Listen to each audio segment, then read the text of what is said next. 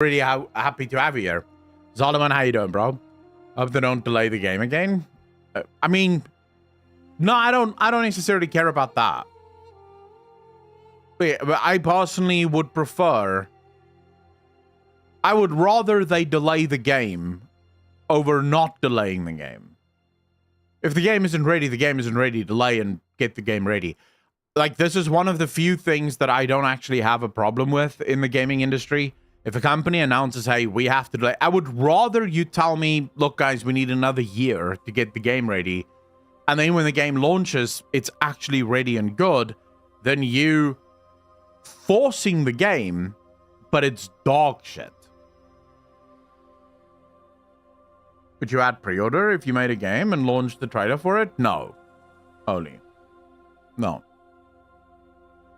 So the only time I would announce the pre-order is the literal moment that reviewers have the game in their hands and have the ability to tell people whether or not this is a good game. So if my game ever comes to market, here is how it will work.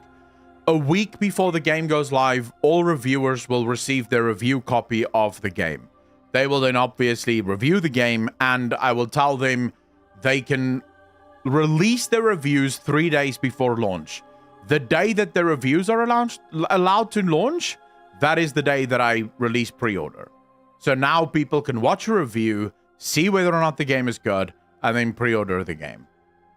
It may be a bad business decision for now, but here's the thing. You are buying so much goodwill with your player base, and considering that your player base is the literal heart of your game, you're winning.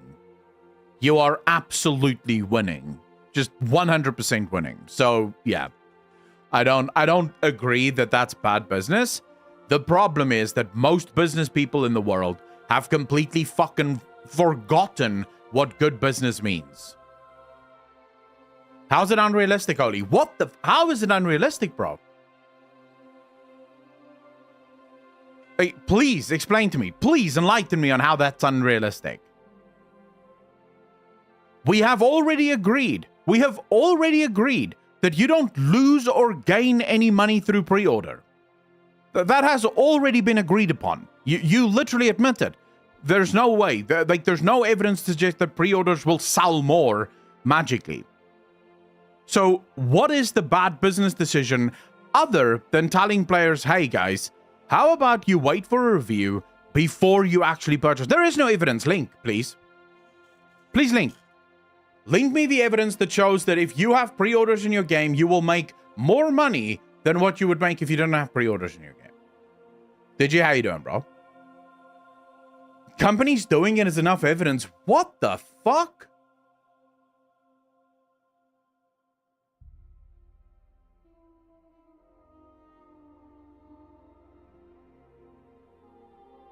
Bro. There are companies that embezzle money, which is a very stupid fucking business decision, because it only benefits you until you get caught and then you're fucked. There are people that murder people. Is that a good idea? Oh, I murdered you. The fact that I murdered you means that it is a good idea because there's people who murder people. I mean, there are such things as people that make very bad moral decisions for very short-term gain. I don't know what the fuck you're talking about, Holy. Hey, bro, sorry, but no. I love you, but fuck me, man. Like, oh my god. So, in other words, someone does something, or enough people do something, and somehow that is evidence that it's not a bad idea. There were millions of Russians that all bought into socialism and communism. Does it make it a good idea? Like, no, genuinely. There are millions of Chinese people that bought into communism under Mao. So, in other words, by your definition, it was a very good idea. Of course, we ignore the nearly 40 million people that died. But, you know, no, it's not flawed. I'm using your very argument, Holy. I am using your argument. You said that the evidence is other companies are doing it. So you said the reason pre-orders are really good for business is the fact that other companies are doing it. That is fucking bonkers, by the way. Jericho, thank you so much for the $50, dude. Really appreciate that. Thank you, thank you, thank you. Watched your entire stream on and off while I worked yesterday. Sending some love from Canada. Hope you had something to eat before you started up again. I had some meat, so I'm relatively good right now. Holy, it doesn't matter. Like, your argument does not account for that. You can't. No. Because by your. Okay, if we use your argument now. So you're saying communism wasn't a good idea because there were also a lot of people that believed in democracy. Well, then, for the same reason, I can say that your evidence that companies are doing it, therefore it's good. But the fact that I don't want to do it means that therefore it isn't good. I'm literally using your own arguments, by the way. You can't say you're not agreeing with my logic here. These are your arguments. You're putting these arguments forward. I'm telling you, your arguments do not work.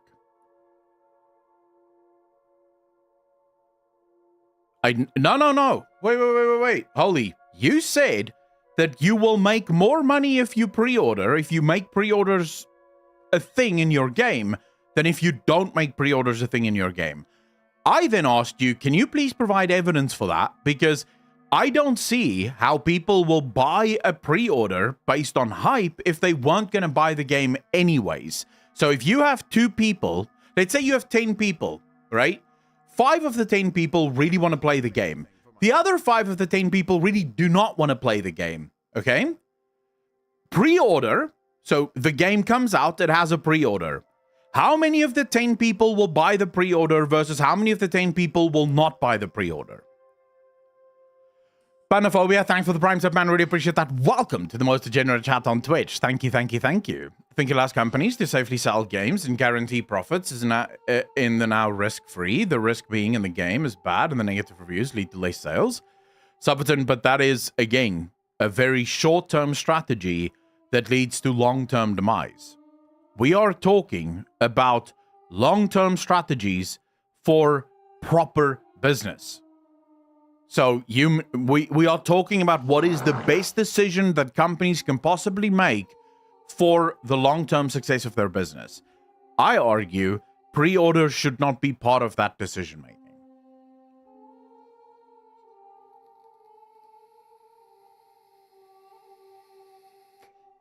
Early access, so it doesn't really matter.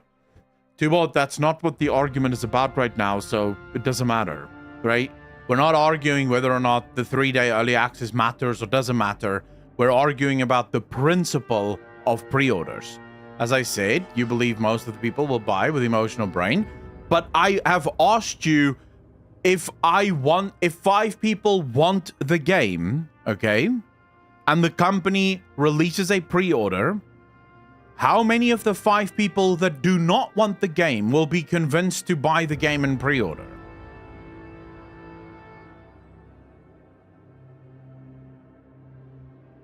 I don't believe that you're going to convince the 5 people that do not want the game in the first place to suddenly buy the game because it's available right now.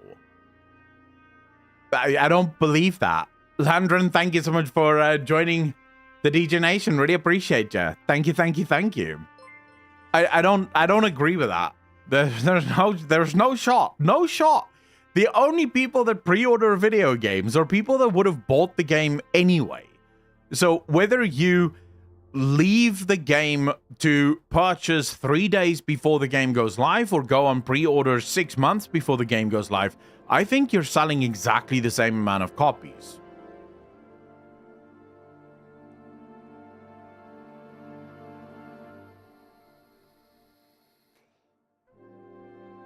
Holly, would I agree with that? Yes, but also no. Because if someone buys a game based on hype, and then they play the game and they hate it, they're going to refund it anyway. So all you've done is you've gained, say, $80 that you're going to lose 2 days after the game goes live anyway, right? Morks, how you bastard. Thank you so much for the sub. Really appreciate that. Welcome to to the DJ Nation. Appreciate ya. Thank you, thank you, thank you. I pre-order for the mountain armor. I always have. First Max, yeah, I don't care about that right now. Like, just to be very clear, I don't care whether you're pre-ordering or not pre-ordering. I don't give a fuck, right? You could literally stand on your pre-order bonus and come all over it. Good for you. Don't care. That's not what this argument is about. The argument is simply, I don't believe that pre-orders have any real value. Pre-orders are only scumbag. That is it. There is no other benefit to them. They are scumbag. They are used by corporations in order to milk players for short-term financial gain. That is it. There is no benefit to pre-orders to the player. And I would also argue that there are no real long-term benefits to pre-order for the company. The company is literally making a short-term decision that either will be completely neutral by the time the game launches or very, very bad by the time the game launches. J Raven, 32 months, part of the DJ Nation. Appreciate ya. Thank you, thank you, thank you. Living Langdoms, 2 months, part of the DJ Nation. Appreciate ya. What if each Titan is just a manifestation of a planet that was destroyed, having their worlds? No. No. I completely reject that, Living. My speculation theory, I reject the idea that the Titans are Titans. They're not the same as Azeroth. No shot. That's my theory. You may be right. Blizzard may actually write it that way. But the way the Titans... Like, the fact that the Titans say that they were all born in planets, but then we find out that there's a Zeroth Orders realm, immediately goes, doubt. I don't think you were all born inside planets. You were all born inside Zeroth Orders. That's where you were made. You weren't even born. You were made inside Zeroth Orders. Rombo, how you doing, bro? Thanks for the follow. Really appreciate that. Welcome to the channel. Thank you, thank you, thank you.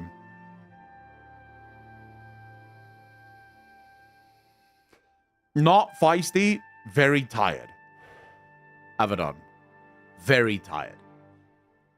I only fell asleep at like 5:30.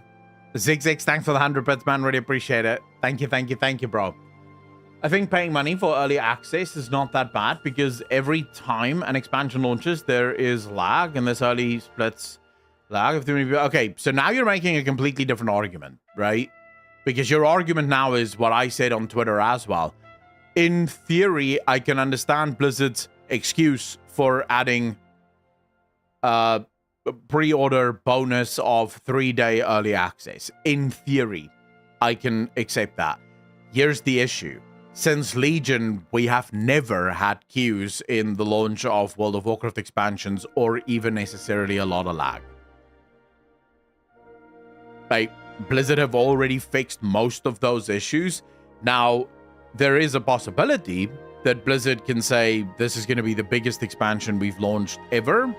We believe that because the previous few expansions since Legion haven't necessarily been that amazing. But Blizzard have, for the most part, sorted out most of their launch day issues with World of Warcraft. I would say the majority of their launch day issues. Not all of their launch day issues, but the majority of them. Here and there, you might get realms that's a little fucked. You might get areas that's a little fucked. But for the most part, like for example, I don't think I had any issues with lag in BFA. I don't think I had any issues with lag in Shadowlands either. And I definitely didn't have any issues with lag in Dragonflight, right? So, yeah, I think mostly that's been sorted out. But even then, you could probably argue that it might still be a problem. So like I said, I will give Blizzard the benefit of the doubt and say, hey, 3-day early access takes care of that because you're already getting a big group of your players into the game, and then the rest will follow later. So I will give them the benefit of the doubt and say, let's imagine that's fine. You know, not going to argue with it. I'm fine with it. But then my problem becomes, why not make that a benefit for all pre-orders? Why put it in the Epic Edition? Lady, how you doing? The only lag I don't get... Legion, how you doing, bro? The only lag I don't get in Dragonflight was in Valdrakken. Sovereign, you see, and that's where the problem lies.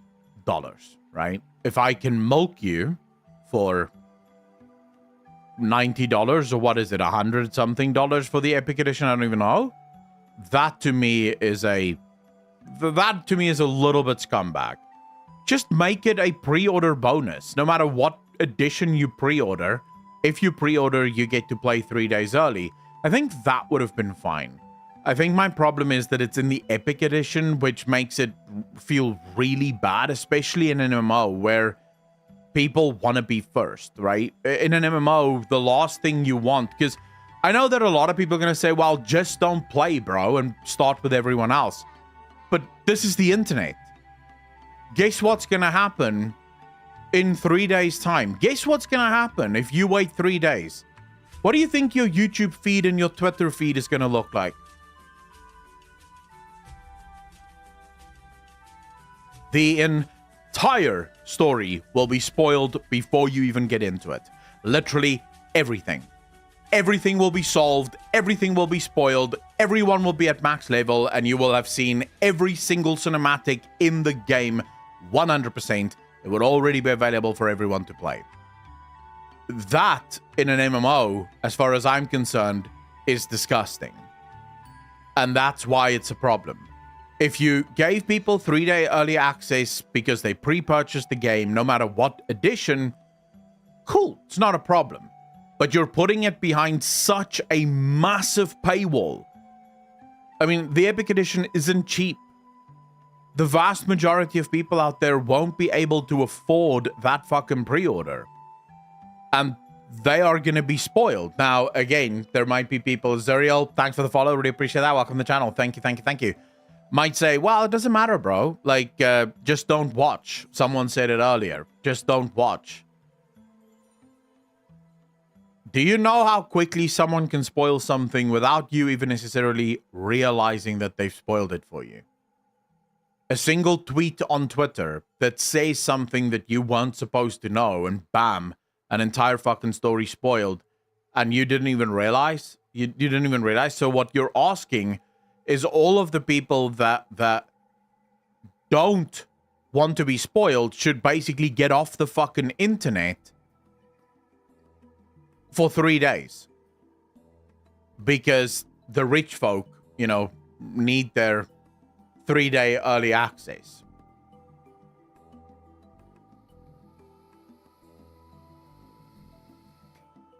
Would that mean the Void Shadow is mocking her, or is it a taunt in terms of calling? No, I think it's a taunt in terms of calling. It's calling out to her. It's basically trying to get her involved. That's my thinking, at least at the moment. Jazor, you realize that all previous expansions have been spoiled literally day one. Like, this isn't a meme. Day one of Shadowlands, I had already put out videos on a lot of the cinematics. Laced had already put out a fuck ton of cinematics, basically all of them. Wowhead had all of the cinematics on it by the end of the first 24 hours.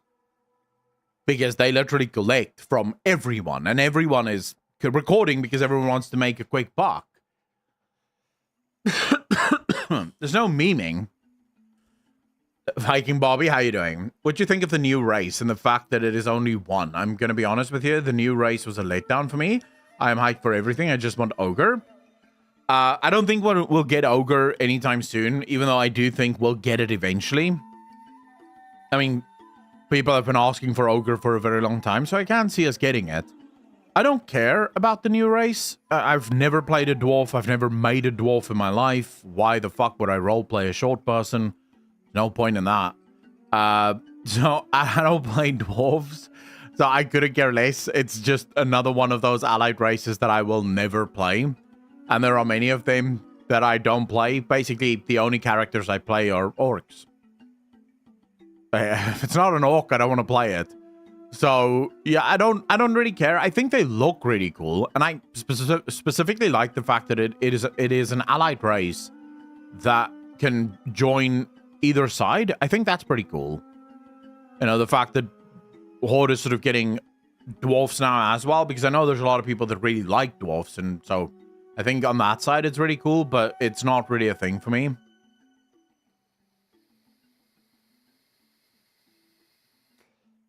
Legion Thunder, yeah, but that's beta.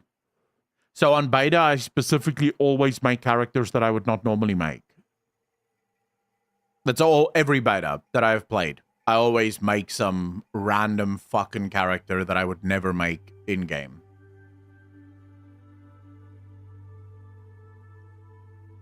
Mark, I personally, I prefer orcs. I've always preferred orcs. Plus, I'm not a dwarf IRL, so I don't see why I would roleplay a dwarf in-game.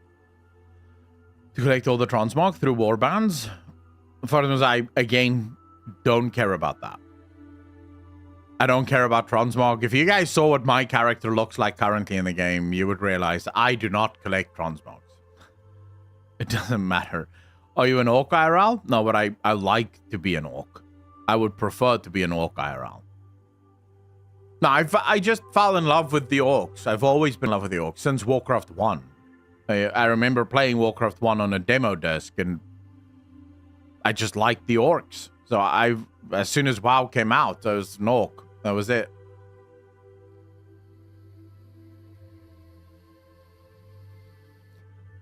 Nico, that is dedication. I would never make a new character. Like, I don't know how, like... Okay, how many of you in chat have only had one main ever, and you don't play anything other than that one main as your main? Like, you'll have alts, but they're alts. It's always been the same main every single expansion. So I feel like in that regard, I'm pretty much part of a very small group of players. Because pretty much every single fucking person I know switch their main basically almost every patch. Whereas I refuse to. My Warlock has been my Warlock and my main literally since I started playing World of Warcraft, and I have never switched or deviated from that ever. Every expansion that comes out, I immediately go my Warlock. It's the one that I'm going to play. I will never not have my Warlock as my main.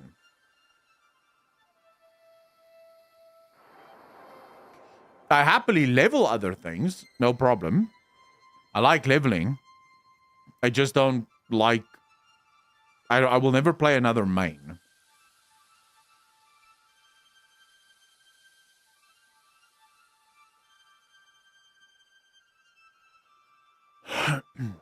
I started as Pally, but changed to DK since Legion. Yeah, but that still makes you a dirty little fucking switcher, bro. Like, you're still a dirty switcher, Balthazar. Like, just because you've done it once doesn't mean anything.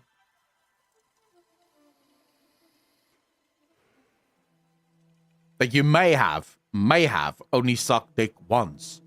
Still bi, bro. You can't use that excuse. Yeah, but it was only once. Like, I've only tried dick once. You tried it, bro. That suddenly means you're bi. Congratulations. You're a dirty little switcher. While on 14 system, I can be any job class I want, but still on the character I have an attachment to. Yeah, I would argue Final Fantasy's system is pretty good, but it's pretty good for Final Fantasy. I don't think that system would ever work in WoW. WoW's classes are very different. Calling us dirty? Well, it depends how dirty you want to be, bro. I went from rogue to dick priest, not sure. I like that you just called it a dick priest. Never mind the disc part, but yeah, all right. Twiggy, learn how a joke works. All right? Just follow the joke, you know? Someone makes a joke, you go, haha. You don't go, actually. Let me just fucking teach you biology. I don't give a fuck, all right? I'm not here to educate you. Go educate yourself. Was Sargeras really going to kill Azeroth, or was he trying to... Dude, why are you asking questions that no one can fucking answer? Like, how am I supposed to answer that? We have speculated for literally on every single possible outcome here. I don't know. Theory crafting my ass. I don't think Sargeras tried to kill Azeroth, but Thrall said the sword was clearly aimed at someone, so...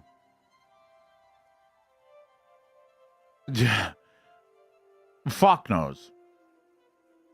Like, honestly, I have no idea. I wish I knew, because I genuinely thought that it was... I genuinely thought that Sargeras was trying to do something else, but now it's starting to seem like Sargeras really just tried to kill her. But maybe we find out that that wasn't actually the case. Like, maybe Thrall is wrong as well, because remember, Thrall is just looking at what he sees and going, yep. King Matos, how you doing, brother? Penis section of the stream? Well, why wouldn't we be in the penis section of the stream? Which section do you want to be in? Have my vanilla Shadow Priest, the TBC Warlock, then comes the Wrath tunes, followed with Mop, Wad, Legion tunes, then followed by... Digit, I have no idea what the fuck you're talking about, bro. Maybe he was trying to hatch the egg early. It's possible. I'm hoping for plot twists. Since I am your number 113th biggest fan, would you like to read my fake MMO Champ League and make fun of me and tell me how stupid I am? I mean, the leaks are dead now, Viking Barbie. The leaks are dead now, right? Send me your next leak for the next expansion when we get closer to that, and then I will cover it, and I will make fun of you. But for now, they're dead. Darth Legend, thank you so much for joining the DJ Nation. Really appreciate you. Thank you, thank you, thank you. I mean, it's not directly killing. Anyway, I'm happy to see your in-depth analysis of every word in Future Echo. Maybe you see some twisting lines there. I have a lot of speculations. If it wasn't for the fact that I basically... So I went to bed just after 5 a.m. this morning. Had to... I woke up at 1. Then I started editing. 13 videos that had to be edited. 13 fucking videos, fam. That had to be edited. And literally just finished and then went live. So I have been working non-stop. I am tired. I am very fucking tired.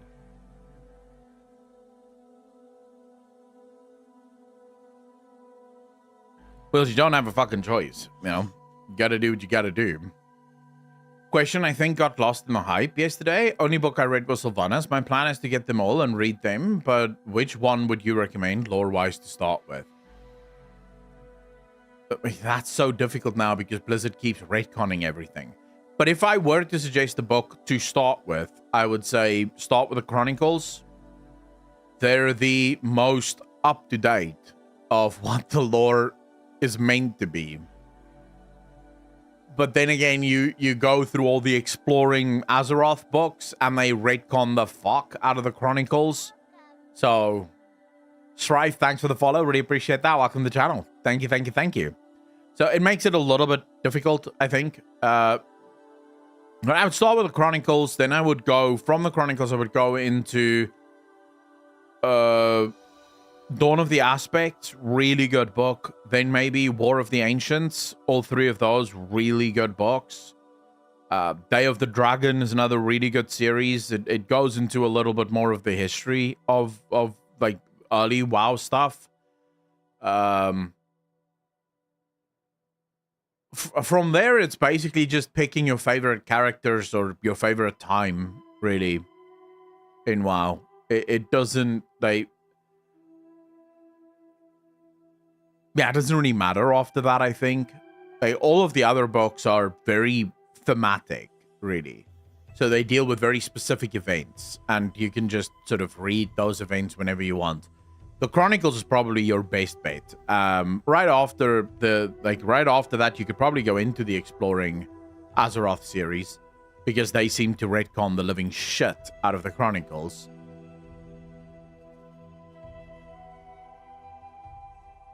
When is the WoW stuff? Poppy, how you doing?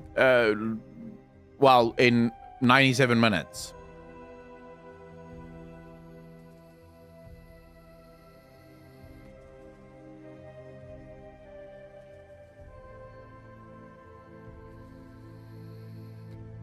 Darth, I don't think... No. I don't agree with you at all. If you watched the last cinematic, you would have known that it's quite clear Blizzard is ignoring everything since Legion. This new set of expansions looks to pick up from where Legion left off, and there's almost like an iron curtain after Legion that they're just going, never mind. We'll pretend none of that fucking shit happened. We'll just pretend like it never happened. We won't officially retcon it. We'll just pretend like that shit never took place. Yeah, well, technically speaking, Mercer, Anduin's PTSD, like in my mind, Anduin represents the player. So if you watch the cinematic yesterday, right? And Bobby, by the way, really appreciate the 50 knock. Thank you. If you watch the cinematic from yesterday, Anduin isn't actually a representation of himself based on everything that has happened to him. Anduin is a representation of us, the player, and everything that we have had to endure since Legion. Okay, so Blizzard is basically putting us in the position of Anduin. That's why that emotion was so deep, because we all felt exactly like Anduin. When Anduin said, I'm not coming back, it was us, the player, going, I'm never buying this expansion again. And then Thrall is Metzen placing his hand on our shoulder, and we get flashbacks of the jailer and of Battle for Azeroth, and we're like, no. And then Metzen says, I trust you. And we, the player, go, I trust you too. That is what that entire cinematic actually is. That's what the cinematic means, and I think that's what Blizzard wanted to convey within that cinematic. It wasn't to say that Shadowlands actually happened or that BFA actually happened. It was to tell us, trust me, this will never happen again. If you watch the cinematic from that meta level perspective, you realize that this is what we've needed, right? This is how it should have been since the beginning. So yeah, I would argue best cinematic World of Warcraft has ever made, in my estimation at least.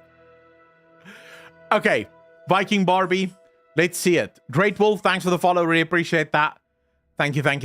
Viking Barbie, send me the link to your fake leak.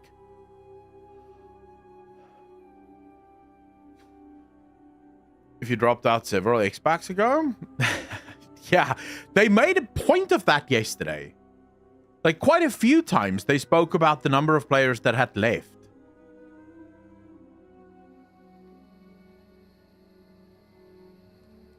No, Anduin will come back as the king.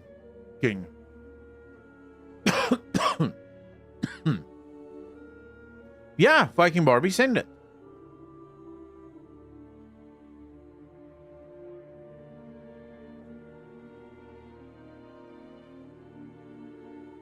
This of what? Yeah, you can just link it in chat. When was my heart rate above 120?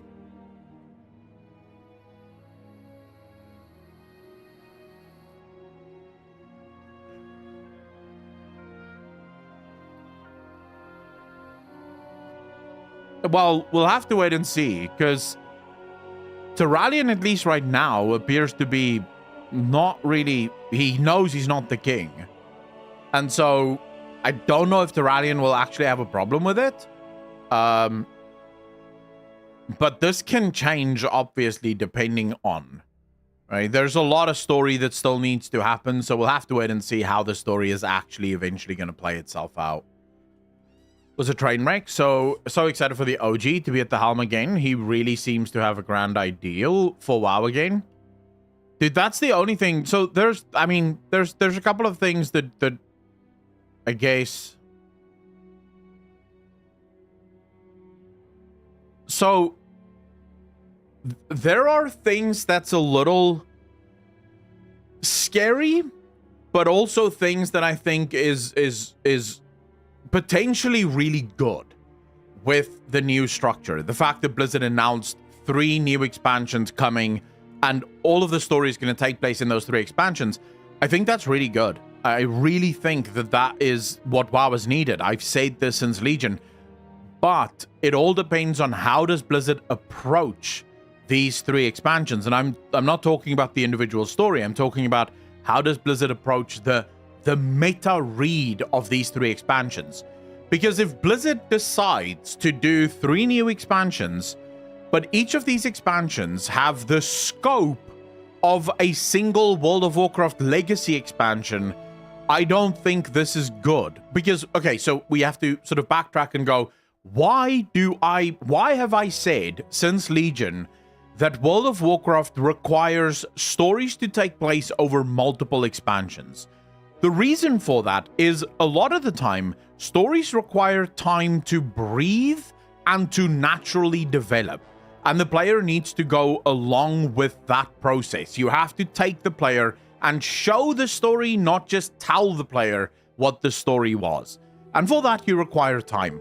The problem in World of Warcraft is that most expansions are so jam-packed with 50 different stories that Blizzard wants to pull off that you end up rushing because there's too many stories that you have to fit into this one expansion in order to finish the story, that you end up having to rush. And this is where we get to the headline storytelling, where Blizzard doesn't have the time to show you the story. Instead, they just show you headlines, right? Just give you all the headlines and bam, there you go, you're done.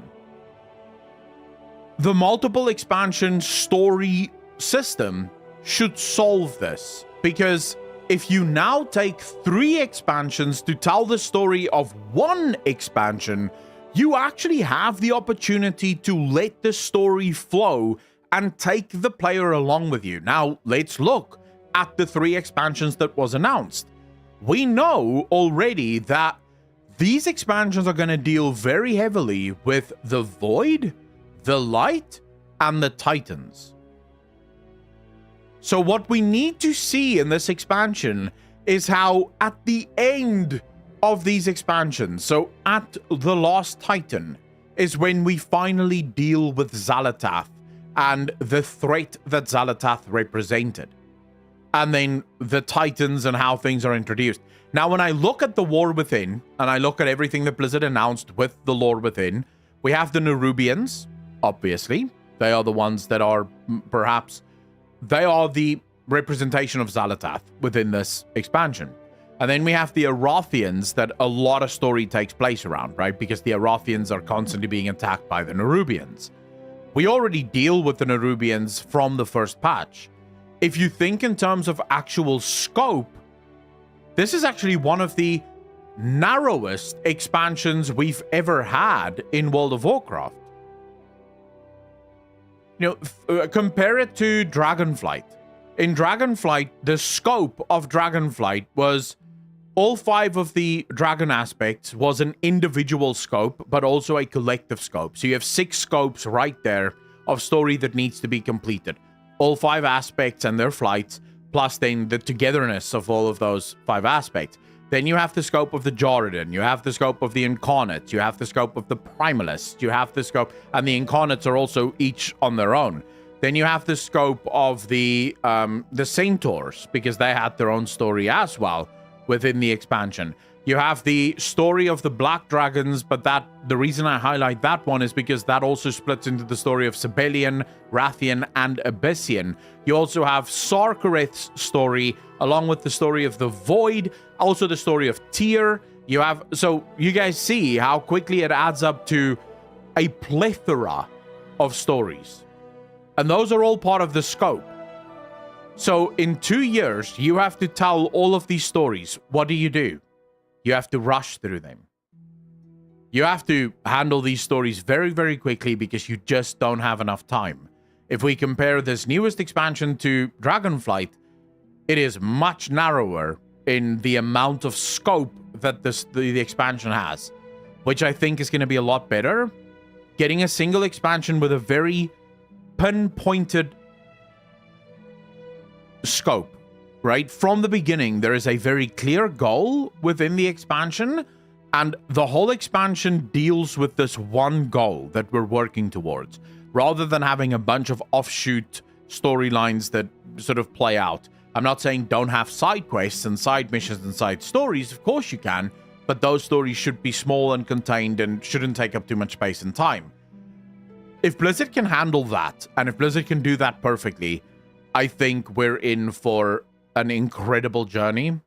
And that is what I've wanted for World of Warcraft since Legion, really. And to sort of explain how it happened in Legion, it had to do with Argus.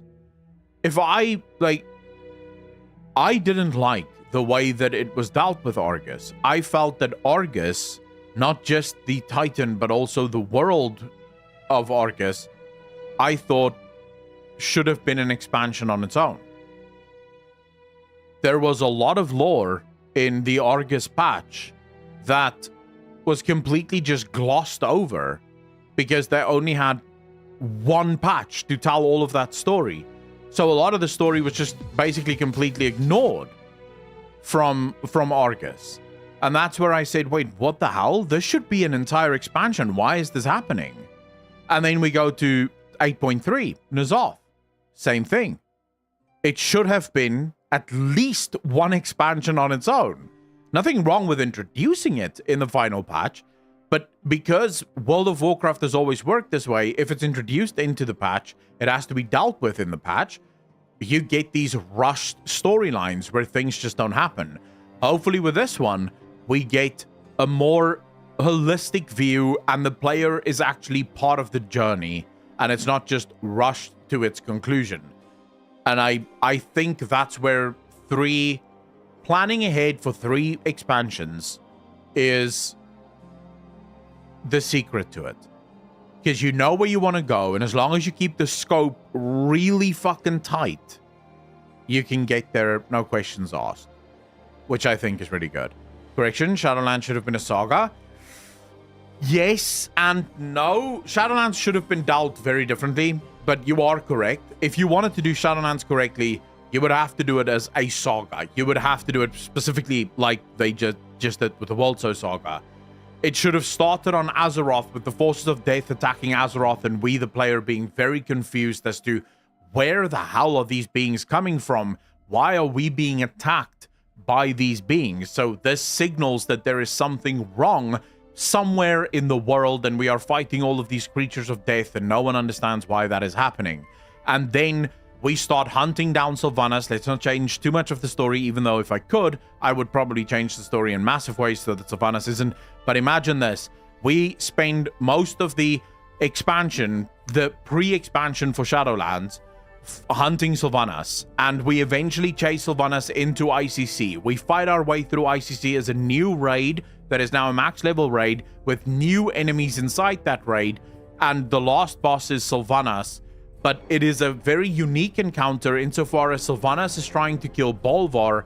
Bolvar needs our help in order to survive. So the player is fighting Sylvanas alongside Bolvar in order to help Bolvar survive Sylvanas' attack. Sylvanas beats us, beats Bolvar, and then rips open the sky. So the player was now part of that journey. The player was there when the skies were ripped open. Now the player hunts Sylvanas into the Shadowlands. The player then spends the majority of their time inside the maw trying to figure out who the hell is sending all of these enemies to us. Who the fuck is attacking us consistently? I would also change the maw in its entirety, by the way, to actually be 4 or 5 different zones. And I would also set up the story in such a way that the maw was the original place where the Shadowlands was built before Order arrived. So you have these 4 different zones that are completely in disrepair, and you have the jailer. And eventually the player fights their way through Torghast, into Torghast, to the top of Torghast, and there they meet the jailer for the very first time. Suddenly they realize that all of the attacks that Azeroth have suffered, everything that Sylvanas had put them through, everything that had happened up until this point was because of this one fucking guy, this one dude that's been causing all of the shit. Now, of course, throughout all of the zones, I would have statues of Zuval, and I would have mentions of Zuval, and I would have people speaking about Zuval. So the player learns about the name Zuval. They learn about this character that is somewhere in the world called Zuval, but they don't know who he is. He's unveiled for the first time when we get to the top of Torghast Tower. This is where we learn that Zuval has actually corrupted the entirety of the Shadowlands by conspiring with other creatures in order to bring the Arbiter down. We then escape them all in the next expansion, going to Oribos, and this is where we help Oribos and the rest of the zones to ultimately become free and to reestablish themselves. And then, at the end of that expansion, we finally deal with Zuval. Suddenly, the player is involved. The player has seen the entire story play out. The player has a reason to be there. Bam! Super successful expansion. You can pay me now, Blizzard. And this, by the way, would be, I think, super easy to pull off. If you do make a game, take all my money, man. I think there's a difference between making it from scratch and just fixing someone else's mistake, but I really appreciate that. It would be much better. Anduin sounds like Varrock Sourfang in the new cinematic. A sad irony. I didn't mind the new cinematic, to be fair. I did like it. I thought it was good.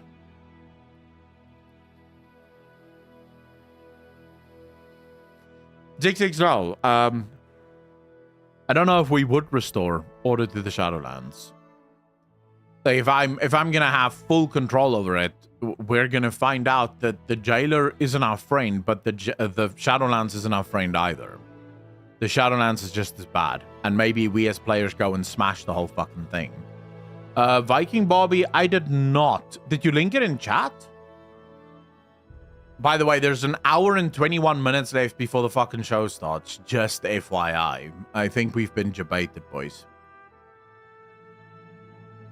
Where did you link it? Did you link it on Discord, or where did you link it?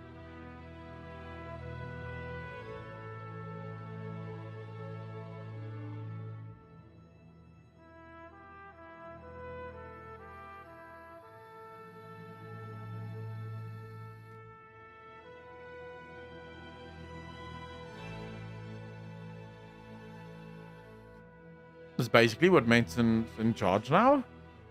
Jailer being right after all, with having said about the greater threat. Yes, I think Blizzard tries to make a much too complex story in one expansion, and so ends up not telling a good cohesive story. Mark, exactly that.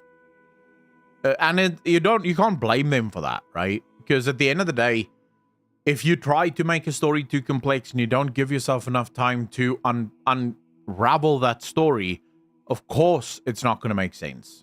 Of course, no matter how good a writer you are, you won't be able to tell that story, not in the way that it's supposed to be told. Kind of expecting another cinematic in the near future, even today. I don't know if we'll get another CGI cinematic. I highly doubt that. Those are very expensive.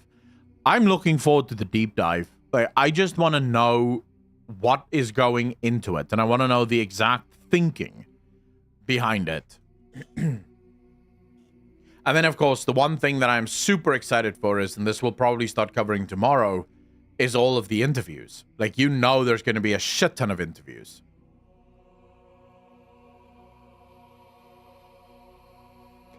Tajanor, how you doing, bro? Also missed why Kata is bad.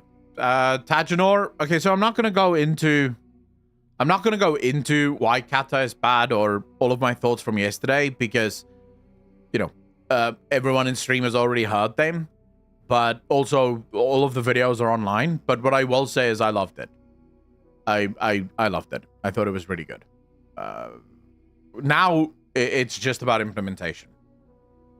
We need to see how Blizzard implements this, but I am cautiously optimistic.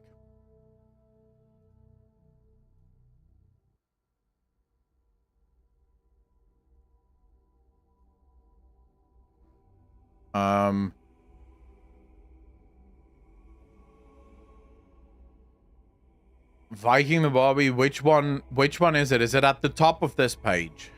This one.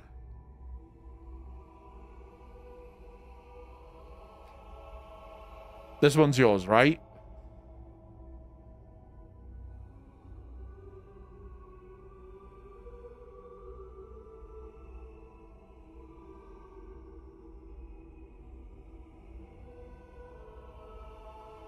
Okay, so did you say from the beginning that this was a fake leak, or did you just make it up yourself?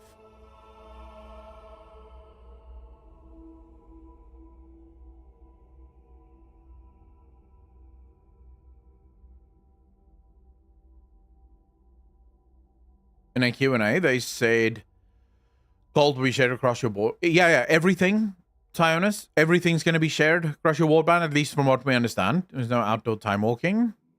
Sounds like some 8 canon. So I will say, first thing, World of Warcraft New Age. I don't think Blizzard would ever go with a name like this, so that would be my first thing. Azeroth revamp is where I would have called bullshit right off the bat.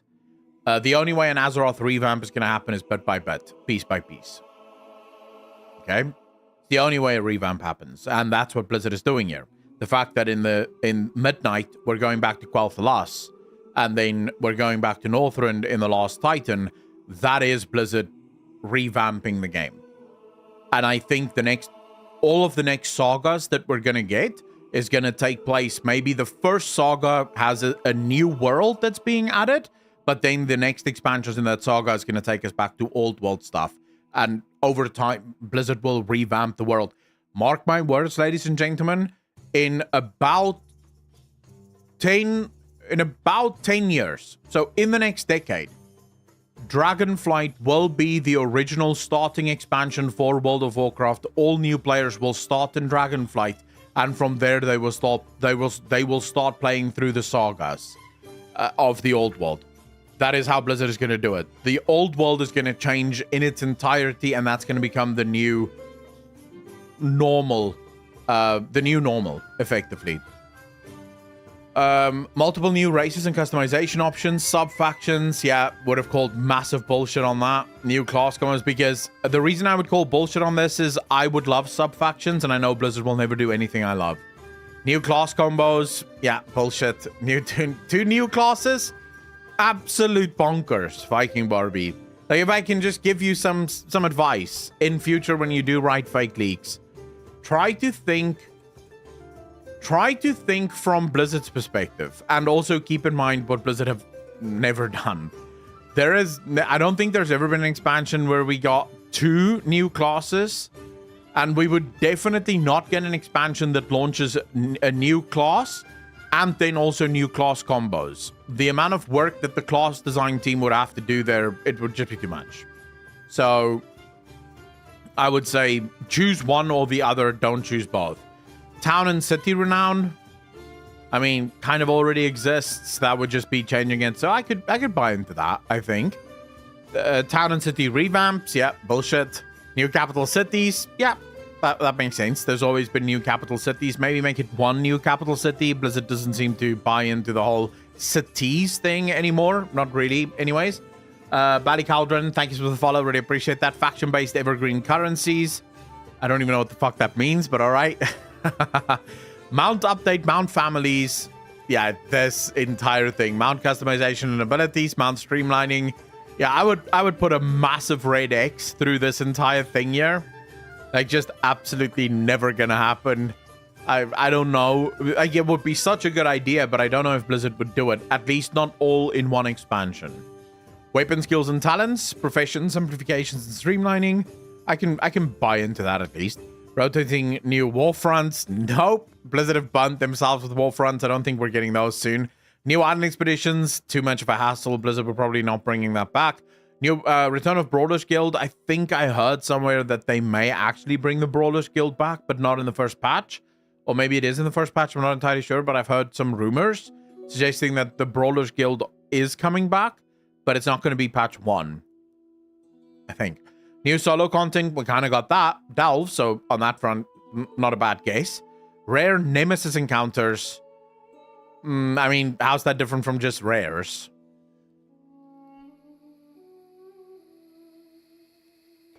Tonius, yes. It feels like Blizzard, I mean, warbands makes housing much more of a possibility. because now on any of your characters, you can collect stuff for your house. So it does make it a lot easier for housing to actually operate. So maybe it is sort of like an early system. Oh, right. Nemesis encounter. So things hunt you. That could actually be a fun experience.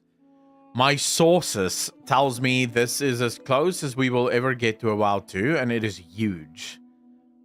All right.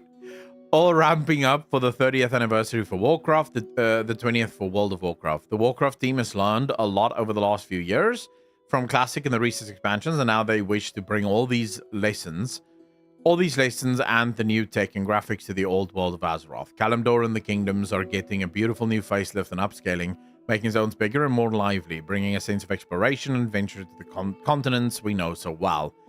Yeah, you're laying it on thick here. Motherfucker, laying it on thick. Nemesis used the Island Expedition AI that moves around the zone. It could be a really cool system, being hunted by AI as you're out in the world. I think that could be really fun. It would definitely make the world seem a lot more fun and also a lot more dangerous. Imagine pulling a rare and then suddenly another AI enemy shows up that is actually super powerful. And now you sort of have two things that you're fighting at the same time. It definitely make the world a lot more dangerous. I could definitely, I could buy into that. The wizard starts chasing you? Yeah, fresh meat in World of Warcraft. I don't know if hardcore would work in retail.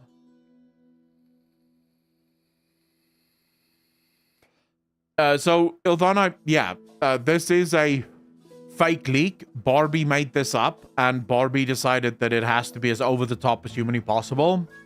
So we're just sort of going through it and discussing if it would be cool or not. Well, revamp Kalimdor and the Kingdoms are also getting some new zones. No, that would never fucking happen. What are you doing? Most of these new zones seem to be to fill the map out better, to make the biomes of the map flow better into one another and make it feel more smooth as dynamic flying is coming with us from Dragonflight. Okay, I see what you did there, but new zones on top of no. Like, just no. That is too deep. There's too much there. Much of the shorelines are the places being filled in. For example, the northern shore of Kalimdor from Moonglade to Azara. Currently, it is just cliffs down into the ocean, but that will soon change. So, same on the Kingdoms. We will see the lower parts of Dunmorrow that borders the sea, and also see the lands from Twilight Islands down to the Swamp of Sorrows. So the problem there would be that most of this map in World of Warcraft looks this way due to the sundering.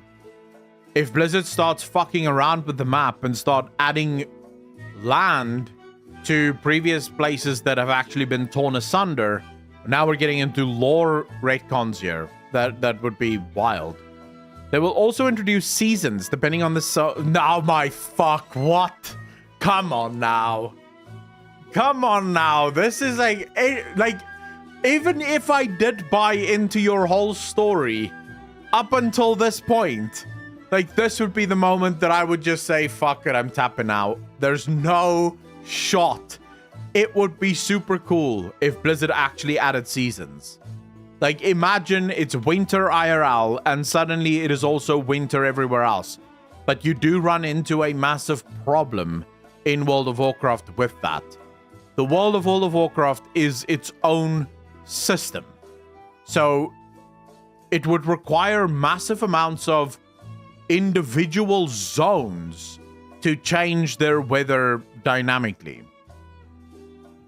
Because we have the frozen wintry lands, right, to the north, and then we have more tropical areas towards the south, suggesting that it doesn't hold sway to the world, right? It's not like Earth. It's a very different place. The north seems to be incredibly cold, although not all of the north, because that's not actually necessarily true for the Eastern Kingdoms, but still, right? The north seems to be a lot more cold. So you would have to, the tech would need to be able to control the weather for each of the different zones. So it could still be cool. It could still really be cool. Like, imagine Northrend, but during winter, it's like constant blizzards and vision is very obscured in Northrend during winter. Like, that could actually be, it could add a nice bit of ambiance, I guess you could say. So I would love to see that, but I don't think it would happen. Then again, didn't Blizzard just recently add things like rainfall and stuff to the game?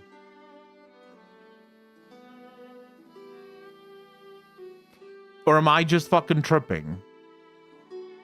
I could have sworn they added things like rainfall.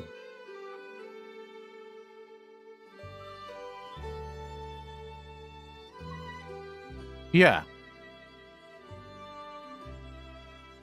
Flore, how you doing? Wait, is it actually? I don't think so. The show will begin in 1 hour and 7 minutes.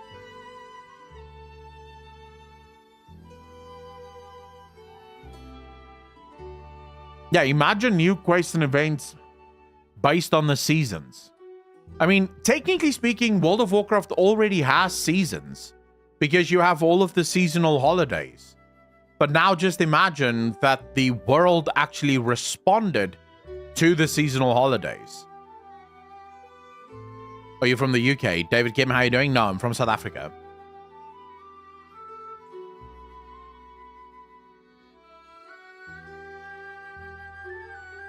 Comes and Terralion tries to get Anduin, the pledge of the Alliance, to the light.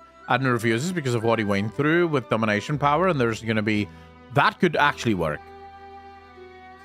There is raining, but not just the recent thing.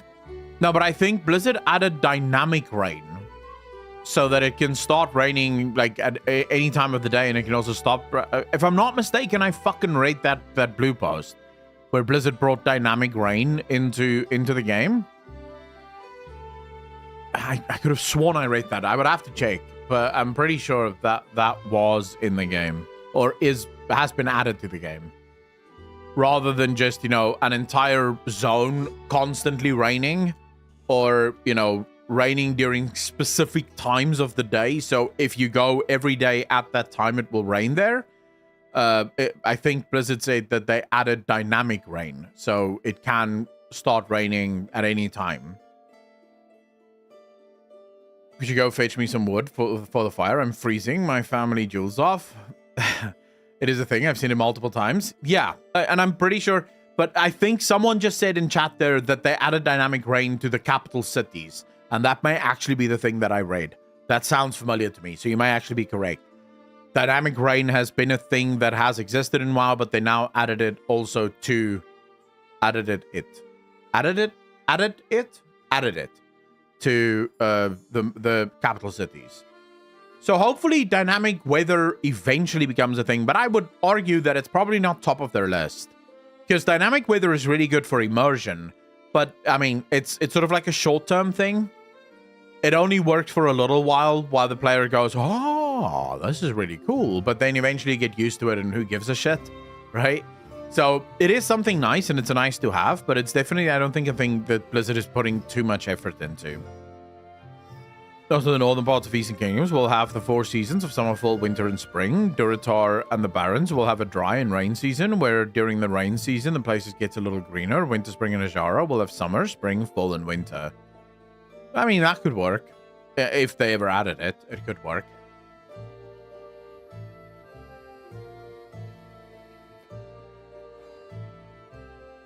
There will also be more settlements with busier towns with more quests, and some of these towns will have renown for their own, offering new leveling experiences. Well, this is kind of correct based on Classic. We already know that Classic is going to have more settlements and stuff. Subverton, as I have said before, I highly doubt that Blizzard will ever do a WoW 2. They're no way. Blizzard won't do it. There are too many downsides to a WoW 2 and literally not enough upside.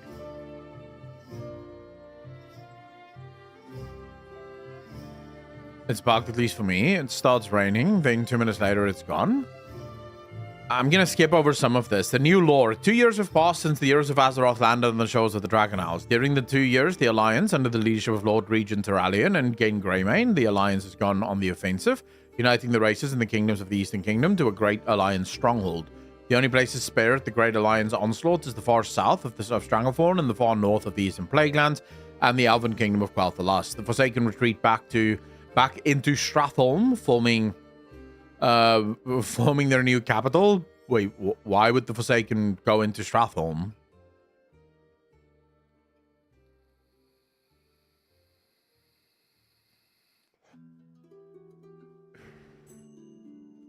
Bobby, I really need to know. Like, some of the Forsaken may be from Stratholme, but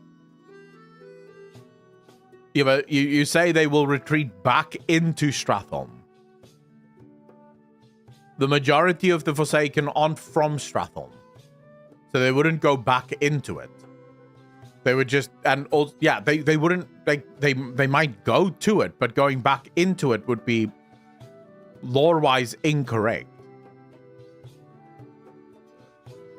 The Forsaken, I'm an idiot, as I said. Okay, that's fine. That's fine. Just to be clear, right? Stratholme is not Lordaeron. The majority of the Forsaken are from Lordaeron. That's why they settled there again, because that was their home before it fell to Arthas. So they may go to Stratholme, but they wouldn't go back to Stratholme. Their new capital, now the Forsaken fortifies their new lands and with the brutality and cunning fight for their lost stronghold within this world. However, this great war effort of the Alliance once again neglects their allies on the other side of the world, the Night Elves.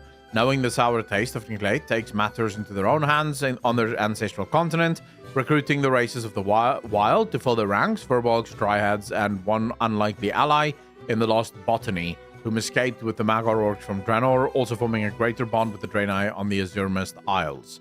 Calling themselves the Army of the Thorns, the Night Elves' forces lead a campaign into Feralis to claim the city of Aldrathalas, also known as Diremol. Forcing out the ogres and the horde stationed there, Chieftain Brain Bloodhoof travels down to Camp Mochachi, or Muhashi, I'm not entirely sure how you pronounce that, to ensure the safety of his people, but by both root and claw, his armed forces are pulled into the shadows of the dark forests. A pale moonlight pierced through the trees, revealing Tyrande just outside the walls of the camp. Tyrande speaks with a booming voice. Chieftain Bloodhoof, I will show your people mercy that was not shown to mine, a kindness okay, so here, as far as leaks go, you've now crossed into fanfic. Anyone reading this is fan fiction. Very few leaks has ever gone into detail to this extent in the lore. Like, it can't happen because, okay, so we already know that it's hate canon Black Walls. Bobby paid me to roast this leak. So we already know that this is just, but this is like super fucking, like, this is too much. I'm not going to go through all of this. It's just too much. Like, fuck me, this is a lot of writing. My voice is still fucked from yesterday. When about the Dragon Isles, Zaratath comes and speaks to the multiple heroes and yeah, you're going into too much detail here. Like, it would be better to just, it would be better here to just say a lot of shit happens. Because there's no way you're remembering everything, and no one that leaks this to you is going to give you everything. No, ogres have been flaming ogres. There's no way that it gadgets and becomes a grand metropolis. There's no way of that happening. Back in the kingdoms, the dark portals putting up more of the lost and living. Terralia and Catcar Rexcore goes to investigation of the group of the Enterprise.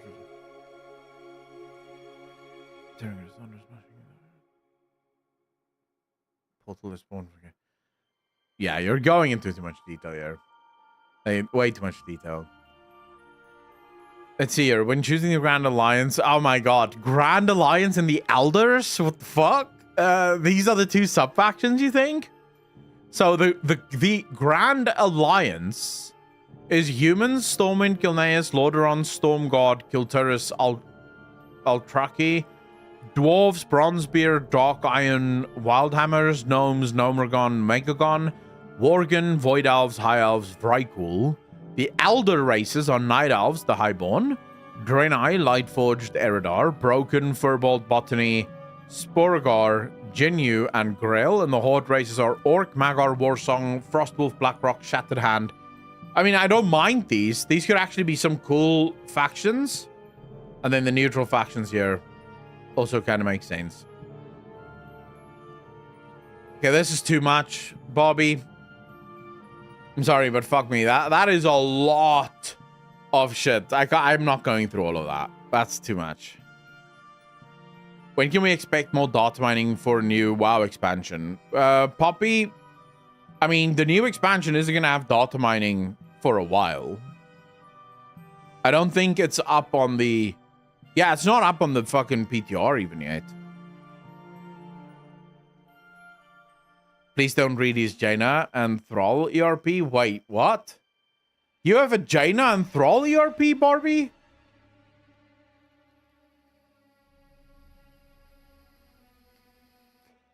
That's rough. Like, you do know Thrall is married, right?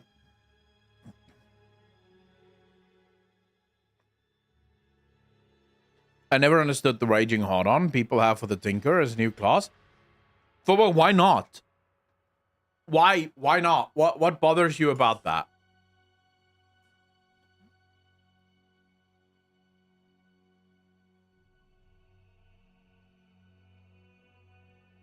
I think I killed Jaina in the fanfic.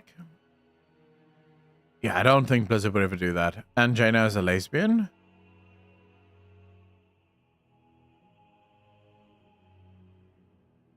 That is stretching a bit, Apocalypse, no? She's been in love twice that we know of, and both times it's been with men, so... Has she become lesbian after losing so many men in her life? What do you mean? My Dixie Rect, how you doing, bro? Thank you so much. Really appreciate you.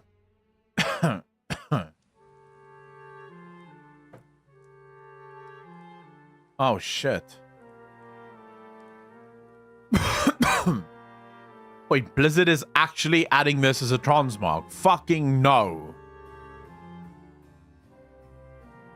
Gorodar, Darkblade of the Sunderer. Like, bro. Should that actually... I don't know if I like this. To be fair, there's a few weapons in the game that I feel should probably have always been... Damn, am I not subbed here? Digit, what do you mean are you not subbed here? Subbed where? On Twitch? I don't know if you're subbed on Twitch or not.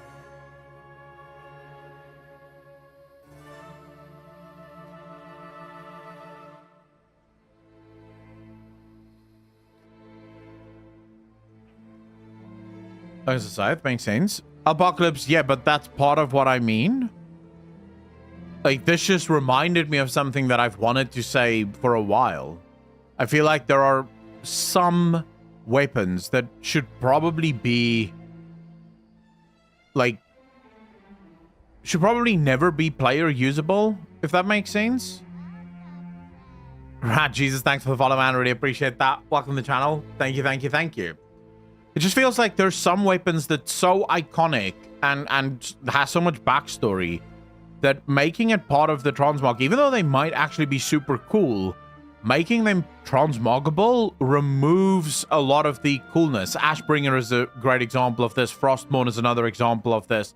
Even Ramonia would be another example of this, where it just feels like some weapons are so iconic. Charlemagne would be another example of a weapon that should probably never have been a player weapon or even a transmoggable weapon. Even though they are super cool, don't get me wrong, they look very cool, but that's maybe part of why it shouldn't be. You know, because they look so iconic.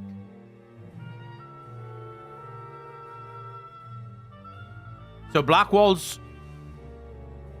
If I'm not mistaken, Gorobal already sort of adheres to a lot of the rules of Runeblades, no?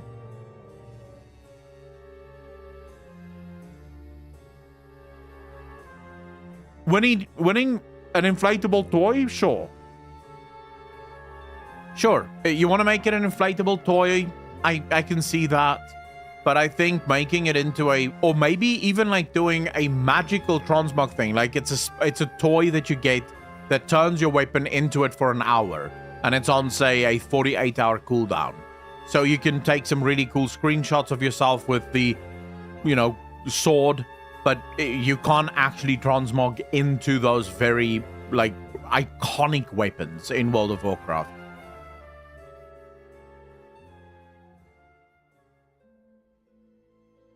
Talis, I'm not arguing that Blizzard should remove these things. They're in the game now. There's nothing you can do.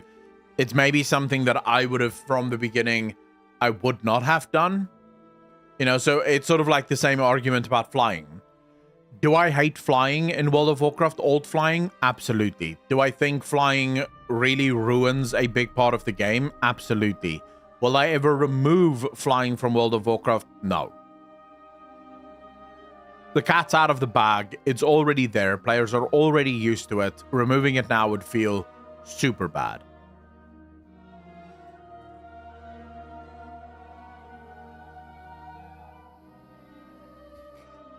Tony is, yeah. I know, but I mean, the weapon is also not even called Goraball. It's called Goradar, right? So it's just got the same appearance. But still, we could sit here and say, well, it's Goraball and Teshalek. It doesn't really matter as much because they're not Gorshalak. But it still fucking matters, right? Both of those weapons, whether combined or singular, is really iconic and cool, right? At this point, I think Pathfinder is a massive piss take. So yes, I would actually unironically say Pathfinder should be removed from the game. What even is the point?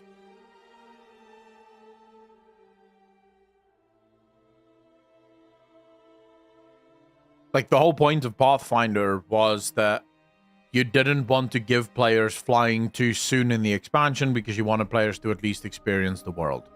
But now you have dynamic flying. So why even have the Pathfinder? Just give players fucking flying. I don't understand why it doesn't just activate with the patch. Just make people, just give them the flying.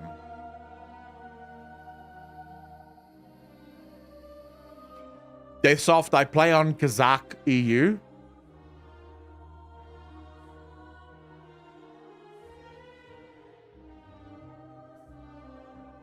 The #1 realm, EU.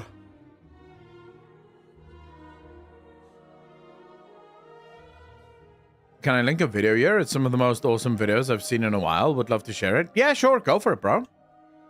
Strife, I did do Warlock guides back in Legion. Yes, that's how I started on YouTube. How's the lag from Africa to EU? Not too bad. About 100 and... Well, depends on where in Africa you are, probably. But where I am, Cape Town, it's about 160 ms, give or take, which is really good.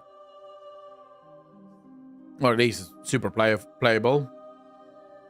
Screw regular flying. The new flight is way faster and more fun. Yeah, I agree with that. I don't have a problem with dynamic flying. I think dynamic flying really, really works. All right, so this is Honest Con. Let's just see here. So this is Blizzard Bombshell dropped the Diablo 4 Honest Con unscripted. Let's see this thing. Please welcome Game Director of Diablo, Luis Barriga.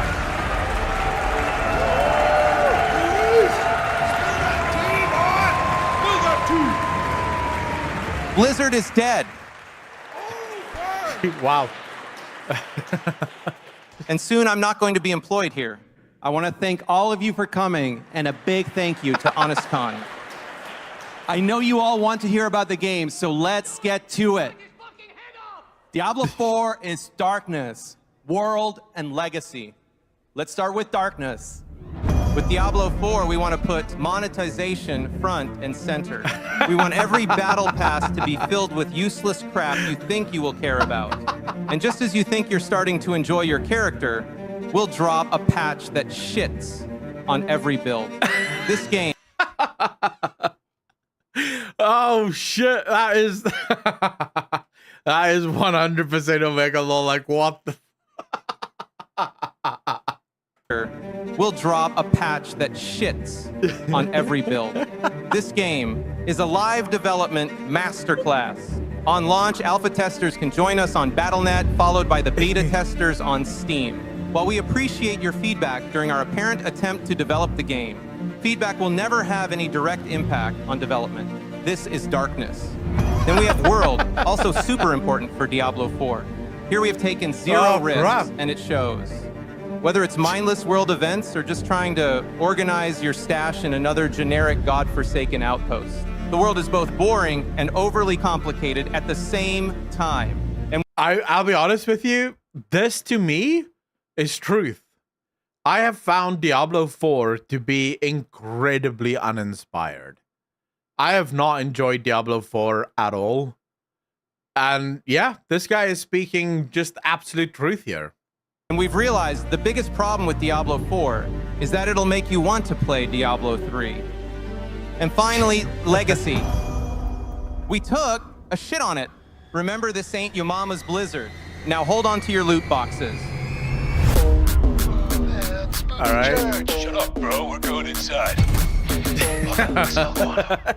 Big Lil in the house, yeah. Oh! Lily in the house. Bang, bang, bang. Blessed mother save us. Rock a tang, tang. See the queen of chaos, ruler of the night. Dude, I'm going to be honest with you. This is probably one of the most brain dead moves by a company. Like, you're talking about, like, cross genre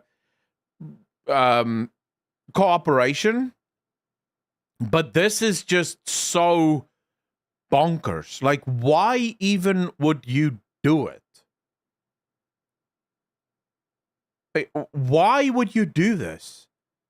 Lilith and Tyrael doesn't make sense here. They don't fit with this world. There's no reason to have them here. And Diablo 4 isn't even that fucking good. So did it really sell well? Automatic in her hand, ready for the fight. Look at me, dog. Load my gun. Walking in my ship. Isn't this fun? Gonna pop your ass. Yes, it's me. And if you want your cables managed, let's get serious. Do you see what they're willing to do for money? And this is completely out of the developer's control. Okay, so where does this leave us? And how can we sum this up as simply as possible?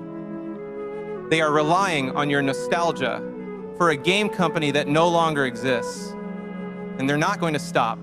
The only way for you, as the fans, to get out of this nightmare is to accept that Blizzard, as you know it, is dead. But then came Chris Mason, and he revived it. Just like fucking that. Just like that. In less than 10 minutes. Chris Mason got all of us to just immediately go, oh shit, they mean business. Like, one final push, one final fucking hurrah, just to see if we can get some life back into this bitch. Brothers and sisters, my friends, war is coming, and it's not gonna be pretty. You guys gotta get one of these. For the Horde! Today, we mourn as one. Today, we are dishonored as one. Because today, you find out what your new expansion is. Beware what the future has in store for you all. That's super dark, bro. But hey, no worries. They're owned by like Bill Gates now. That'll fix everything, right? Right? Oh my God. Yeah, it will probably fix everything. I mean, let's put it this way. Chris Mason is the guy that made WoW what it is. Don't make no mistake. Without Chris Mason, there is no World of Warcraft. He is literally the reason World of Warcraft became the phenomena that it is. He's the one that built the fucking world. He's the one that got people involved in the story. He's the one that set the direction for the game. I'm not taking anything away from the other developers. They were phenomenal.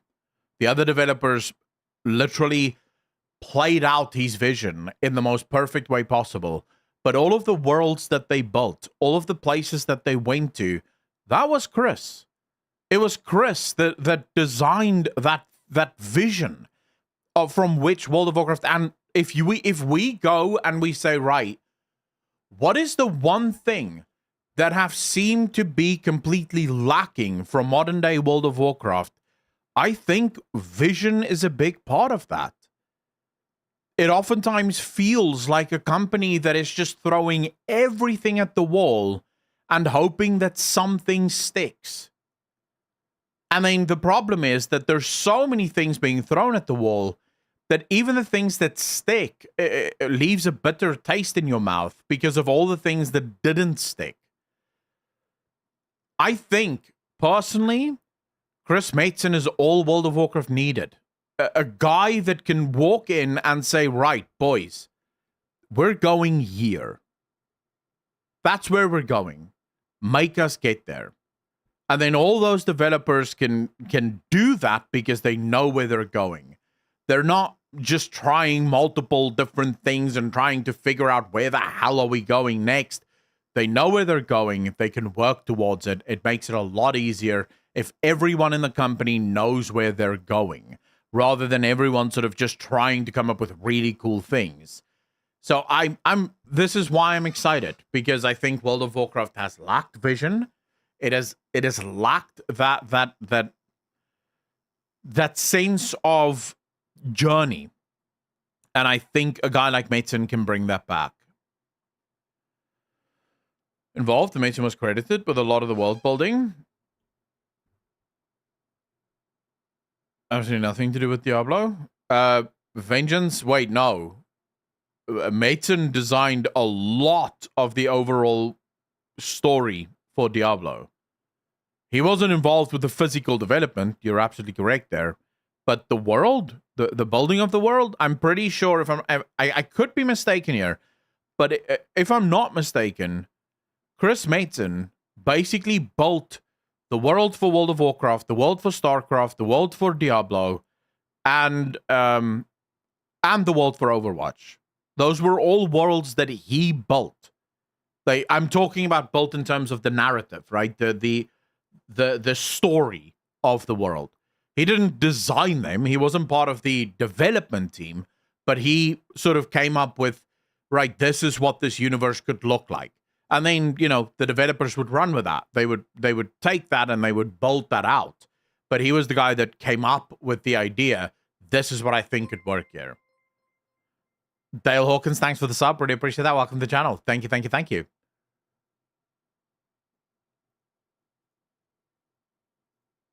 All right, 39 minutes. 39 minutes until live, boys.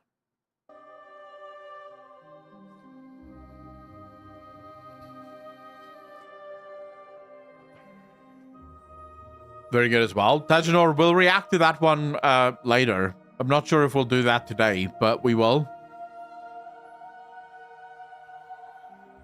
If you have to choose, where would you put a continuation of Sire Denathrius and the Dreadlord's story if they bring them back?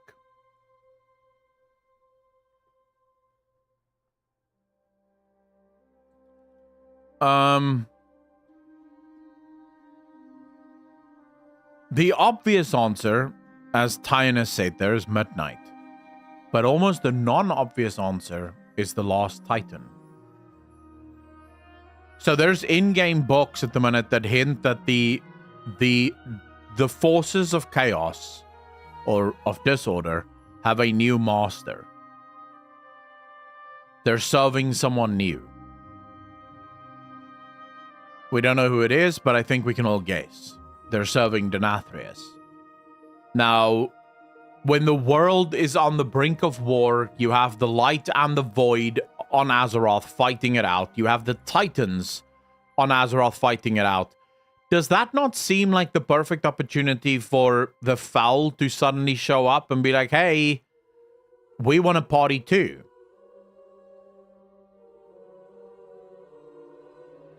And maybe they show up in order to start the next saga for World of Warcraft. Like, they're a small part of the last expansion, but they're the next saga for the next 3 expansions. Rosie, how you doing?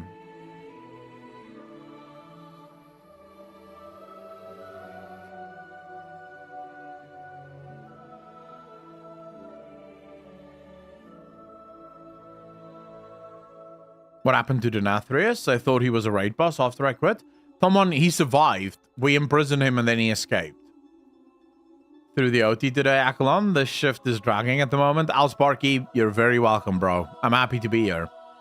Have you reacted to the Warcraft 3 series by saving the WoW? They are something else. Dermot, no, I haven't. We might look into that. I'm not going to react to much today because we've got the Blizzard reaction stuff coming up. But I will definitely look into it. What I'm really curious about is how will they pull the 3 expansions to your cycle? I doubt. Akari, wait, are you suggesting that 3 expansions are going to come out in 2 years?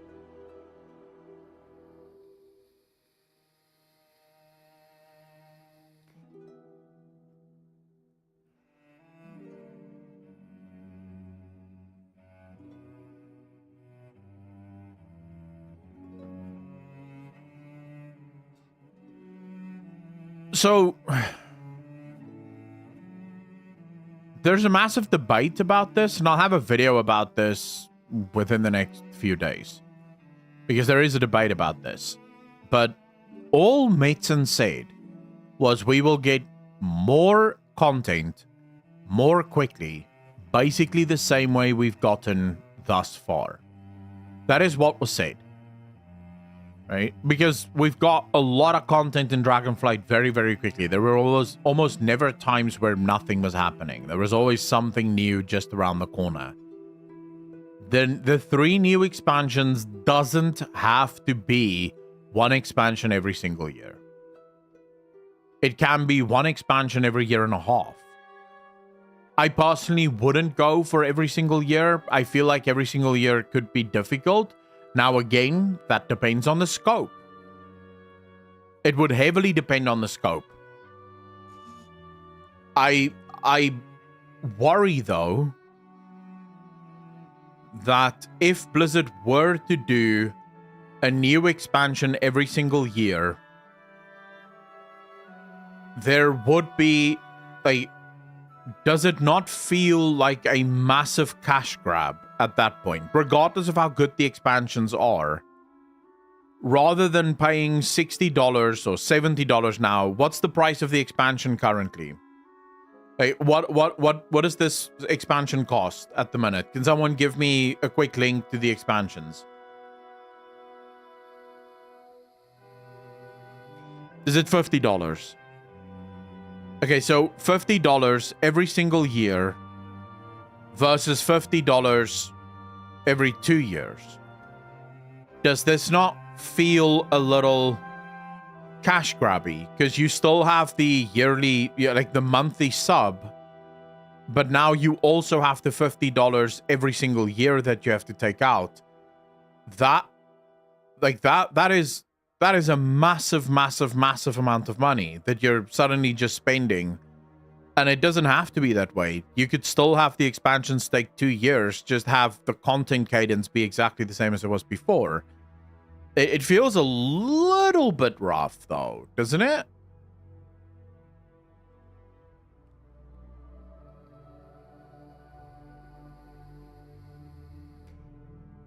Daniel, let's see. You know, I would argue that for the same, in the same vein that you're saying you can't, Jen Christian, thanks for the sub, really appreciate that. Welcome to the channel. Thank you, thank you, thank you. I would argue that for the same reason that you're saying, you can't trust Blizzard and you don't get why people would trust Blizzard again. I could argue that I don't understand how people could look at yesterday's presentation and not realize that this is definitely something else. Not saying it's something better, not saying it's brilliant, just saying it was definitely different. What they announced yesterday was good, but remember, we still have a lot of information that has not come in yet. We still need to get the deep dive today. Then we will need to see the PTR. No one right now, like everyone I have spoken to, right? So this is what I don't quite understand. Everyone seems to be on this thing that because we're excited, we're somehow blind to the past, which isn't the case at all. If you ask most people, how do you feel about the new expansion? Most people are saying, I am cautiously optimistic. That there's a massive difference between super hyped and cautiously optimistic. Cautiously optimistic means I like what I heard yesterday. Now I want to see how it actually plays out. And I don't necessarily think that that is the wrong way to think. I don't think that that is wrong. This is Blizzard are promising something new. I was particularly taken aback by the amount of times that Blizzard themselves admitted yesterday that players have left the game. John Haidt said, for all those players, whether you've left, whether you're still playing, now is the time to come back. Acknowledging in a sort of corporate way, we know that we didn't deserve you, but we think we've done it better this time around. You had Chris Metzen saying the exact same thing, right? They kept acknowledging that there are players that have quit the game due to how bad the game was, but they're saying we have done it better. We believe in what we've done here. So a lot of us have hopium, that this could actually turn out really good. But that doesn't mean that we're just buying into it and we just think, yeah, this is the best it's ever going to be.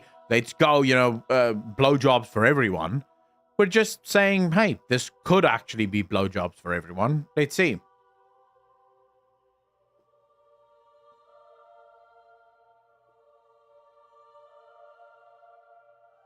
Like every time they announce anything? Gasper, well, how else would you want people to react?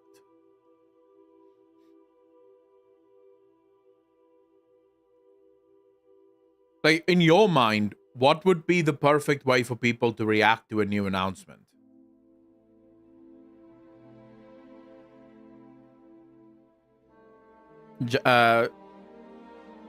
Slack Reaper, how you doing, bro?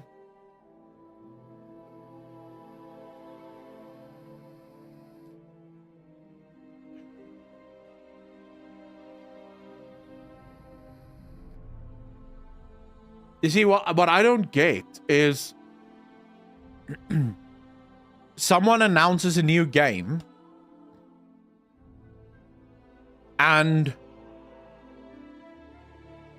people are excited for the announcement because it's definitely different to any of the other announcements that they've ever made. No one is buying into it. No one is saying, oh my god, it's all fixed. They're just excited because it's a new announcement. And if it's good, that's great. But then there's people that's upset about the reaction. But did you instead want us to be really angry about the new announcement? Like, what exactly am I supposed to be angry about? I fully accept the fact that we should not buy into the hype until we've seen whether or not the hype is real. That I accept. But did you instead want me to be angry? Because I'm going to be honest with you, I don't know what I'm supposed to be angry about. Like, if you could inform me, like anyone in chat, if you could tell me why I'm supposed to react to yesterday's announcements with anger, I'll be angry alongside you. I like being angry. Like, it's literally, I love raging and being angry. So tell me what I should rage and be angry about, and I'll get fucking going. I'm ready. I'm super tired today. I can get angry. Let's go. Like, tell me what to be angry about. I feel meh for Classic, though. Quite okay with the announcements for Hardcore, but why going through Kata instead? So according to them, Kata was just the highest voted for. Like, most people wanted to see Kata Classic. That's fine, because they also announced a shit ton of things for normal Classic, which I think gives everyone sort of something, right? You should be angry about no Jailer in any of the next 3 X-Packs. I miss him. Fanamir, now your comment, your chat is actually going to make me angry. For more details about new expansion? Casper, but that's literally what everyone is saying.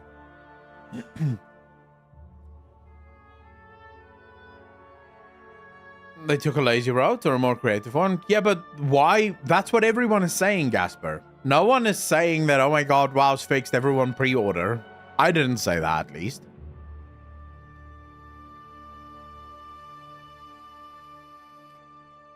And did Asmongold's... So, did Asmongold's audience really act negatively? How did Asmon take the new expansion? The one thing I know about Asmongold is that he really didn't like... So there's a funny... I wonder if I will find it on Twitter.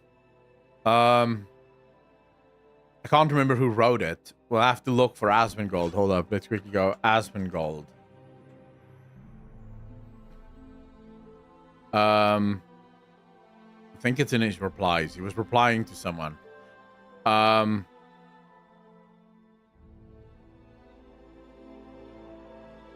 Oh yeah, Asmongold wrote, please have Anduin re-roll from Priest to Paladin because I am so sick and tired of him being a massive pussy bitch.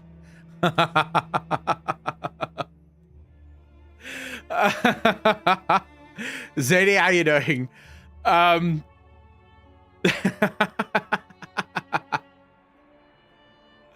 It's true, Anduin is always crying.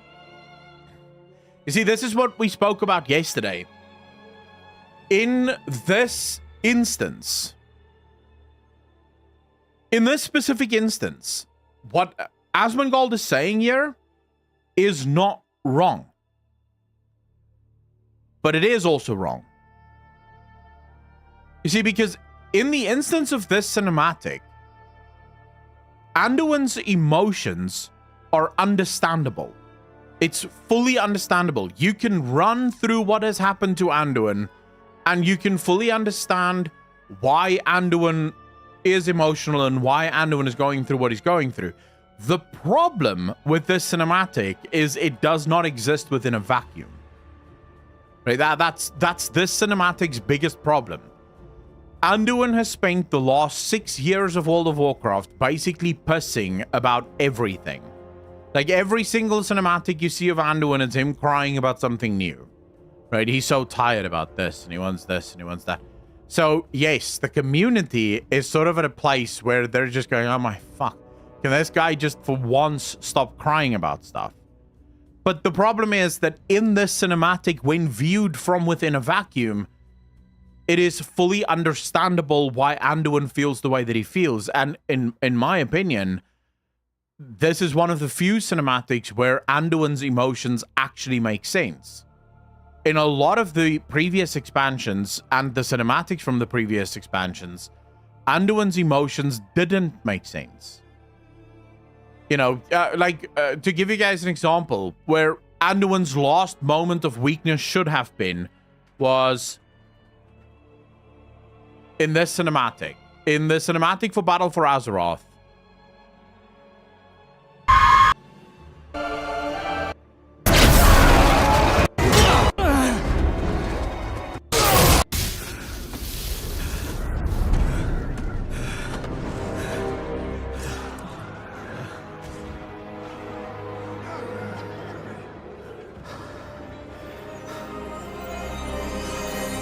so in this moment, you have Anduin the boy, and this was his moment to become a man, right? Go from a boy to become a man. He's been fucked around and shoved around, and things are weird. He looks into the sword. He gets the strength from his father. There's a little bit of emotion here, but then he reaches out to the light and he realizes, I am a fucking priest. Why do I have to be sorry for it? This was the moment that Anduin was supposed to grow up. The problem is that the very next cinematic, Anduin is again pissing about stuff. And like, oh my fuck, bro. You just found yourself on the battlefield and now you're pissing again about stuff, right? So it's just like literally Anduin has zero character progression because every single cinematic starts with Anduin crying about something new. And then the problem is the one time, and you know that Chris Mason was aware of this. Like, you know Chris Mason was aware of this because before this cinematic started, Chris Mason still said, every great story, or sometimes a great story, starts with a lot of emotion. Right? So Chris Mason was well aware of the fact that they are presenting basically Anduin crying 2.0 or maybe 5.0 at this point because it's been a few crying Anduin emotion scenes. But the reason for it is, how else do you really tell Anduin's story? It's what he's been through. It's what's been happening to him. What else can you do? From here, he needs to grow up now and he needs to become a man. But this cinematic, the only thing this cinematic suffers from, and I love this cinematic, by the way, because I decided to view this cinematic in a vacuum. I'm sort of in my own mind, guys. I have decided that Shadowlands, BFA, and it doesn't exist. I've just decided those expansions don't exist. Fuck them. In my mind, this is the first expansion for World of Warcraft ever, and I'm so excited to play WoW for the first time ever. That's it, right? Because I feel like Anduin in this cinematic. I told you guys from the start, the truth of this cinematic, and this is what someone like Asmongold doesn't understand. Anduin here doesn't represent Anduin. And I think this is what everyone misunderstands here. Anduin represents the player. This, what you see here, Anduin starting to want to cry and feeling super emotional about stuff. Anduin is the player thinking back on the last 5 years of World of Warcraft. When Anduin says in this cinematic, I will not come back, Anduin is speaking for the player. We, the player, are saying we're not coming back. We don't want anything to do with this ever again. We're done. And then Mason, being Thrall, puts his hand on our shoulder and he says, I'm here. I trust you. And we, the player, then realize we trust you too. Right? That is actually what this expansion is about. Or this cinematic is about. It's not actually about Anduin. This is like the player is actually the one that's crying, and the player is the one that needs to come back. And Mason is Thrall, and Mason is telling us, I'm back. I'm gonna fix things for you. So if you start looking at the cinematic that way, you realize that it had to be this way. Anduin had to be crying here because I felt like Anduin. You know, I wanted to cry with all of the shit. So yeah, Asmongold is correct on a very serious note. This cinematic suffers from the history of Anduin in the last 5 years. But on its own, this cinematic fundamentally makes sense. But from here, can Anduin please stop being a pussy-ass bitch? Like, for the love of fuck. Can Anduin just man the fuck up, realize he has balls in a dick, and just be a normal person? Because this is nuts. We can't keep going through this. Anduin needs to have some kind of character progression where he stops pissing himself about everything that goes wrong. Rusty, thanks for the follow. Really appreciate you. Thank you, thank you, thank you. I need Anduin to now actually get angry. I need Anduin to actually start, like, taking responsibility and not crying the whole fucking time. He's no longer a child. He's a man.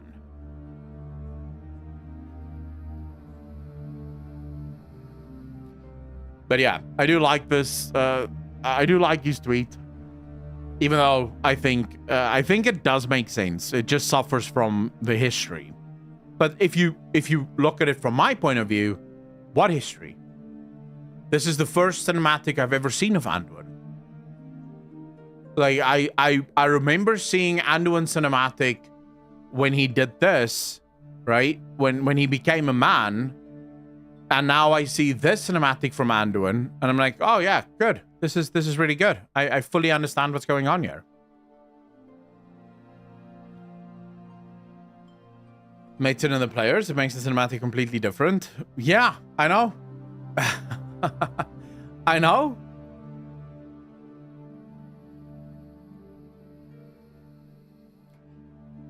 Fundamentally human. The more variant than he has been. Apocalypse, I agree with you. He needs to be a little bit more like his father now.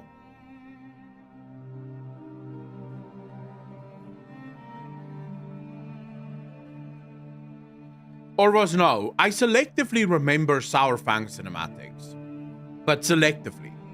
I don't remember that there was a game when Sourfang cinematics came out, but I do remember that Sourfang had some cool cinematics. Andre, what do you disagree with? I'm happy to have you disagree, but what do you disagree with? How old is he? Do you know? I have no idea how old Thrall will be right now, but I'm assuming probably late 50s, early 60s at this point, probably. Because I think he was in his, like, just before his 30s.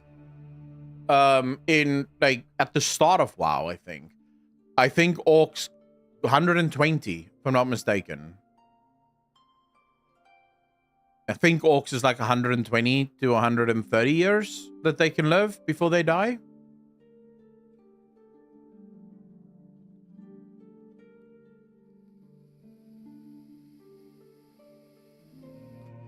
I believe Thrall is 38 as of BFA.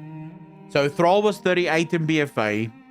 We don't exactly know how long the time skip was between BFA and Shadowlands, or do we? But there almost definitely was a time skip. Whether they said it or not doesn't really matter. Was it 1 year? Okay, let's say, for example, it was 1 year. So you had 38, 40 by the end of BFA, 41 for Shadowlands, 42, 43 for Shadowlands end, then a 5-year skip between then and so 48, and whatever skip we're gonna have between, so early 50s, I would say. Probably where Thrall would be, early 50s.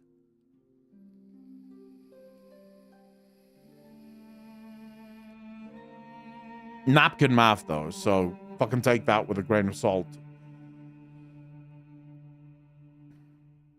Do you think the Night Elves will regain their immortality? Just the aspects regain their powers.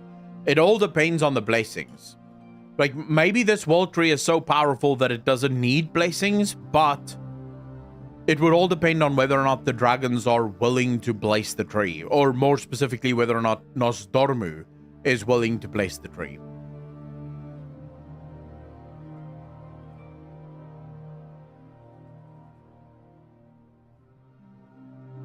Meeks, how do you know Anduin was 16 in Shadowlands? Wasn't he a bit older in Shadowlands already? Yeah, I thought he was like 20, 21 in Shadowlands.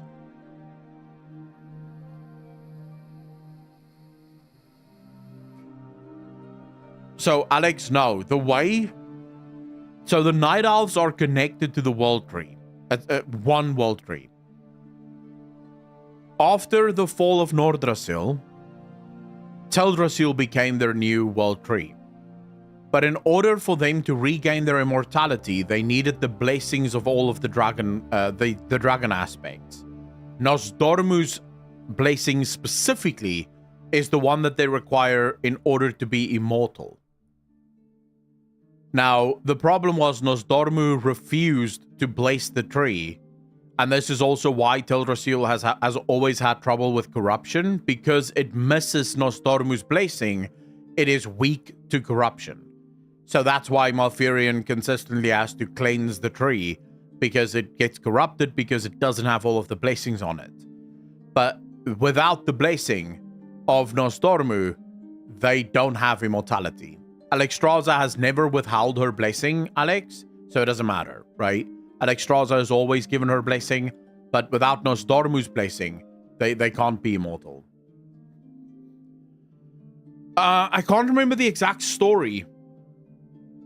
He had a reason for it, but I can't remember the exact story. Apocalypse may actually know this. He knows dragon lore a lot better than what I do. Apocalypse, why did Nostormu refuse to bless the tree again? I know he had a reason. What happens if you smoke the world tree as a joint? Probably not going to be good. He didn't like their arrogance and pride. Was it just that, Kamikins? Because I wanted to say it had something to do with them being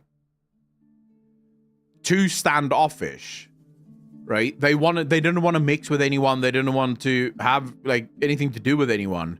But I don't remember that being the sole reason, because he was concerned that the tree was corrupted, which it was. Ah, so he already thought that it was corrupted. That makes sense. That makes sense.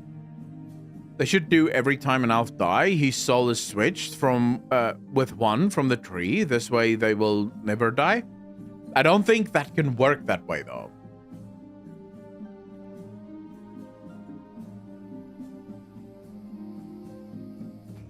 Illidan will almost certainly come back in The Last Titan, or maybe right at the end of Midnight.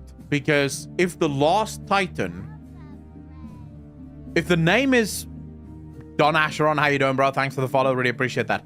If the name is purposeful, then it means that all of the Titans die at the end of Midnight. Like, Eridicron actually gets his wish and he gets to kill all of the Titans. I'm quickly gonna go pee, guys. We have 11 minutes before it starts. 12 minutes, actually. So get up now, go pee, go do your thing, and then we'll be back. So because we're starting with the World of Warcraft deep dive. That's the first one. So I'll be right back.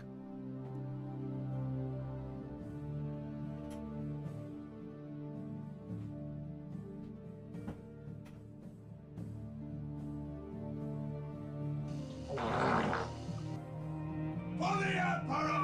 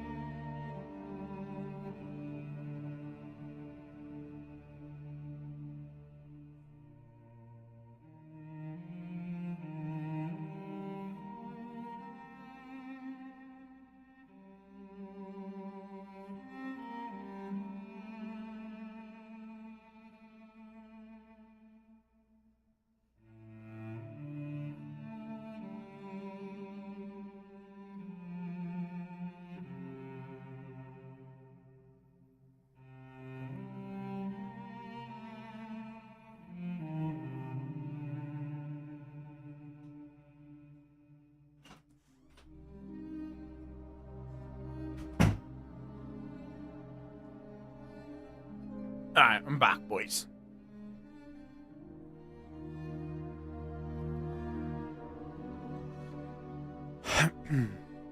How do you feel about them wanting to bring out expansions faster? Oh, 5D Ego, we literally just spoke about that. I'm not sure if I'm happy about that. Did I miss the K-pop dancing? No, that's only, like, super late. We're probably not going to react to that. Like, that is super late. Do you think all the old gods are really dead? It seems like Blizzard is now confirming that. Now, what do you mean when you say really dead, though? Because remember, they don't actually... The old gods don't actually exist.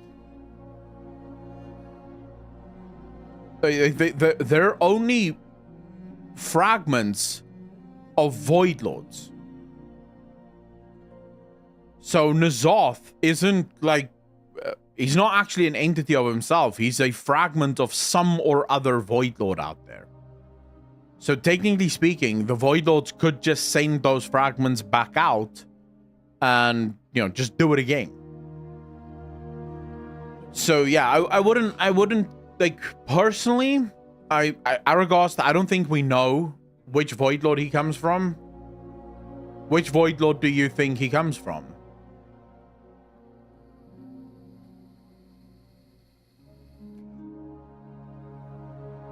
I think the black blood is all of their blood. I don't think it's just one god's blood. I think it's all of their blood. Hackme, how you doing, bro? Katagod Thrall versus Malfurion. No, Malfurion fucks up Thrall 100%.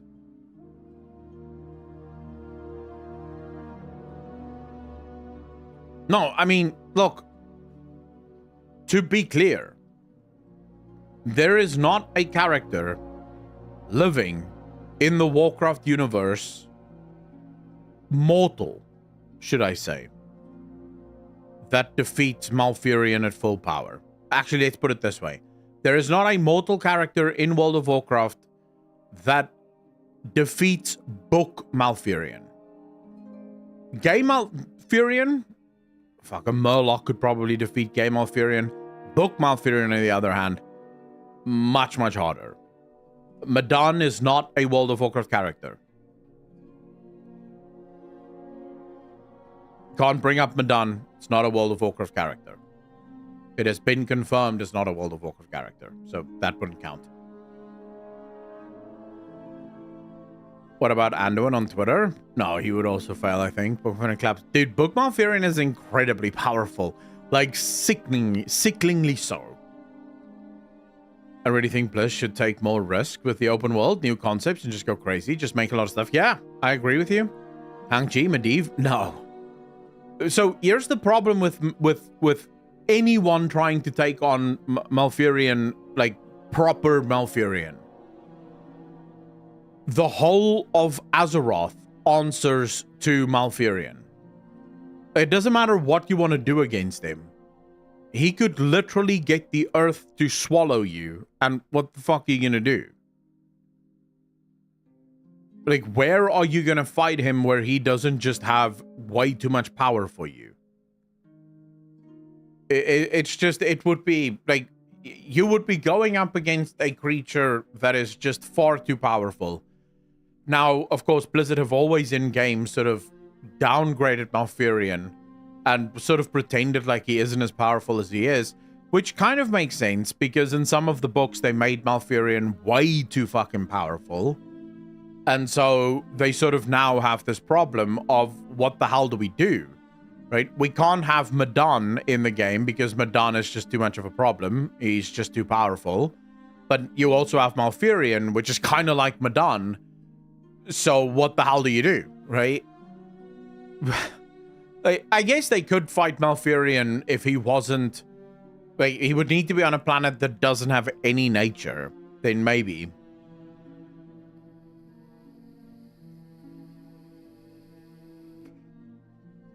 When we saw that cinematic for Dark Malfurion, just being a complete horror story, I was hoping we would get Book Malfurion.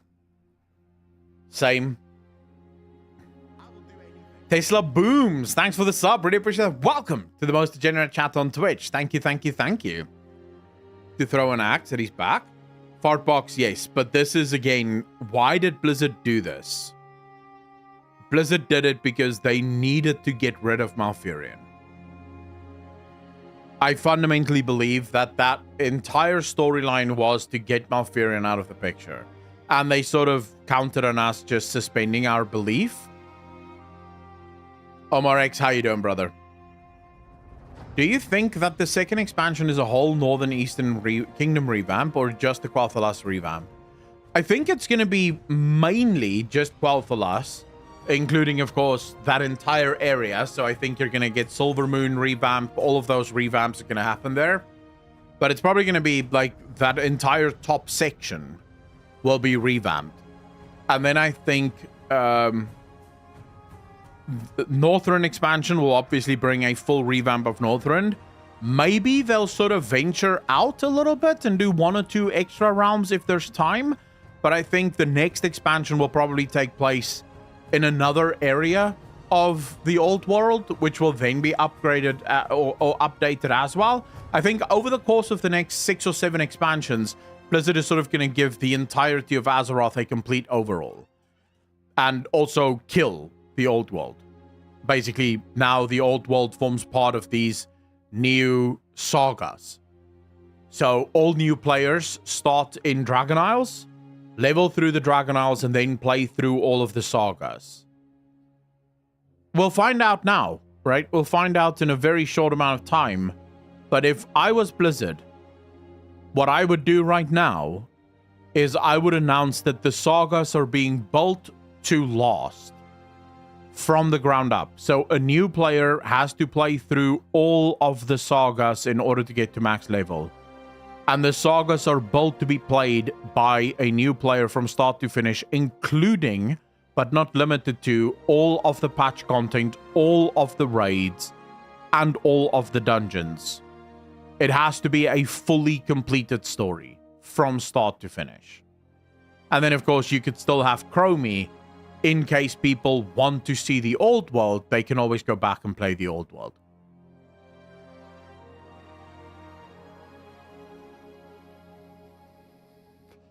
But this is what I think WoW needs. Confused. How do they transition between Eastern Kingdoms and Quel'Thalas? I don't know. We'll have to wait and see how that transition is going to take place. Arkman, like in SWTOR, like in Final Fantasy XIV, basically like in any game that has a story that is good, it is important that new players see that story. It's not a problem if a player wants to level an alt, allowing them to basically skip all of that and just, you know, do whatever they feel like doing. And there's an easy way of doing that, right? Because all alts and all characters now form part of, you know, sort of like the same thing in warbands. You can now very easily do that, where, you know, your game, your account knows that this character has already done all of the quests and all of the story. So now you get like 400% increased XP on all other alts, as an example. Blizzcon 2023 would like to thank our partners. Omen, Game Life.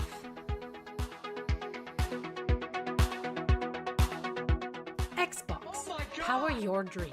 Fish Mittens, thank you so much for the sub. Really appreciate it. 2 months, part of the DJ Nation. Appreciate you. Thank you, thank you, thank you. Game Fuel Mystic Punch. You're very Redeem kind, points sir. for gaming rewards and exclusive items in Diablo 4.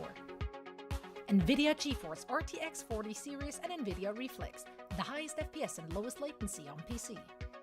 Secret Lab, award-winning comfort engineered to support your every move. Why should I mute the advertisements until it starts, Omar X? I mean, to be fair, Blizzard is allowing us to co-stream, so I don't really mind. Okay, come on. Welcome back, BlizzCon. We're starting the day off right. Here's the World of Warcraft Deep Dive. Here we go. Here we go, boys. Here we go. Oh, shit, it's Ian. Good afternoon, BlizzCon. What? So look at that fucking shirt, So man. good to be back. Whether you are here in the arena with me right in front of me, whether you're watching from elsewhere in the halls, whether you're joining us from the comfort of your home, thank you for taking the time to join me for this deeper, closer look at what's coming next in the War Within. We're here. I love you too. I love you, BlizzCon. So Morgan and Maria gave you kind of a sneak peek at some of what's coming. Today I want to spend a bit more time giving you more information on the core features of War Within. Nice. As well as a few things that didn't get mentioned at all yesterday. Oh, crap. We're getting new things, boys. Beginning, just a little teaser there. So to begin, let's talk delves. Okay. So I'm here for what it. is a delve? As you heard yesterday, delves are these quick bite-sized epic adventures for flexible size groups, for either solo or with up to 5 players. They are role agnostic, so it doesn't matter if you're a couple DPS, if you're a healer and a tank, if you're a solo healer. We're going to make it work. We're going to meet you where you are, how you want to play. Delves are a new endgame pillar. This is a permanent addition to World of Warcraft going forward and represents kind of a capstone to the outdoor world experience. We've had dungeons, we've had raids, we've had organized PvP, and I think we've had some stuff for outdoor world players to dabble in. But if you wanted progression, if you wanted goals, if you wanted a deeper, more structured experience, frankly, we were letting you down. Yep. We want to change that. That's what Delves represent in Good. World of Warcraft. Big W. Big W. So structuring this, really we want to approach it as something that you are going to be engaging in all season long with variety and flexibility in how you approach it, and the replayability of the content is kind of a mainstay of what it's all about. But also want to build in progression. And I think if you're an outdoor world focused player, a lot of the time it's just about kind of spending your time doing a thing, going to a place, completing an event, but there aren't necessarily goals to work towards. There aren't necessarily reasons to be excited about getting an item upgrade because it's going to let you do something you haven't been able to do before. A difficulty progression built into Delves is going to enable us to offer that. Oh, shit, that's nice. So Now, you can go there's a lot of more lessons difficult. we've learned over the years from building this type of content, whether it was Torghast in Shadowlands, Island Expeditions, scenarios, you can throw in Horrific Visions in that list. We've learned a lot about Bring how back to tune Visions. these sorts of experiences, how to design them for flexible scaling groups of different sizes, of different role compositions, about what's fun and what isn't. But we've also learned, based on your feedback, about what not to do in some cases, in terms of how we structure it, how we present it. I think a key aspect of saying this is an endgame pillar is that it's an offering in parallel to the others, to dungeons, to raids. If you want to do this, if this is your jam, if this is your type of gameplay, we're there for you, and we want this to be as deep as you want it to be. If you're happy running Mythic Plus and you just want to focus on that, we're not looking to add another item to the checklist of things you feel you have to do to compete. It's an alternative, unlike Torghast, which is something that we did kind of say, everyone has to do this, whether you like it or not, whether you'd rather do something else or not. That gets back to some of the philosophies that Morgan touched on yesterday and how we're approaching designing and evolving World of Warcraft. We want to meet you where you are. We want to respect your time. We want to offer you the ability to choose how you want to spend that time each day, each night in Azeroth. Easy W's. Holy shit. That's so big, so good. Oh, it's pretty. So in terms of the character of Delves and what a specific one will be like, the vibe here is about unraveling mysteries, it's about exploring, it's about feeling like an extension, a seamless extension of the outdoor world experience. These are not dungeons. Every dungeon is ultimately about killing a series of bosses or boss-like encounters, and the dungeon is over when you kill the final baddest boss at the end of the dungeon. And that's kind of the structure that they all have to conform to. As much as we try to vary the formula a bit, that's pretty much what they're going to be. Yeah. In the outdoor world, things are a bit different. We can, break some more of the rules. And really, at the end of the day, the one consistent thing about Delves is that they're all going to end with a room full of treasure. Some of those will have a final boss guardian in front of them. Others, you may be, just exploring, traversing the delve, flipping switches, solving a puzzle, defeating lieutenants, gathering things that you need to open the vault door. We can vary the gameplay, we can vary the feel of the experience.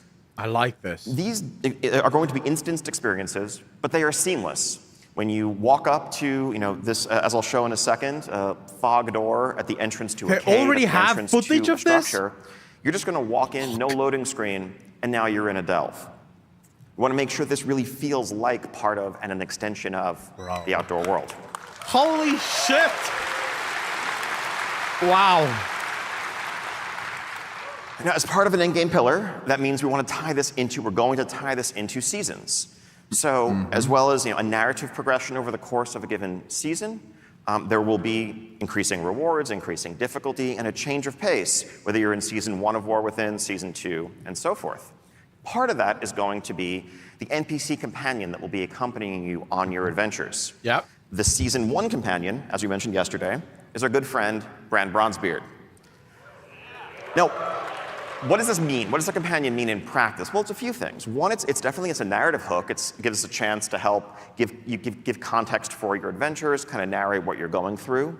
But also, it's a chance to kind of play with the mechanics and complement your playstyle. Yeah. As Bran adventures with you, you might find some gear for Bran. You might be able to gear Bran up. You'll be able to spec him and customize his abilities to complement what you or your friends are bringing to the group, whether you want more survivability, whether you want help with someone to tank, whether you want more control. This can help us balance the experience as well and give you another vector for your progression over the course of the journey. Yeah. Now, I know this has kind of been very high level. I want to just give a couple of specific examples, just kind of a day in the life of someone jumping into delves in War Within. Okay. So let's say you are This is me, by the way. journeying across the Isle of Dorne and its pastoral beauty, and you come across this structure with that fog door set into it, and you decide to venture in. So as you venture in, you are, as I mentioned, seamlessly in the delve, and you will find, just huddled inside the entrance, a group of expedition scouts who have come to this place. They've heard reports of great secrets, great treasures, powerful relics stored within, but they've been unable to proceed further. Because, they tell you, and Bran is among them, mind you, they tell you, this place, there's an unnatural, there's a disturbing darkness that has settled over this entire vault, and we can't proceed. Fortunately, they have in their possession a relic that they have brought that is an enchanted candle that can light the way. It has a little light radius around it. If you think back to the Vault of the Warden's dungeon, if you remember that in Legion, what the basement was like, where it really felt like just like a dark, scary place, but you could have this beacon in the darkness to guide your way, you have one of those. But, they tell you, it has very limited fuel. They dare not proceed on their own because they worry they're just going to get trapped in the darkness and destroyed by the terrors within. But you, of course, being the champion who's come along, you're up to the task. So you take that candle with its light radius that will begin to shrink progressively as your limited fuel burns, and you take some steps into the delve. Now, who do you find in here? Well, as it happens, you run across fellows like this guy. More jacked than your average kobold, but there's a lot of kobolds in here. And as you know, as any World of Warcraft player knows, where you find kobolds, you're going to find candles. Yep. And this guy's going to put up a fight, but it being World of Warcraft and all, you're going to take his candle. And you're going to take the candles of his allies and his brethren. And, that will help fuel this magic light that you have, help keep the light burning so that you can traverse the entire delve, defeat a couple of lieutenant-type enemies, bosses, solve a puzzle or two, and at the end, you make your way into the vault room that Bran is able to open once you bring him there, and you find this mock-up, work in progress of a treasure room, heaping with riches, treasure chests of various shapes and sizes. Some of the smaller ones, you can just walk up and open, collect a range of items, currency, rewards, you name it. But you'll find a couple of extra large, resplendent chests in this room. Those may require special keys to open. Now, those keys you would obtain from doing kind of outdoor content, weekly quests. They're a bit more limited in how you can get them, but also allow us to offer and pace out the best rewards that are on par with some other endgame content to make sure it's not infinitely grindable or anything like that, but it's an extension of your outdoor world loop if this is your playstyle. Yeah, so far I like this. Let's say you come back to the same delve on another day. You might find that there isn't a magical darkness settled over the place. Instead, there are earthen locked in battle with kobolds, and you can help turn the tide of that fight as you work your way through, dealing with some different challenges along the way. Variety, replayability, lots of layers to the experience. Now, so you venture back out into the zone, heading off to a different corner of it, and you come across this cave surrounded by mushrooms. It's known in legends as fungal folly. Now, maybe not being the wisest adventurer, that sounds like a great place to enter, so you take a few steps forward. In here, you might find an environment where, whether it's due to unusual ores or whatever in the walls, the rules of gravity are a bit topsy-turvy. And you'll find mushrooms scattered around the cave that you can use as basically jump pads to help navigate the environment, to skip over enemies you want to avoid, to reach high up ledges that you couldn't otherwise get to. Jumping puzzles and shit. You're starting to get the idea, like, this is more the world as toy vibe that we tried to play with when we're creating outdoor events, outdoor spaces. These are not mechanics you'd necessarily find in a dungeon, but I think the team really is unshackled, is freed to explore a much wider array of gameplay when we're building delves. I approve of all of this. So let's talk a bit more about the loot. So actually, before we talk about the loot, these are the 12 delves that we currently have planned, scattered throughout the 4 zones, each themed around the ecologies, each themed around the settings that you're going to find. Now, some of the attentive among you may be saying, wait a minute, Morgan's slide said there were 13 delves yesterday. He might be right, but there also might be a secret delve that you have to explore a bit more to discover that awaits you. Okay. So yeah, loot. Part of being a seasonal pillar means going to the Great Vault every week and getting to share in that disappointment that your raiding and dungeon playing brethren have also had the pleasure to enjoy. We just want to make sure you don't feel left out. So you're welcome. So you'll note this isn't a delves row, this is a world row. And really that is enshrining these 3 PvE pillars: raids, dungeons, world. You'll be able to unlock some of these slots doing select outdoor world activities, as well as, of course, delves with better rewards from higher difficulty delves. Our thinking in terms of the rewards here, this is all subject to tuning, is that this should reach to, let's say, end boss heroic raid, mythic 10 to 15 type range, accessible just via solo progression. Far better loot than you've ever been able to get before. That's fucking good for outdoor players. Holy shit. And now, I'm sure this is, I know this is the delve section, but I'm sure there's folks looking at this and being like, wait a minute, what about the PvP row? Yeah, what about the PvP row? Don't worry, we got you. We are removing the PvP row from the vault. We're doing that based largely on feedback that we've heard that randomness and PvP gearing maybe are not the best combination. No. I know it took a few years to get that message through to us. Good. So the way this is going to work is instead, you're going to get a whole lot more conquest. You're going to gear up at the same rate overall, but you will have complete control over your gearing path, just spending your conquest on the items that you want. With easier catch-up if you come in late in the season, you don't have to worry about having missed certain vault weeks. Also, if you're someone who PvPs a lot and you raid, you don't have the awkward choice of that raid trinket versus the PvP item that's going to help your arena partners. So I think this is fucking huge W, bro. Huge. This is huge. Hopefully, just good news for everyone. Yep. Now, aside from, just power, also you get silly hats. What the fuck? Nothing more to say here. These just... Look at that shit, bro. Look at the transmogs for this. These are just a few examples of the array of cosmetic rewards that will be exclusive to delves, reflecting the varied ecologies and environments you're going to be facing. So, silly hats, World of Warcraft. Less silly, just as, let's say, Mythic Plus players have amounts that they can earn over the course of a given season.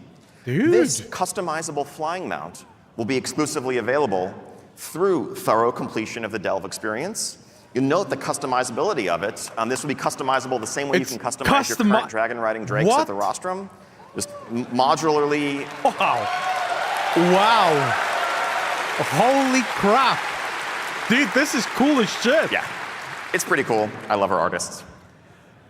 We all do. Okay. Here we go. Up next. This is the one. This is the one. Warbands. This is the one, boys. I feel like I could probably just save 10 minutes of this panel by just saying account-wide everything and just click through the next slides. But okay. Kind of that. So, I don't know if you guys know this, but turns out y'all play a lot of alts. Yep. I'm sure that actually the number of characters per person in this room in particular is like some insane average. But the average WoW player today plays multiple characters. The two-thirds of players who have a level 70 have multiple level 70s. Half of players have 3 or more. Most people are playing multiple characters a week. Yep. And that's not something the game, it's no secret, has always done the best job of supporting. Now, part of that is because World of Warcraft 20 years ago was built with very different assumptions. And I both mean design-wise, but actually engineering-wise as well. The infrastructure and the architecture that was built. Back then, it took hundreds of hours to level a single character, of course, and playing alt seriously was far from the norm. But Yeah. we've kind of inherited, we have been working with those foundations to this day. And so when we get requests for them, when we talk about alt friendliness, we try to do it, but we're often we're swimming upstream, given the underpinnings of a system that were never designed for this. And that's why you get some, frankly, pretty clunky solutions. Like, well, if you want to transfer this currency to your alt, go to a vendor and spend some to buy a different box that contains account-bound currency that you can then mail to yourself, log out, log back in, take the box out of your mailbox, and open it on your alt. Congratulations, you have moved 300 supplies. So that's why they did it. Elegant design, ladies and gentlemen. What if we didn't have to do that? So at its core, warbands is, what if we just rebuilt those foundations and created a new future, both for the things we want to offer today and the things we'll be able to in the future, so we're not fighting against the nature of the system, but instead it complements what we want to do. Yeah. Now, the focus here is really making it convenient, removing barriers, removing awkwardness in playing alts. We don't want to actively necessarily encourage it. People already want to do it if they do it. One thing the system is not going to be is something that awards you power or makes your main more effective because you have done things on other characters or anything along those lines. If you want to play alts, do so. If you just love focusing on a single character, that shouldn't feel wrong either. I think that's a good thing. Now let's talk about some examples.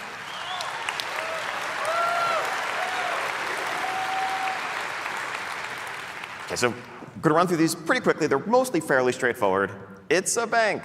It's an account-wide bank. Thankfully, hopefully, you should never again have to mail something to yourself. You also might notice, and so this is giant, lots of storage, extra tabs that can be purchased on the right-hand side, so multiple tabs of these. You can organize them as you want. The very observant, the eagle-eyed, will notice a little checkbox mentioning reagents. If you deposit reagents here, you can craft from the account-wide storage on any of your characters.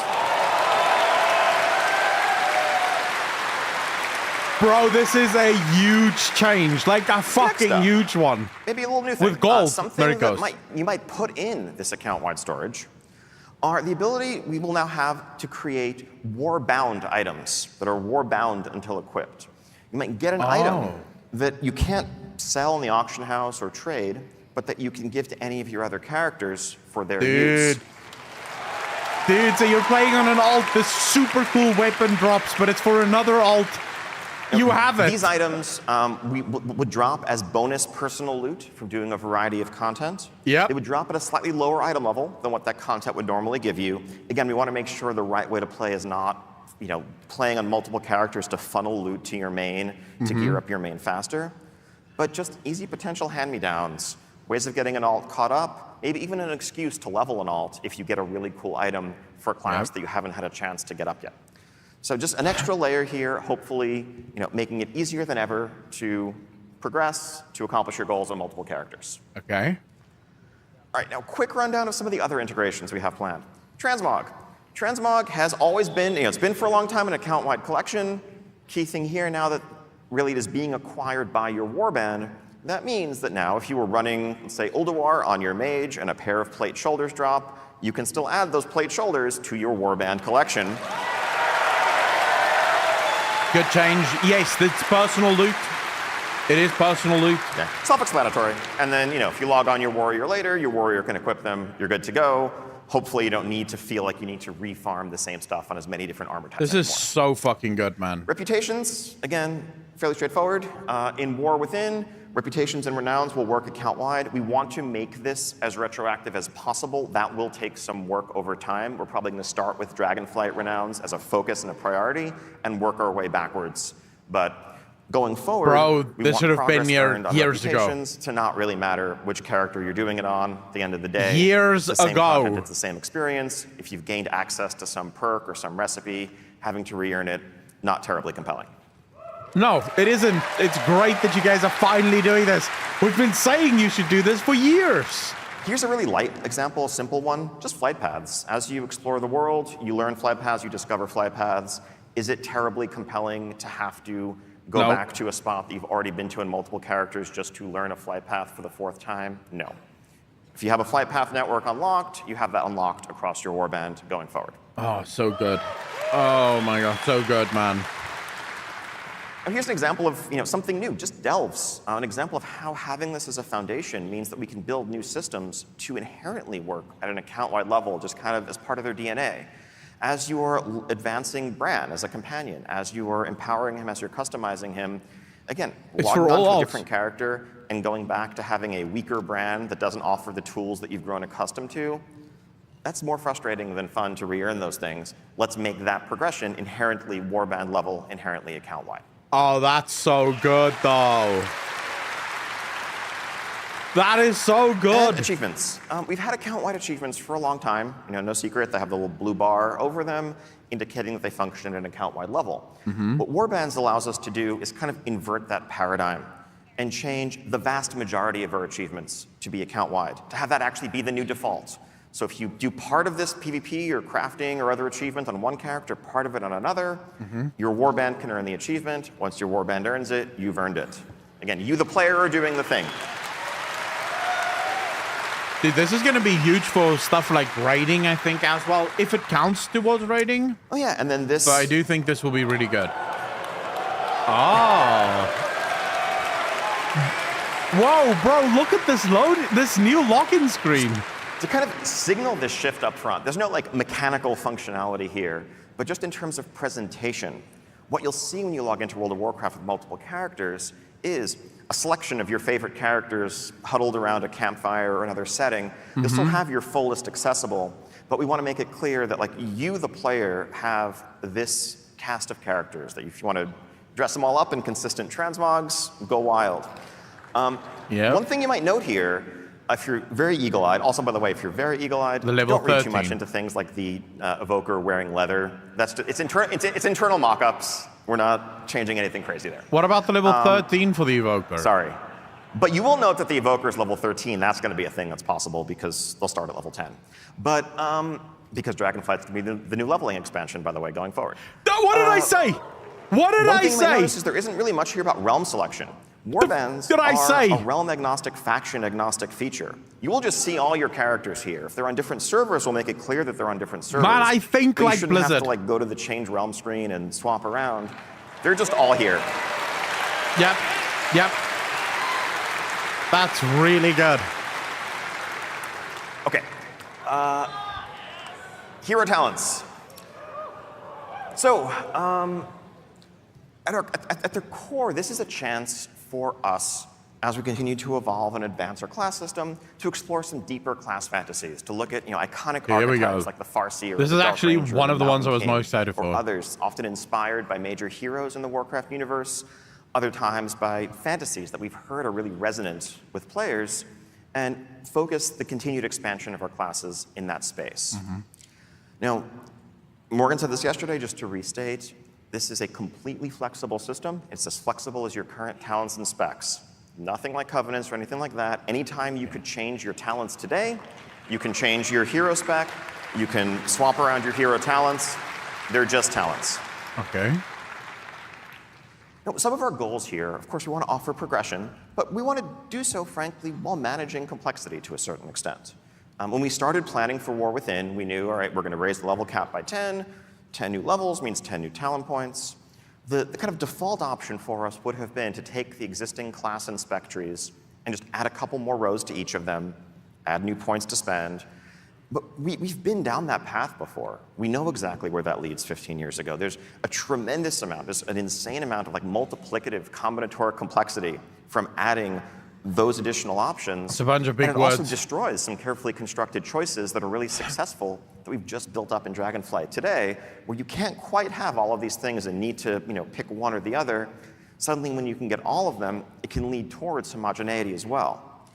So this approach allows us to both explore deeper class fantasy while focusing the decision space in a way that offers power without that excessive complexity. So the way it's generally going to look is a third talent tree. Again, as mentioned yesterday, at the center of your screen, you have class, you have talent, and in the middle, you have hero talents. You'll note, so there are 10 nodes. There's an initial node that you get as a starter node at the top that you'll get initially when you unlock the system at 71, and then 10 more nodes to unlock. You will get all of them on the way to 80. At level 80, you will have this fully unlocked, similar to Legion artifacts, let's say. So you don't have to agonize over, where you're placing any choice along the way.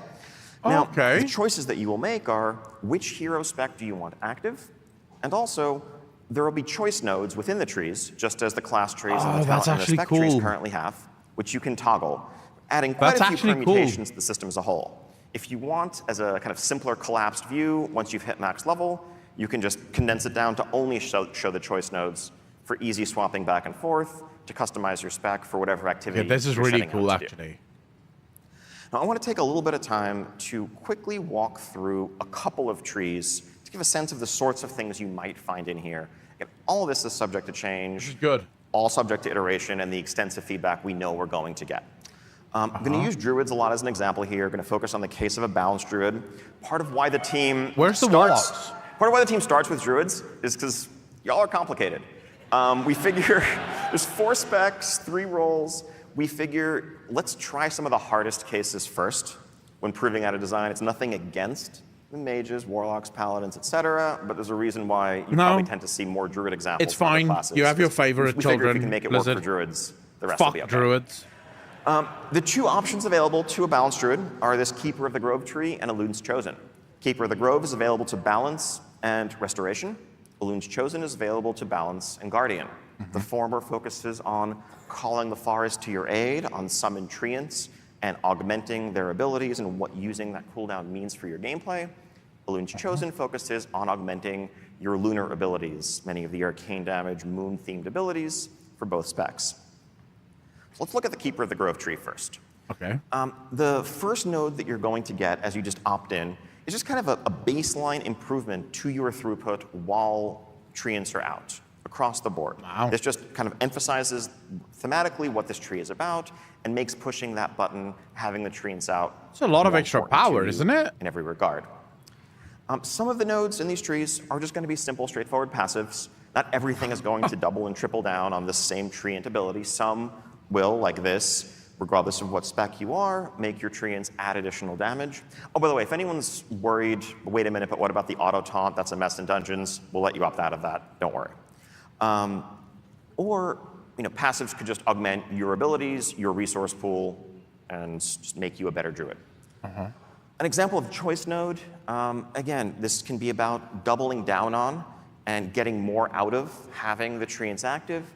Or maybe you really don't want all of your eggs in that basket. Even though you are going into this tree, you want the treants to be important to you. You don't want 100% of your throughput to be focused in that window. You'd rather just have some baseline improvements to all of your abilities, or to some of your core abilities. This is one of the simpler choices available, but the idea is 4 different opportunities to nudge your gameplay in one direction or another within this tree. A capstone talent, again, is often likely to double down on and amplify what the initial point was, just reinforcing that having the treants out is going to be a peak, a spike in your potential, something that you're going to plan around, and just amplify the overall benefits that you're achieving. I like how it's... Pivoting to Elun's Chosen, again, this is lunar themed and shared with Guardian Druids. Yeah, I'll move my camera the whole time, don't worry, guys. The first point here is going to call out 3 specific signature abilities, 2 balance, 1 guardian, and make them meaningfully more impactful to your gameplay. If you're a Guardian Druid, for example, you might read this and realize that like Lunar Beam is going to become a pretty powerful. I'll talk about what I think of this later. You have a big pull going on. You're leeching a lot of damage back from what you're doing. This is now something that you can really count on and plan around as you approach your gameplay. On the Moonkid side, this of course adds an extra layer to planning and throughput in your rotation. Noting a couple of these things that we're modifying, maybe deeper optional talents in your existing spec trees. We also, where we can, want to offer ways to make sure that you can trigger those effects even if you don't have the baseline talent, though you'll probably want to as well. So this talent just has Fury of Elune triggered as you're doing your regular rotation when you Moonfire, both just naturally. It's a powerful effect that's going to fire more frequently. I'll be here. Also, to the extent that the rest of the Elune's Chosen tree is tying into it, you'll get those benefits as well. A couple of more passive examples here. Again, just doubling down on magnifying your arcane lunar throughput, and a final capstone ability for this tree that is further reinforcing these cores have already been augmented. I really We'll like leave this this. slide up for a while. These are our current plans for all 39 of the hero specs, so one per current specialization. There's some cool fantasies here to explore. Soul Harvester, Definitely Hellpolar, really curious Diabolist. to hear community feedback on all these, which are exciting, which are most resonant, which sound, frankly, maybe a bit lame. Are there any that you hoped you'd see on here that you're not seeing on here? We are, well underway building these out. Dude, I like the but it's Warlock ones. I definitely like early the enough sound for of us it. to pivot on a lot of these if there's something the community is really excited about. I want to triple super underscore, the example talents I just gave are work in progress, very subject to change. Probably no part of the game is more prone to iteration, and for no part of the game is the community input more essential than class design, spec design. To that end, when we move into our alpha, probably in the spring, we want to have as many, if not all of these hero specs playable from the start. Chrono Warden. So that we have the entire alpha and beta window to iterate on them, to replace the things that aren't working, to dial them all in to where everyone's going to be excited about what they're getting in War Within. It's a long road ahead. We can't wait to share that journey with you and really just collaborate, discuss Super back excited. and forth every step of the way. W's all around, bro. What is Blizzard on? What the fuck did they eat? They're just posting W's. Here we go. Some other stuff. Some you've heard about, some you haven't. First off, Allied Race, you get to be an Earthen. Awesome blinged out dwarves, or maybe not so blinged out if you want to customize them differently. These are going to be earned just by playing through the War Within campaign fully. There's no rep to grind here, nothing else beyond that. You are nice. They're learning. You are meeting the Earthen as, it's a first contact in essence. You're going to learn about the nature of their problems, the nature of their culture. You're going to work with them to overcome those problems, win their trust. And at the end of that journey, it will make sense. It will be a natural next step for them to lend you their aid and join you as either Horde or Alliance. So yes, Horde dwarves. That's good. This is good. We haven't yet finalized what their racial abilities are going to be, but the available classes, 10 out of the 13 available classes. Everything but Druid, Demon Hunter, and Evoker. Now on the right side here, you see a concept of the Heritage Armor you'll be able to earn from leveling. That is a unit of an armor, though, innit? Right, Dynamic Flight. Yeah, bitch. Let's go. So it was obvious very early on in Dragonflight, probably before Dragonflight even released in beta, that we could never go back to how it used to be. No. Honestly, we hoped that would be the outcome. We hoped the feedback would be, this is so awesome, we just want this to be how flying works forever. Yes. But we immediately began, making plans for what that would mean, because, it's the only way to go. And so, dragon riding is going to become the default, no longer just dragons, but dynamic flight now in War Within and beyond. Yes. We want to make sure. Oh, weird. I meant to have two mounts here, but I only see Ashes on the right. But anyway. Oh, crap.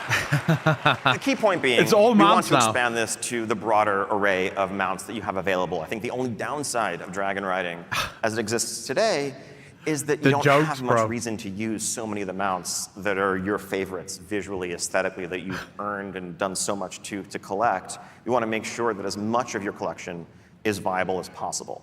So not every single flying mount is going to be able to support dynamic flight. There's some animation logistics to work with there, but as many as we can. It's a 3-digit number. We want a very wide array of mounts being able to just fly the way you've always enjoyed with your dragons. This is good. And just to clarify, this is the future of flying. So everywhere that you can fly today, you will be able to dynamically fly or the whole dragon world. ride. There you go. Someone in chat said it's everywhere. In fact, not just in the War Within. A little sneak peek. I think in our upcoming 10.2.5 update, you'll be able to dragon ride in Eastern Kingdoms, Kalimdor, Northrend, Outland, you name it. Clap, clap, clap, clap, clap, boys. We also understand there are some folks, for accessibility reasons, personal preference reasons, maybe you just like being able to AFK in midair, that dragon riding isn't your favorite. We don't want to take anything away. We want to let all these mounts that can currently do the old school flying mode toggle between dragon riding or let's call it TBC flying. Up to you, whatever you prefer. Just toggle it. Wait, what? You can literally just toggle it on and off? And again, to be clear, dynamic flight will be available from the very start when you go to Kazalgar on the Isle of Dorn, just as it was in Dragonflight. Nice, nice. Old school TBC flying, Pathfinder style, will not be available right away, but it will be unlocked shortly after reaching max level with no reputation grind requirements. Just play through the campaign, explore the continents, then you can fly that way as well. Oh, this is music to my ears. The existing dragon riding glyph system in the Dragon Isles, we want to pivot that to a bit more of something that's evergreen. Some of those unlocked traits may change to only work within the Dragon Isles. Others that are more essential to just the experience feeling good, like vigor increases, regenerates, the active abilities, are just going to be things that you will inherently get as you earn dynamic flight and level up naturally. We don't want down the line players to feel like they have to go back to an old expansion and fly around and collect a bunch of glyphs just to be able to explore the new expansion. And in that vein, this is going to be the new default for leveling players. I mentioned earlier, when War Within comes out, instead of BFA, Dragonflight will be the new leveling experience that you merge into as a new player after you leave Exile's Reach. And so you're going to get dragon riding very early in that experience. As you just level up, gain player levels, you will improve your flight ability and get all the vigor perks and everything else that everyone has come to expect. And that's just going to be how the game works as a baseline. This is what flight is now. I love this. So good. Don't worry, PvPers, we haven't forgot you. New battleground. This is long overdue. We should have been doing this earlier. So there's a new PvPers battleground unite. coming in War Within. It is a 10v10 map set in the Ringing Deeps. This is inspired by Silver Shard Mines with a few twists. The Ringing Deeps are a place that's full of natural resources, that's very sort of thing that the Horn Alliance will be likely to skirmish over. I'm going to show you a very rough, early, kind of like top-down mock-up of the layout here. The idea is, unlike Silver Shard Mines, which is radial symmetry, this is more mirrored and reflects the two sides trying to both push their own minecarts to collect resources while also fighting over a pivotal central control point that's going to change the outcome. Oh, there's going to be a fuckload of fighting there in the middle, bro. The team has actually been playtesting internally a bunch over the last couple of weeks, having a blast with. When we make battleground maps, we don't really artify them. We keep them really rough, which is why I don't have any good images to show just yet, because it really is all about the layout. There's no point making it look pretty if the spacing isn't correct, if the exact paths aren't correct. That's going to be the next step. Can't wait to get this in front of everybody to start testing in alpha and beyond. And this isn't just a one-off. We want to keep adding new battleground maps going forward. This is an essential part of the game. They're finally remembering to have PvP in this game. And, I mentioned 10v10, but we are just about to undertake a little 8v8 solo queue RBG experiment in 10.2 in a week or two. So depending on how that goes, you may be experiencing this one 8v8 as well. So stay tuned. Okay. Otherwise, we have a few ongoing interface updates that we're continuing to work on. In Dragonflight, we overhauled the HUD, the action bars, the unit frames, the baseline UI experience. I actually use the default one now. That was just the beginning. This is something we want to continue chipping away at, updating different pieces of the UI to be more streamlined, better reflective of the modern gameplay experience. So just a couple of examples here. So the spellbook, we are looking to modernize, update, actually take this is so much better. More than like a 1024 by 768 monitor resolution. Oh, this is so much better. Ideally, you're not going to have to, flip through multiple pages to find some ability that's not on your action bars. Also, we're combining this with our talent screen. If you look at the tabs at the bottom, you have spec, talents, and spells all in one place. So it's kind of a one-stop shop for all the things that your character has available, rather than having two separate windows that you need to move between. This is really nice. It looks clean. It's purposeful. It makes sense. Love it. Some light updates here. I think improving the overall aesthetic of the quest blog, the quest window. Think if this is harder to show off just in a single screenshot, but we are adding a bunch of filters to allow you to hide and show different objectives, to see more quests available at once, to filter your log for the things you care about most. We also have a full pass in progress on our quest iconography to make it easier to differentiate between daily and weekly quests and remove our reliance on just shades of color as much as we do, which really it is a color blindness issue for the range of quest bangs where the only difference is what color it is. And again, this is just a couple of examples of ongoing efforts. This is a project that will never be done. We're just going to continue improving and updating different aspects of the UI as we go. Yeah.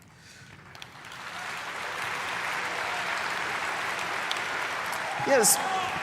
So this one basically speaks for itself. I've mentioned earlier, your warband is a cross-realm construct. Increasingly, so many of the activities that players engage in socially span multiple realms. You have a raid group, you have a Mythic Plus group that you run with, group that you PvP with, but you can't be in the same guild together. Not any longer. That's a thing that will change when War Within comes out. Apply, recruit.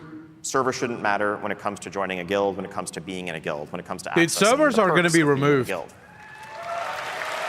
They're going to remove servers very soon. They're removing it already in terms of application. People may be wondering, wait a minute, what does that mean if now guilds are cross-realm? What about Mythic raiding? If your guild is cross-realm and your guild wants to raid Mythic, you should be able to do that day one. So no more realm restrictions there. Easy. The Hall of Fame will still exist, just kind of as a memorial of accomplishment, but it's not going to be tied to unlocking anything anymore. That's just there day one. And really, just philosophically, this is another step towards one of our goals of just tearing down barriers, making the game as social as possible, making it as easy as possible to play with who you want to play with, regardless of your server, regardless of your faction. As much as possible, if you want to play WoW with somebody, let's make that happen. I approve of this. This basically removes all small servers and shit. That brings us to the end of this whirlwind tour / deep dive of War Within features. I know there's still a bunch of questions, a bunch more information to share. Can't wait to do that in the coming days and weeks. But to begin, I'd like to invite everybody, if you have questions, if you're here at BlizzCon, go to the Darkmoon Fair in Hall D. You can drop off questions there. If you're going online, you can go to the WoW or WoW Classic subreddits or our official forums and either ask your questions there or upvote others.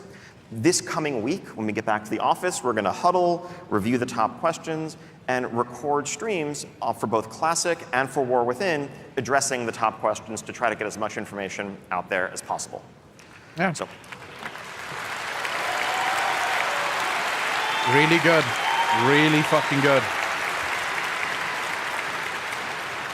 Once again, thank you so much for joining us. We are so excited to begin this journey together with you. Can't wait for the War Within. Enjoy the rest of BlizzCon. Enjoy the rest of the weekend. I love you all. Ian, I can speak for everyone. When this started, love was a strong word for me. Like, when you said, I love you, BlizzCon, I was like, I kind of like you. Let's be friends. But after this... yeah, Ian, the love is mutual. I feel it too, bro. I feel it too. Everything he said here, in my opinion, is a giant W. Like, massive W's all around.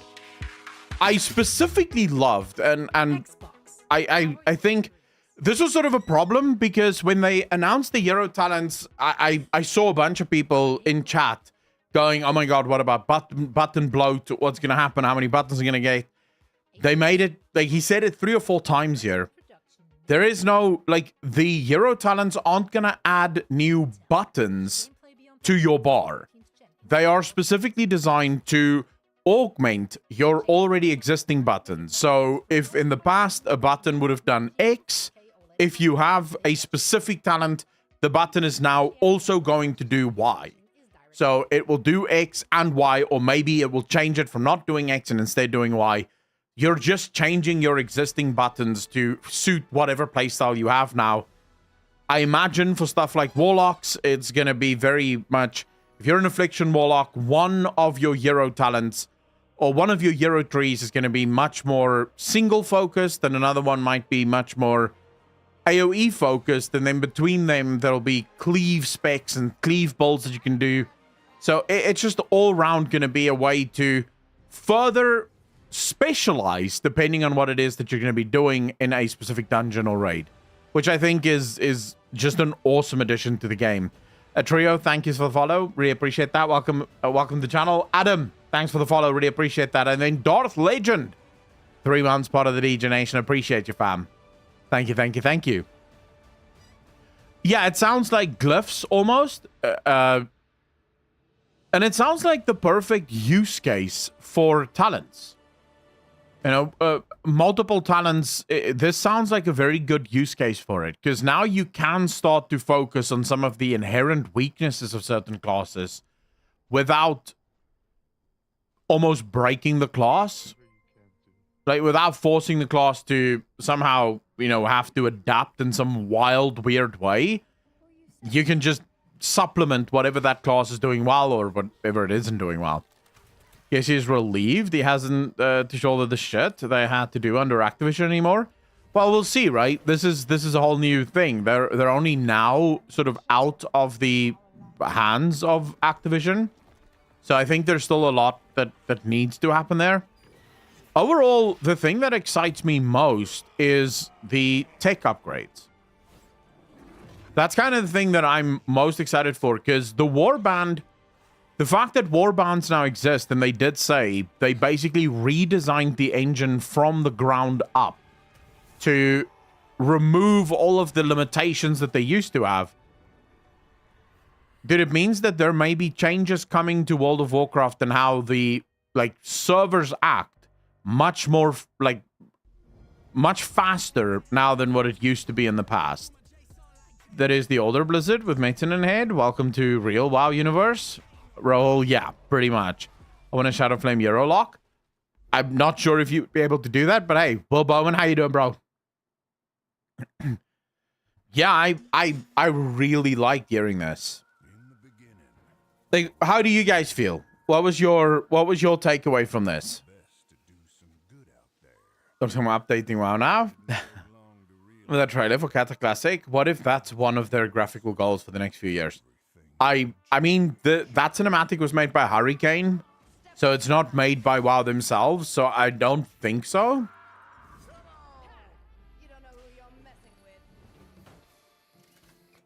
So we have 40 or 88% of the viewers is hyped for War Within. I want to hype, but I'm lame. 12%. No hype, 0%. Dude, that is actually quite wild.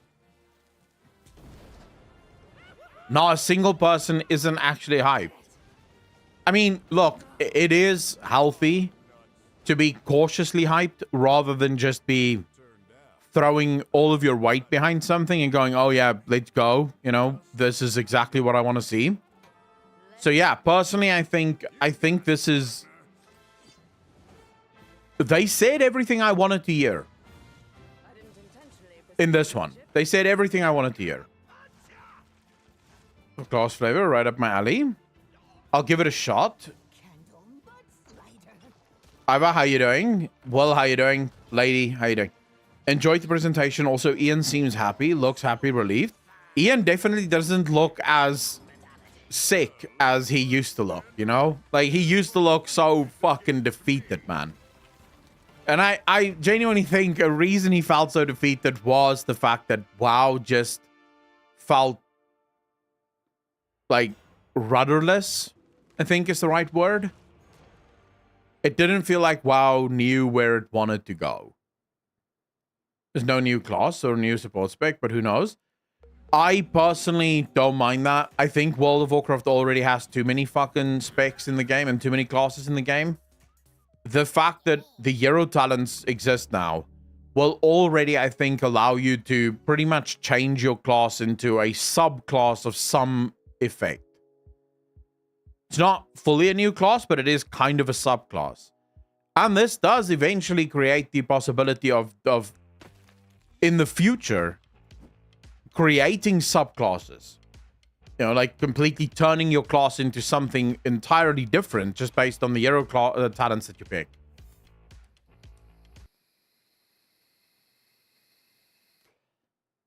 Well, Bowman, I'm excited, like unironically very excited for the Delves. I think the Delves are going to be super cool. I'm a casual outdoor player, so Delves is like literally something I'm really looking forward to.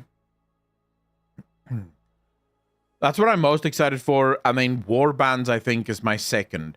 Not because I genuinely care, but because I think for the future and what it could ultimately do in the future, I think that's going to be nuts.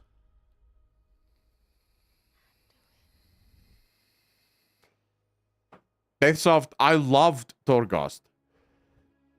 I still think Torghast was one of the greatest things ever created in WoW. The only mistake Blizzard made, and that is what ruined Torghast, is the fact that they tied power to it. If Blizzard just kept power out of Torghast, and they actually made it, knowing that it wasn't adding power, Torghast would have been phenomenal. It was the power that ruined it, because suddenly it became like you have to play Torghast, otherwise you're falling behind. And the second you make it so that you have to play something, now you have to make things easy. You have to dumb it down, because suddenly the lowest common denominator, so the worst player in the world, also has to be able to do this thing. So you've just defeated the whole purpose of it, because in order for Torghast to work, it has to be difficult. Because you're effectively building a roguelite. And a roguelite has to be difficult. But because you've tied power to it, it can't be difficult, because what happens to the morons that can't get out of fire, if they can't complete it, they can't get their Lego, they're going to cry. So now you have to dumb it down, and you basically just make it into a chore that no one wants to do, because it's a fucking chore. But when you think of Torghast as the system, as what it could be, it is phenomenal. And I believe it should come back. I think they should bring Torghast back, only this time make it difficult, build it out, and I think it would work really, really well. Nick and Bilazar, thanks for the follows. Really appreciate you guys. Thank you, thank you, thank you.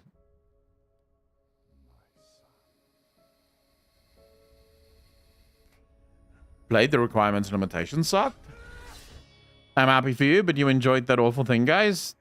There's nothing, like, it wasn't really that awful. There is a D4 deep dive. I'm not sure, Chronic, if I'm gonna watch that. I have so much fucking work to do, and I don't care about Diablo 4. So I don't know if I'm gonna watch that. It's nuts, man. I basically only today got to edit all of yesterday's fucking clips. Now I have to go make videos about the whole of BlizzCon and everything that was announced. Then I have to make videos about all of the speculation theories that I have, which is a ton. Oh my god, BlizzCon is always a rough time. Like, yeah, BlizzCon is a lot of work. So the warband thing, is that just alcoholic? Kind of. Have a good one. Wheels, take care of yourself, bro. It's not, it is just for alts at the moment, but when you think about the server, like the server architecture for warbands, it kind of allows for a lot of future implementation, things that can be done in the future, which I think is actually really good. Yeah, Holly, you're going to have a ton of videos to edit tomorrow, and you're going to have to be fast.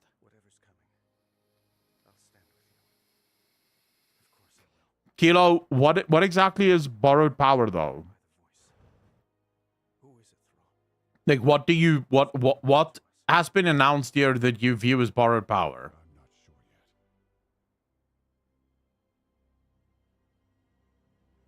Pringles, I mean, resubbing right now isn't going to do you much good. There's nothing to resub to. Right? This is only coming next year. If you're not subbed at the moment to World of Warcraft, I wouldn't resub now. Like, WoW hasn't changed. It's still the same shit. If you are subbed like I am, I'm not unsubbing, because there's still story to come. Fuck that. I want to play the new story. They remove servers, but at the same time, I do not. Even if Blizzard removed servers, they would never remove RP servers. Unless you want to play Classic Season. Oh yeah, that's true. Like, the one reason you could resub is for the next Classic Season that's starting on the 30th of November. That's going to be good. I'm so surprised that they introduced so many speculations for the next 3 expansions. Oh yeah, that's definitely true. I'm going to resub a bit before the pre-patch to catch up on the story before X-Pack. Yeah, I think that's a good time to resub if you're on sub to World of Warcraft at the moment.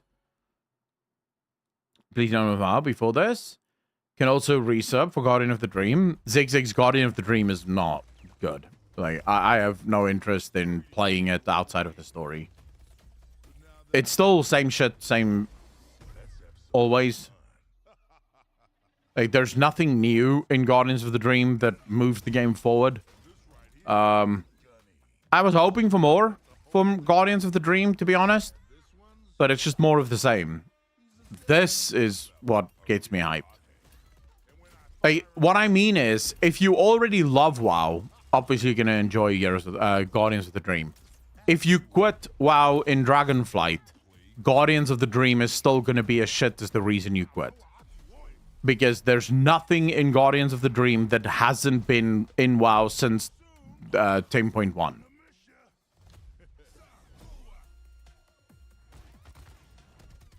You are right. What's with the newser? Tessa Booms, what do you mean, what's with the newser? Karazhan TV, how you doing? So now 10.3, and we have 10.2. For them, we can have Season 4. I think we are going to get Season 4. Like, we are going to get a Season 4. I believe that is going to happen. Also, Holly, yesterday, during the announcement, did say that she mentioned that 10.2 is coming. And then she said, and there's even more content coming in Dragonflight that will serve as the end of the Dragonflight story and then also the precursor to the next expansion. So there is almost definitely another expansion coming. So we already know that 10.25, I think, has already been uploaded to the PTR servers. I don't know if it's playable yet, but it's already been uploaded to the servers. And I imagine there's probably also going to be a 10.3.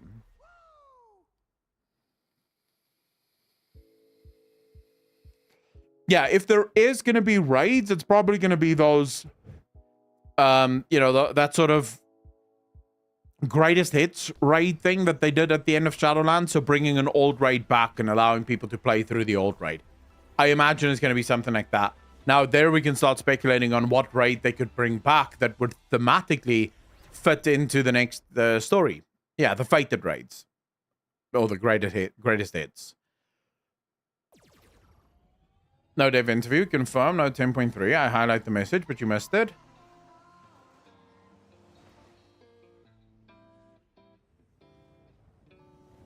OmarX, which dev interview confirmed that there is no 10.3 though?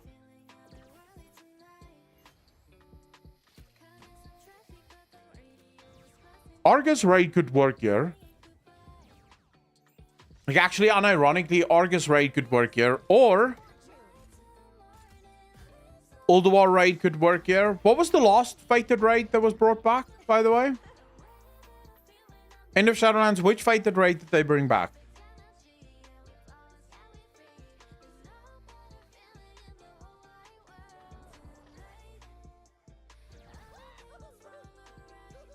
Always make me need to be bonked. I have no idea.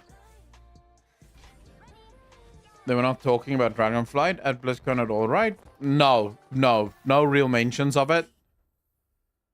More story to tell after 10.2 and before the next expansion. Well, that's still like a soft 10.3. So even if it's not an official 10.3, it's still like a 10.3, right? Because it is new content. It's just unofficial. It's not like the super thing. Or yes, they could do 10.25 and then also 10.27. So they don't have a 10.3, but they have 10.25, 10.27, and then bam, 11.0. Which is still, it still holds true even if the number isn't right. And no, don't link any content just yet. Or don't link any interviews just yet. Tomorrow, we're going to be spending going through all of the interviews that we can find. So tomorrow is going to be another busy day for us here on stream. We're going to be watching a ton of interviews tomorrow. Because there's a shit ton of interviews that's coming today. Like, they're making interviews today as well. So tomorrow we should get all of the interviews tomorrow.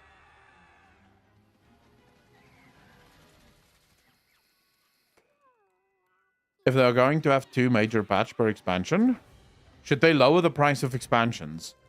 No, I think if the content in those expansions are still the same amount of content that you get in old expansions, the price is fine. You know, the price is absolutely fine.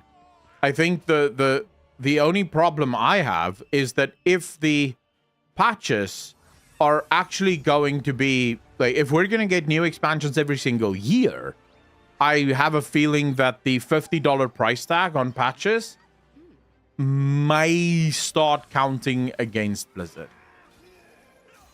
There might be a bunch of people that isn't willing to pay $50 a year for a new expansion. If it's yearly. I would agree with Mike here. I don't think that the expansions are going to be yearly. I personally expect them to be year and a half at like the earliest, every year and a half maybe is when I think. But if you're going to have, so if Blizzard is planning on doing yearly expansions at $50 an expansion, plus then a monthly sub fee, I think that is going to make people, like, that is going to make people quit. Not because they don't like the game, but because they can physically just not afford it. It has become way too expensive thing to play WoW. I think people should understand that there is a bunch of people that play World of Warcraft and can only just afford to play World of Warcraft. It's not like they have money that they can just throw around to do with whatever the fuck they want. This is like a small pleasure for them. They set aside the $15 a month that they you know, pay for the game, and then they save up in order to buy the expansion because this is like their movie. They don't go to the movies, they just do this. If Blizzard were to change it to $50 a year plus then sub fee, those people are gonna have to quit. They're not gonna keep playing. Now, the way Blizzard could get around this is by adding World of Warcraft to the Game Pass. But there's been zero mention of that.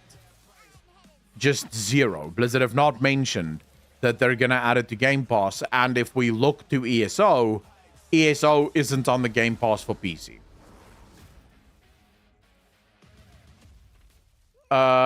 Chronic, by the way, thanks for the Prime sub, man. Really appreciate that. Welcome to the most degenerate chat on Twitch. Thank you, thank you, thank you. So I can cover sub fee. Sorry, but if I had to save up to buy a game, I would have way bigger issues to deal with than playing games. Elodie, wait, but that doesn't make any sense. Wait, that does not make any fucking sense. What are you talking about?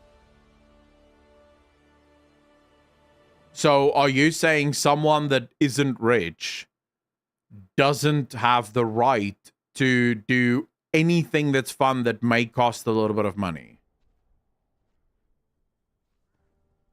Whatever you can do. Like, if you're going to make the argument that someone is poor and therefore they say that mounts are not allowed to be on the store because they're poor and they can't pay for the mounts, your argument would make sense. But your argument makes no fucking sense. So you're saying poor people should just go fuck themselves. If you can't afford the game, don't play the game. Well, then what is a poor person allowed to do? It's not being rich, just saying if you don't have an extra $50 around, you have way more. Elodie, but again, I'm asking you, like, okay, so you've just repeated your original statement. I'm asking for you to qualify your statement. I'm asking you, is a poor person not allowed to enjoy a game? Is a poor person not allowed to go watch a movie? Like, should a poor person only engage in entertainment that is free? If you can live your life, right, to budget, budgeting for $15 a month and $50 every 2 years, and you pay everything, right? You pay for your apartment, you pay for your car, your water, everything else, and you also get to have money for your expansion every 2 years, and you are able to pay for your game every month. What's wrong with that?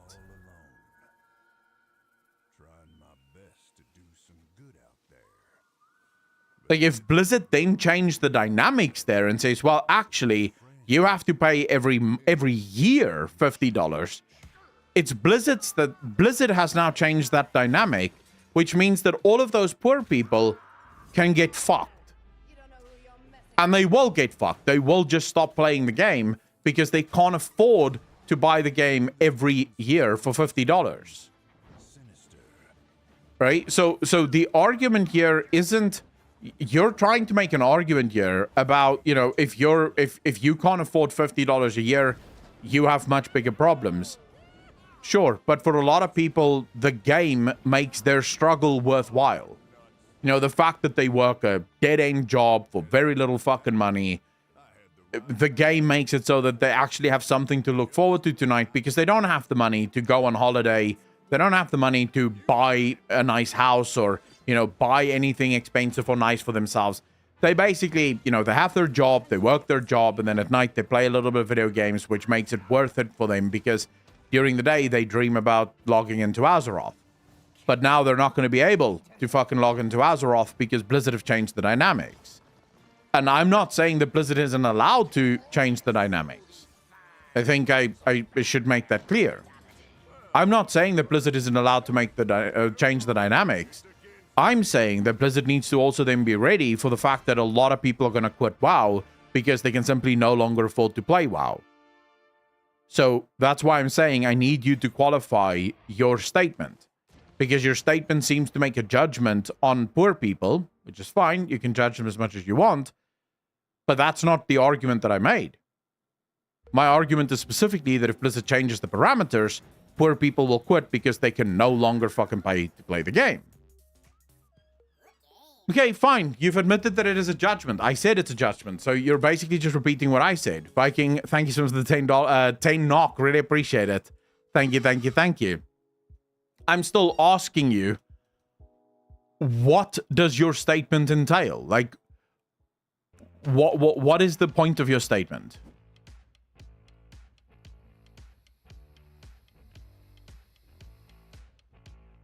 Doomhound?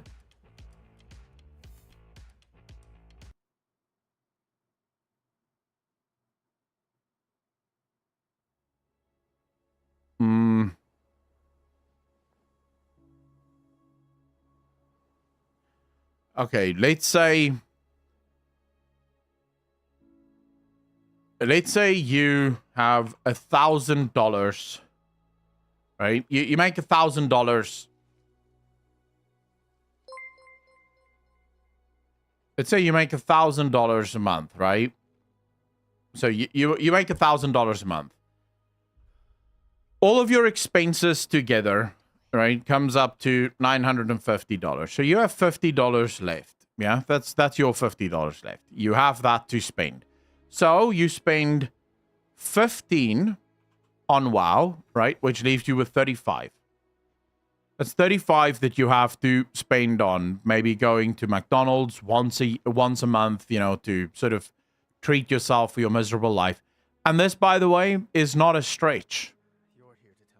Right now in the UK, I believe that 70% of the people in the UK, no, it's a bit lower than that. I think it's like something like 45 or 46% of the people in the UK, their salary covers 100% of their expenses.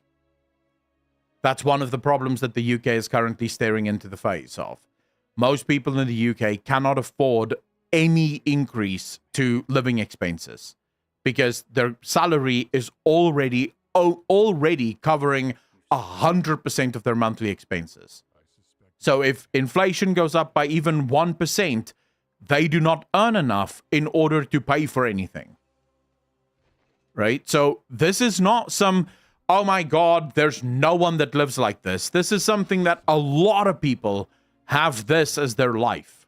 This is their life. This is what they live with. There's nothing they can do about that because greedy politicians have decided to fuck the lower classes.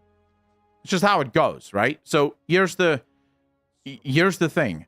What you're saying is that this person that lives this life and has the $15 to pay for the game isn't allowed to pay the $15 for the game Because if they do pay the $15 for the game, they have much bigger problems to worry about.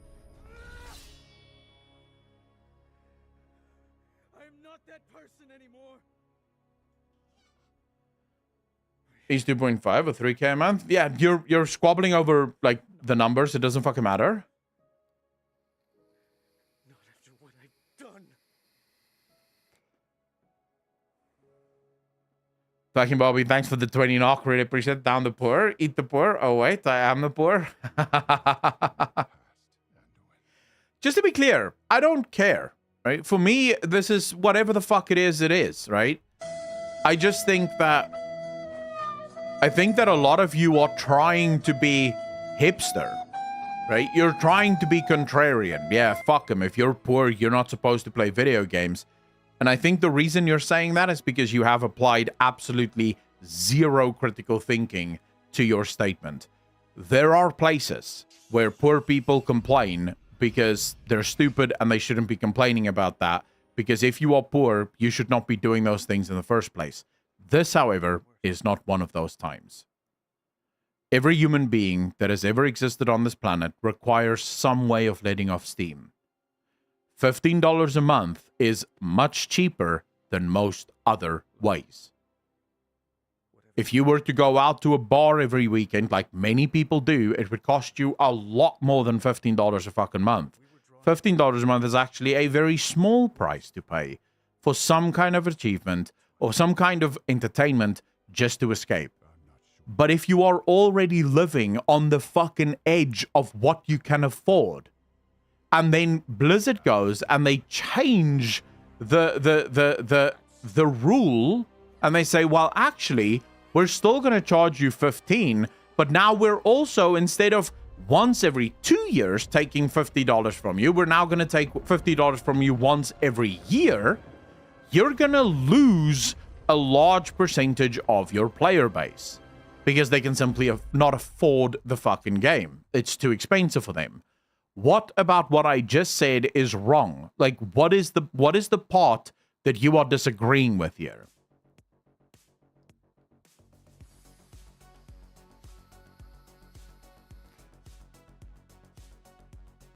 And again, not saying Blizzard isn't allowed to do that. It's their game. They can change it as much as they want.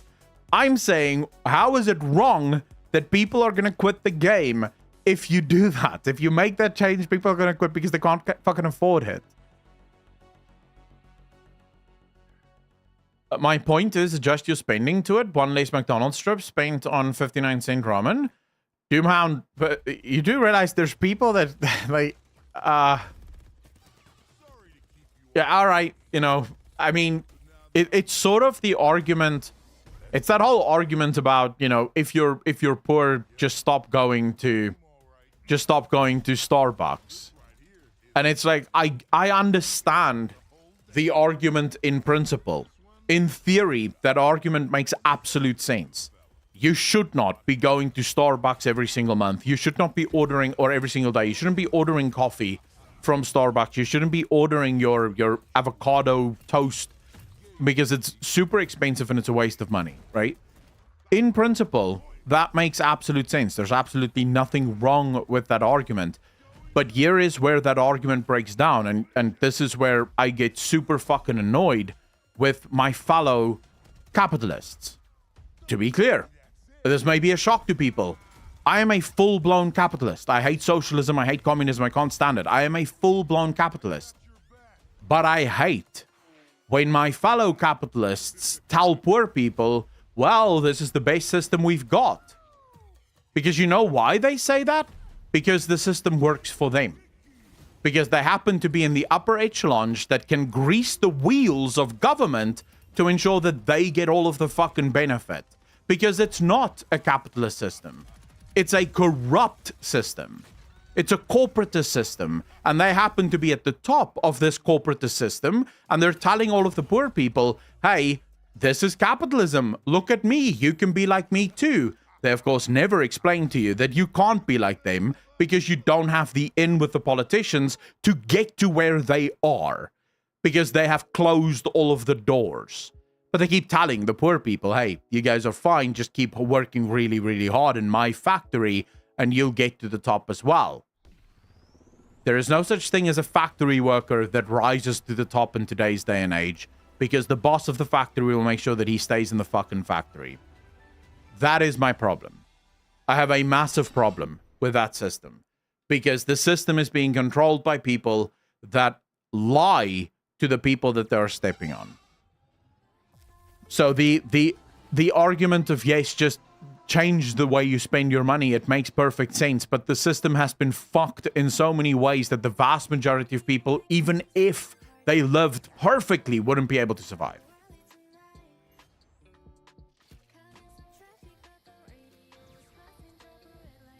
Let's look at houses. Bro, I don't want to make this into a political argument or an economic argument, but let's just look at housing prices. 50 years ago, right? Our parents would buy their first house 3, 4, maybe 5 years out of school. Right? Out of school, they would buy a house. Even if they didn't go to college, they would earn enough to be able to buy a house. I will eat your fucking brown hole if you can buy a house 5 years out of school today. I will get my tongue way deep in there and fucking lick away. It is impossible. Most houses are so fucking expensive that you wouldn't even be able to save up to get the bank to see you to ask if you can buy the fucking house. But we have rich fucks on the internet that tell people, oh, you know what? All you should do is stop buying Starbucks. It's like, motherfucker, even if I stopped buying Starbucks for 100 years, I could still not afford the fucking house. Because the repayments is like 4 times my salary. What amount of not Starbucks would I have to buy to make 4 times my fucking salary so that I can afford even a small apartment? But yeah, the advice is just don't buy Starbucks. And then you look at your bank account and your monthly salary, you look at the installments of this house and you go, dude, even if I don't buy Starbucks, I'm not paying this fucking shit. This is like, no. There's luck. 10% work, my dude, as someone having been on both ends. I don't think being rich in a system that truly treats everyone as equal is not luck. But the system currently doesn't treat everyone as equal. Some people are a lot more equal than other people. And Spyfire, I completely reject that idea, that this is the natural progression of capitalism. It is far closer to the natural progression of socialism than what it is to the natural progression of capitalism. Capitalism is the market existing without the interference of the government. The system that we have now exists because of interference by the government. Socialism is a system of the government interfering within the markets. So the current system is the government interfering with the markets, fucking the markets to the point where it fucks the poor. Since socialism is the system where the government interferes with the markets, this system is much closer to socialism than what it is to capitalism, considering the fact that there is not a single market in the world where the government is interfering very heavily with the markets. So I completely reject the idea that this is just the end result of capitalism. No, this is the end result of socialism, because socialism will inevitably become corporatism. It is the end result of corruption, is what it is. It's just corruption. That's what we have now.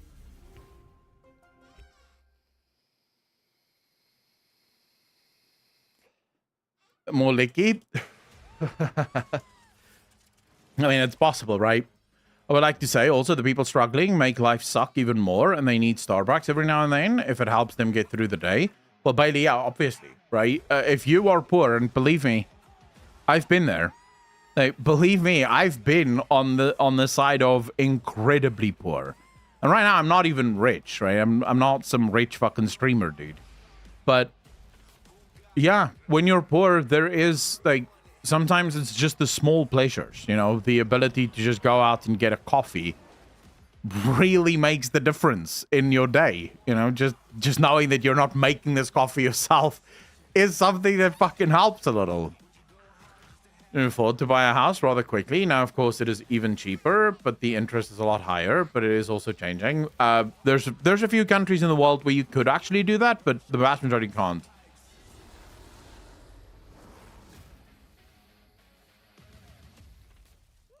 For 3 days back in college, had to sell my WoW gold and get a job. I think socialism is centrally controlled markets, not just interference. So the way I view it is that let's get back to paint. I like using paint in order to explain these things. But the way I always sort of explain it is it's not so it's not like this, right? You don't have capitalism. You don't have capitalism, socialism, and communism, right? That's not how this works. These aren't individual systems that exist. Instead, what you have is more like this.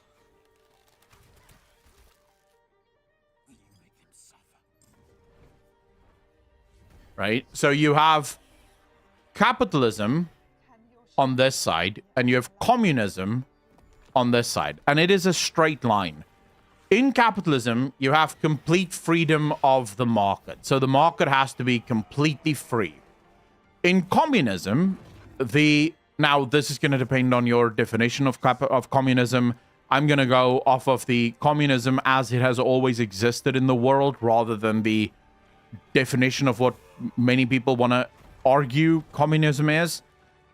People want to believe that communism is the idea that the workers own everything, but since that has literally never happened in the history of the world ever, because Karl Marx himself says that the first stage is that the government controls everything, and then humans will somehow lose all of their greed, and then once the humans have lost all of their greed, that's when the government gives all of the power to the peasants, and now the peasants own everything.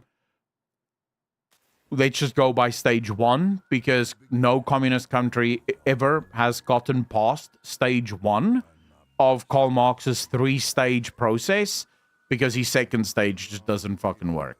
But, okay, so in this one, the government, so it is completely restricted, right? It's a complete restriction on the market. The markets are completely restricted by the government. Socialism sits about... we can say kind of in the middle, right? So again, we're going off of how it's pretty much always been implemented, rather than just the pure definition of it. But the way socialism generally works in countries is that some of the market is kind of free, and some of the market is kind of controlled, right? Now, corporatism, in my opinion, sits about here. And what corporatism does, is it effectively cheats the system. So the government gains control of business. The corporations then take control of the government, because the government has the most power in the system. And now you have this corporatist system, where it looks like capitalism, because anyone can find a job anywhere, anyone can start a business, but the corporations control the system. So if you want to compete against the corporations, you have to get the government on your side, or else the government will just shut you down. So corporatism isn't on the side of capitalism, because if it was more on this side, you would have so little government interference within the system that even if the businesses wanted to get the government on their side, what the fuck would that help? Because the government doesn't make a lot of the decisions. So even if, Bill Gates paid Donald Trump $10 billion, what is Donald Trump going to do for Bill Gates? Right? Because Donald Trump doesn't make any rules within business, so what's that money going to help? That's why corporatism sits much more on the side of sort of the communist socialist side rather than the capitalist side. Now there we can start arguing about, is true capitalism even possible? Is true communism even possible? Well, we know true communism is possible. Many hundreds of millions of people or tens of millions of people have suffered under it. But true capitalism, you're starting to deal with stuff like corruption, because in a true capitalist society, there's a very good chance that very corrupt people can do very corrupt things, and that could be a serious problem. This is where you sort of start running into this. It's kind of like you're fucked no matter what you do, in no matter what system you have, because the problem starts the second humans are introduced to the system. Like, all three of these systems, communism, capitalism, and socialism, can work perfectly as long as there are no humans in the system. The second humans are introduced into the system, you have a problem. Because, technically speaking, the best system is socialism. Because it gives people the freedom to operate, but it also makes it so that the government keeps these companies honest. But that only works as long as the government is honest. Now, have you ever met an honest politician? Because I fucking haven't. That's the issue. So the government has the ability to control the market to make sure that everyone is honest. But then everyone isn't fucking honest, so now you have a huge problem, right? So yeah, at the end of the day, it's a horrible conundrum to find ourselves in. That's why I like smaller tribes. Everyone pitches in to live. Communism works on small scale, but the more people within the society, the larger the chance of corruption. That is also true. Is your comments don't go through, do they? Roxyon? No, they do. I'm seeing what you guys are typing. I just wasn't like, if I'm on a roll, I don't immediately read chat, because then I lose my place and then I have to start over.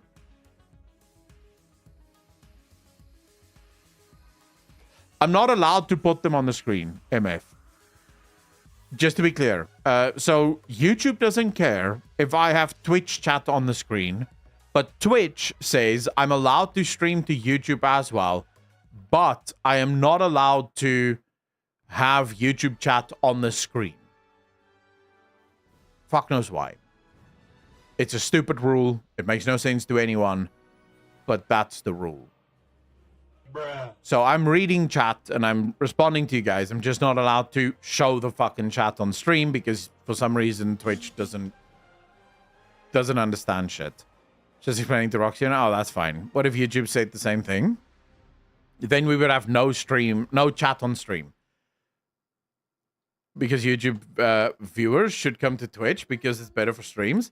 I'm not going to force people to go. Like, wherever people want to view, that's fine by me. I like both for both. There's reasons to like YouTube stream and reasons to like Twitch stream.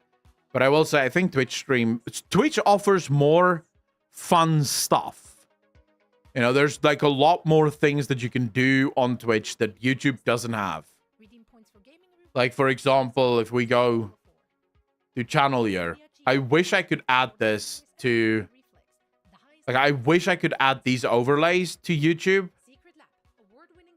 Like, you have all of these sound bites and shit that you can do on Twitch that you sadly can't fucking do on YouTube. But, you know, it is what it is. People do what they want. I don't care. Good afternoon, everybody. Our next panel presentation will give you a glimpse into the future. Yeah, I mean, I could try and put it on the screen because Twitch did say that they'll send out a warning before they ban you.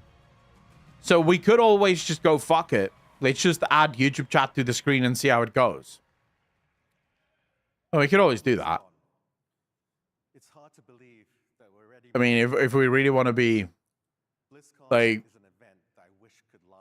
Do you guys want to watch the Overwatch What's Next? I don't. I really don't want to watch Overwatch What's Next. I couldn't give two fucks about Overwatch. Feels great being up here with these brilliant people, working on all of the fantastic. Don't be ballsy, Akko. We don't want to lose you. Like I said, they'll give. So according to according to not Sam Harris, Harris Haller. So Harris Haller is a YouTuber that he spoke to the CEO of Twitch, and he asked the CEO specifically about why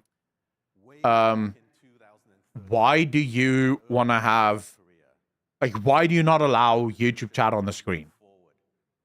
And he said their main reason is a streamer is responsible for everything that his chat says. And that is true, by the way. If one of you started, saying the N-word just willy-nilly, and I don't ban you, or one of my mods don't ban you from the chat, Twitch holds me responsible. So they're very serious about that. You have to ban people if they act like complete morons. Otherwise, you get into trouble. Now, on Twitch, they can see when you've banned someone. They can't see if you've banned someone on any other platform. They don't have access to those platforms. So their argument is, if you multi-stream to, say, YouTube and Twitch, and now on your screen you have YouTube chat and Twitch chat, but someone on YouTube goes around saying the N-word, you ban them on YouTube, but Twitch has no idea whether you've banned them on YouTube or not. So Twitch just looks at that chat and goes, the N-word is said here, ban, right? We're going to ban this because he didn't moderate this chat. So that's why they don't want people to, they don't want multiple chats, because they don't want people to be banned, and those people have to fucking explain, this is what happened, or this is what happened, or this is what happened. They don't want to fall into that, so they just don't want people to have that issue. If that makes sense. It doesn't make a whole lot of sense to me, because technically speaking, I would say overall, I think YouTube people are far less likely to be toxic than Twitch people. Like, just in general, because I think YouTube has so much more, like, the rules are so much stricter. I don't mean that the audience on Twitch is more toxic than the audience on YouTube. I mean in terms of what can get through. Like, if you guys see how many comments are deleted by YouTube just automatically, it's fucking nuts. Archerons Ghost, thanks for the follow. Really appreciate that. Welcome to the channel. Thank you, thank you, thank you. Like, YouTube, if you write anything even remotely weird, YouTube immediately blocks the comment. Like, just instantly. Goes, no. He said, and even if it isn't even weird, YouTube just thinks it's weird. They go, fuck it. You can't see this comment. Whereas Twitch is much less in the sort of weird moderation stuff.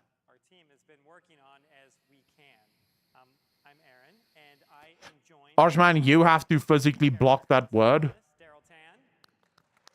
But I mean, we're not just talking about that word, right? There's a lot of people that will try to get away with a lot of things, like changing the spelling ever so slightly. But I mean, I have that word specifically blocked on my bots.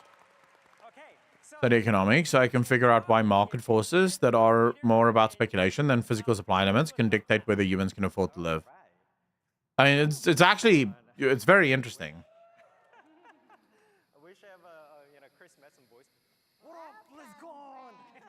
Carlius, thanks for the follow. Really appreciate that. Thank you, thank you, thank you. We can walk, we can walk on that special water, Denuser, Mason Blizzcon, Ian Blizzcon. Yeah, fucking Denuser, bro. It's interesting that Denuser wasn't even there. Like, they didn't get Denuser to say anything. But then again, there's so many hundreds of employees at Blizzard, and not all of them got a chance to speak. So it might just be that they thought, if someone's gonna do the news story, it has to be Metzen. Like, I don't know. I feel, on the one hand, you guys know how I feel about Denuser. He has made me angry more times than I can count. But at the same time, I sort of feel like it's probably not just, like, let's see what the Newser does now that Mason is back. And Dangerous, 15 months part of the DJ Nation. Appreciate you, fam. Thank you, thank you, thank you. And we'll talk more about that. Yeah, so our original 2CP maps. We talk about why you hate the Newser for no reason. He's the Tolkien of our age. The fuck? You know, we had to remove some of those iconic maps. Lodi, I can't even jokingly entertain that thought. Is Mason the Newser's? No, Mason is the Newser's boss, yes. Mason is 100% the Newser's boss. I don't think... So, Mason is kind of, I think, the second highest employee in the World of Warcraft space at the moment. The lead creative director is kind of a big deal. So yeah, I would argue Mason. It's probably Ian, then Mason, then everyone else. As what Chris Mason mentioned yesterday, sometimes very epic things. Dangerous, I agree with that. Mason deserves to be paid a lot. Man does work. Yep. I'm so happy that Dynamic Flight comes to old content. I wish for this kind of flight for ages, and I'm just really happy about it overall. And for the people that want to use normal flight, I'm happier. I'm specifically, what blew me away was the fact that it's going to be a toggle. And also, they said once you get to max level, shortly after you reach max level, normal TBC flight will unlock for you. And you can literally just toggle it on and off. That was actually pretty surprising to me.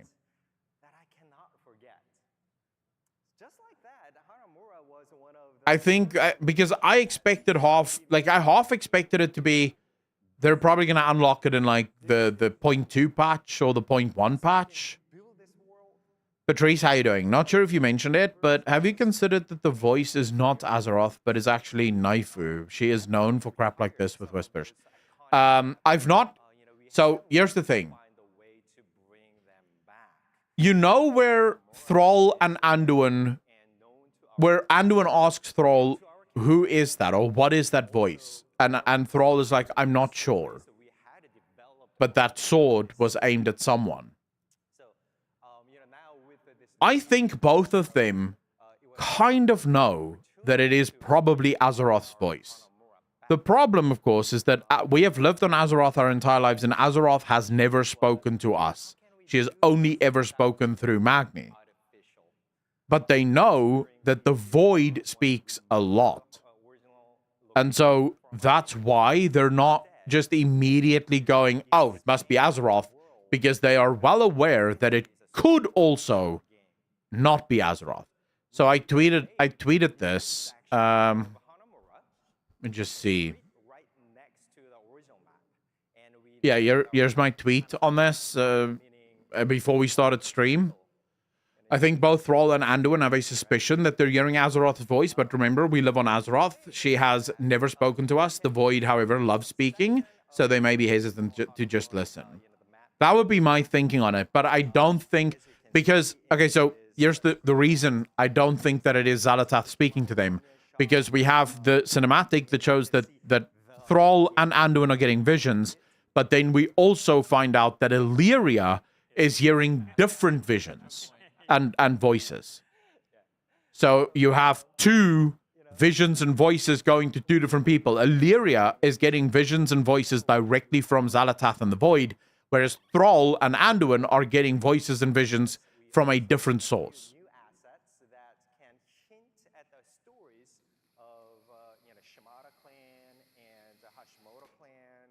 They spoke that way, like aimed at someone. He was trying to kill the whole planet. Yeah, I mean, I don't think Thrall was doing, like, I think it was more of a throwaway comment.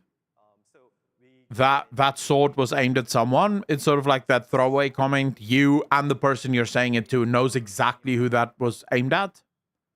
That's what I think, at least. But every step and decision we made for this Hanaoka map was pretty... In the Void side, not her true voice. Apocalypse, I can see that. Thrall and Anduin, we're also seeing light fire with Azerite coloring blue-orange. Well, yeah, that's the vision they're seeing. That's Azeroth. Someone asked me, like, is there anyone in chat that wonders what happens to us if Azeroth wakes up? Because that's a question that I got on Twitter, and I never answered it because we went live. So I haven't had time to answer it yet. But it is a sort of common question I get a lot. I thought Torghast was infuriating, just the RNG, but looking back at Twisting Corridors, it was kind of fun in a 16-hour torture festival sort of way. We get evicted? No. I don't know why everyone assumes this. I don't think anything happens to us if Azeroth wakes up. Like, I don't think anything happens. I don't think they destroy their planets when they awake. I think Argus destroyed his planet because he awoke with rage and anger. But I think they have ways of getting out of their planets without destroying their planets. Like an escort map, it's always going to have 3 sections, and we use really hard corners in those to provide choke points for the offense to get through. We try to provide as much variety in those. Tegeru, so you are touching on a speculation theory that I've had for a while. In exactly that, right? The sword does appear to be more, but that would go into a massive speculation theory or a massive sort of bit of speculation of, do we even know? Like, we have to first decide Curtis, what the fuck were you just writing? There's different strategies when you play on different types of game modes. There's different heroes and team compositions that you might want to pick. So we think it's really for us to continue to do that. What was I saying again? Oh yeah. The question I think that matters here, that we have to answer before we can even get into that speculation, would be what is the, like, what was Sargeras trying to do? Because if Sargeras was trying to destroy the planet, then the sword really is just a sword. If Sargeras wasn't trying to destroy the planet, then the sword is almost definitely something else. Now, if we are to go by my current speculation, which has just been informed even more by the announcement of this, the World Soul Saga, then I believe that that sword is more. One Known Druid, thanks for the follow. Really appreciate that. Welcome to the channel. Thank you, thank you, thank you. I believe that the World Soul Saga, to me, suggests that Sargeras wanted to wake Azeroth up. He was trying to free her from her prison. One Lone Druid, thanks for the sub. Really appreciate that. Welcome to the most degenerate chat on Twitch. Thank you, thank you, thank you. Sargeras was trying to free Azeroth from her prison. That's what I think. Yep, that's what I think. On Project Titan that we were doing, and we even had a variant of it that was a 3CP map. And when you look at 3CP, where there's like a point, it would just be such a nice twist if that was indeed what Sargeras was trying to do. It would be such a beautiful twist. Will it happen? That's up for debate, right? But as far as twists go, I think that would be a fun one. If Illidan finds out that his whole life was actually a lie. Like, first he lied to everyone around him following Sargeras because he wanted the power to defeat Sargeras, and then when he finally turned on Sargeras and defeated Sargeras, that was actually the true lie because Sargeras was actually his ally. Like, that double mindfuck would be so cool. Plus, who here likes any of the other Titans more than they like Sargeras? Like, let's be real. Sometimes the offense would make no progress in the map. Time would run out. They would lose. It felt like the match had like no. Lorexi TV, how you doing? This opens up theory crafting to unprecedented potential. Oh yeah, I feel like I'm back at the in the days of Legion and BFA. Like, genuinely, just the announcement of these 3 expansions feels like I'm back in the days of BFA, where speculation was everywhere. And the reason is there's breadcrumbs everywhere. And there's enough breadcrumbs that you can't help but think, whoa. And just listen to the names, bro. Like, take it like this. World of Warcraft Dragonflight. It's about the dragons. Who gives a fuck? World of Warcraft The War Within. World of Warcraft Midnight. World of Warcraft The Last Titan. The names alone make you go, what the fuck, dude? Like, holy shit, this could be so big. So, yeah, it's like, I haven't felt this alive and ready to speculate since BFA. I just, there's so many things that I'm looking at. I'm going, oh, this could be it. This could be it. Let's go. Midnight sounds so good. It's my favorite. My favorite is The Last Titan. Because it's such an interesting play on words there. Paranoid Pixie with the 73 viewers. Really appreciate you. Thank you, thank you, thank you. How was your stream, Paranoid? Ladies and gentlemen, if you haven't already, you have to go follow Pixie. She's a fellow South African streamer. She doesn't live in Cape Town, so she's not that cool, but she's pretty cool. She plays a lot of fucking video games, like a lot. Last time I saw her, she was busy playing The Witcher, so really, go check her out. She's really fun, really cool. So yeah, go check her out if you haven't already.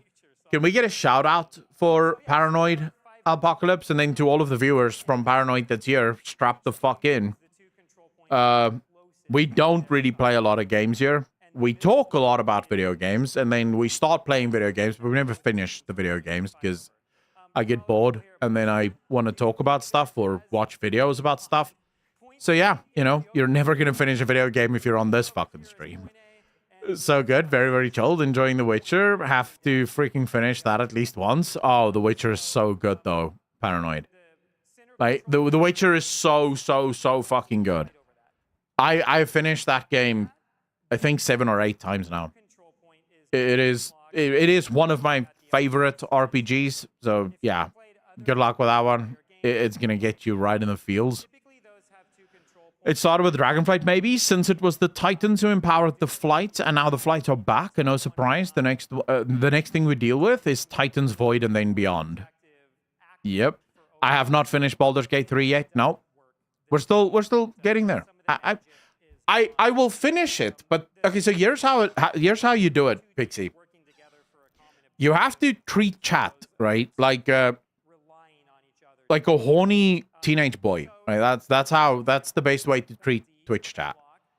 You want to edge them and then blue ball them, but then just extend the blue ball for as long as possible, right? So every time they come to chat, they think to themselves, fuck, today we're finishing Baldur's Gate, right? And then you don't finish Baldur's Gate, but you say, we will finish it soon. And chat goes, yes, fuck yes, we're going to finish it soon.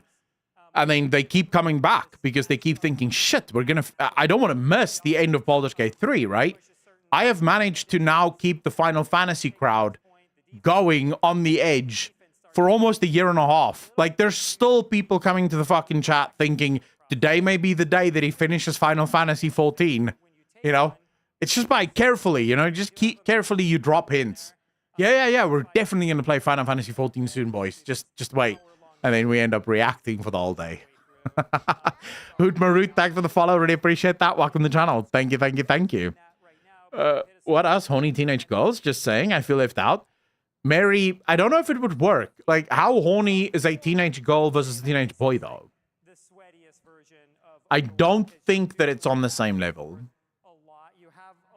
I'm not saying that you guys can't be horny as well, but I think boys are, like, as speaking as a former teenage boy, fuck.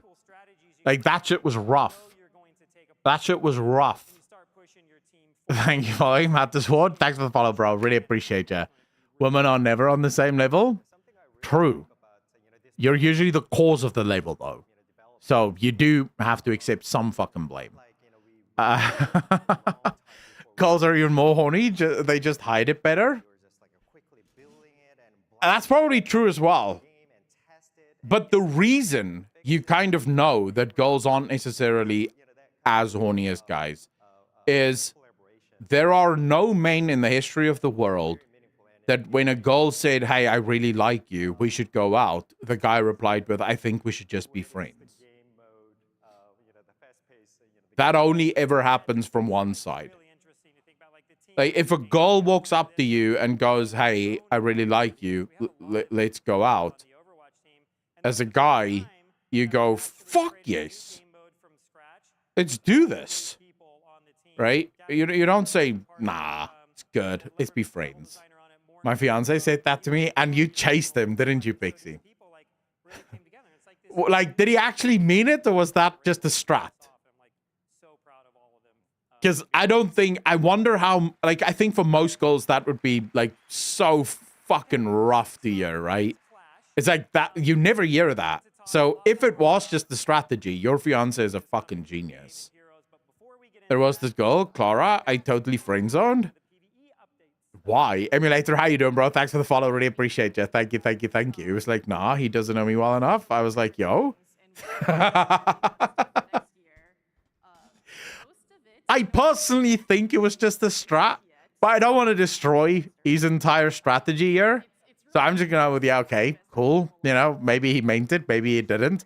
But to me, that would be just the strat. It's sort of like the strategy that guys will follow where they kind of ignore a goal, not like in an ugly way, but they kind of ignore the goal.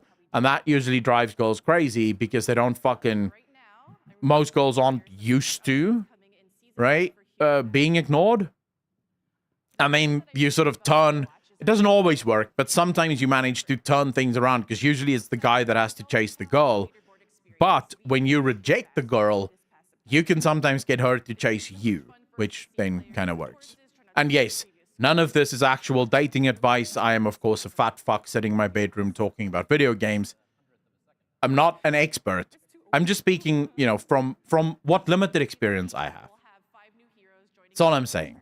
So don't sue me if it doesn't work for you. If the woman of your dreams walks away from you because you fucking told her, let's be friends, I am not to blame for that shit. You're doing this at your own, you know, at your own risk. I'm going to marry you, girl, and that was the first red flag. Yeah, I don't know if you should open. Like, your opening line should probably not be, "I'm going to marry you." That might be what we call, you know, coming on a little too strong. Maybe start with, like, dinner first. There's an interesting thing I heard the other day. It takes a man, on average, 15 minutes to fall in love. It takes a woman, it's something like 15 days to fall in love. Dude, that's fucking rough, man. I mean, we are so at their fucking mercy. I almost feel like, sometimes I feel jealous of gay dudes, man. They don't have to deal with this bullshit. If you're a gay guy, you just go up to another guy and say, "Hey, want to suck dick?" Most guys are just gonna be like, "Yeah, sure, let's go." So much fucking easier, man. Off current subject, but did anyone else notice Anduin's Lich King pose? Yeah, they kind of borrowed that. That's true. But it still looked cool as shit. You with dicks, though? Yeah, but they like dicks, so what's the problem? There's a W. I have a great opening line. "Hey, gold, did I spot a mirror down there because I can see myself?" Oh, shit, bro. I don't think that's going to work, actually. So, Void, thanks for the follow. Really appreciate that. Welcome to the channel. Thank you, thank you, thank you. You're not wrong. I don't think that's going to work. Although, I think I told you guys this before, but I had a friend in high school that had a pickup line. And the pickup line, like, I'm going to have to translate this from Afrikaans to English, because it's actually... So in Afrikaans, it's "Na jy of mors jy my tyd." Now, all of the South African viewers will immediately know what that fucking means. But in English, it basically says, "Do you fuck or are you wasting my time?" And that was literally his pickup line. "Do you fuck or are you wasting my time?" And dude, every night he would have a fucking girl that goes home with him every night. Like, that was just somehow successful. It just worked for some reason. Don't know how, but it fucking worked. It's really, really hard too. It's a great thing. Yeah, I played it recently, like this. So you're absolutely right, Akko. Nice. Nice to be Dutch. Yeah, I thought you said that, something like that. Just he was a good looking dude. He wasn't even that good looking. He wasn't an ugly guy, but he wasn't that good looking. He was kind of weird looking. Remember, this was back in high school where people look a bit fucking awkward. He was kind of weird looking, but he still managed to pull it off every single time. But you guys are in general correct. The major difference, I have a tweet somewhere where I said this, but the major difference usually between being a creep and being, you know, really charming is, you know, me and Brad Pitt. Like, me and Brad Pitt can say exactly the same thing and I'd be the creep. He'd be the really charming one. Like, she would giggle when he says it and she would phone the police when I say it. So that is true. There's confidence wifing, and then there's, like, I feel like being just insulting, right? Brad Pitt don't have to try. You mean he just needs to show up? Tickerjet, how you doing, bro? You don't need to be the best looking to have that charm in you. I guess, can I buy you breakfast from you and Brad Pitt means very different things. True. Very fucking true. I think there is even fire and then bones for death, but maybe kind of far-fetched idea. Wolfrain, I have no idea what the fuck what you're talking about right now. I think I missed your first message. See the Brad Pitt fight scene in Lost City? No? Wait, Lost City? I don't think I've ever watched Lost City.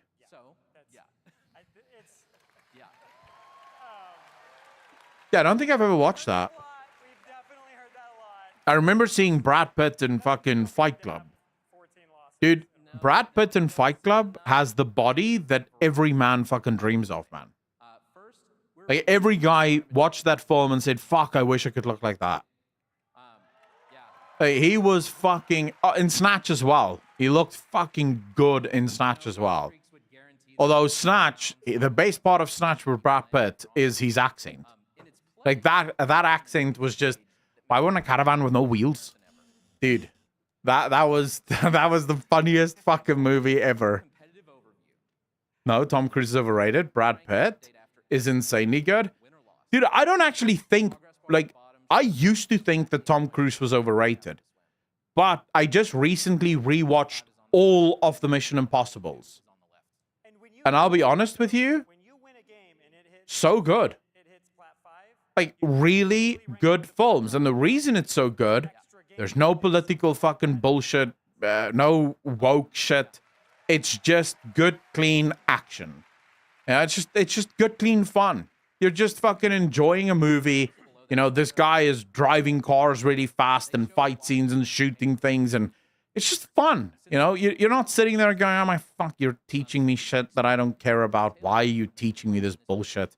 I'm here to watch a movie. Same reason I love Top Gun. The new one as well. Just so good.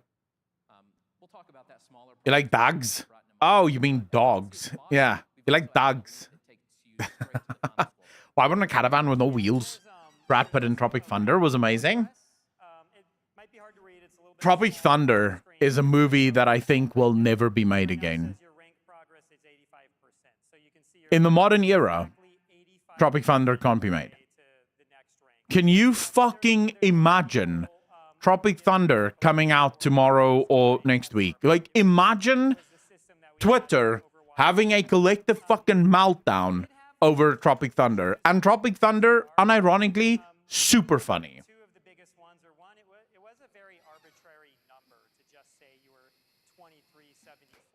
Tom Cruise, not Brad Pitt in Tropic Thunder?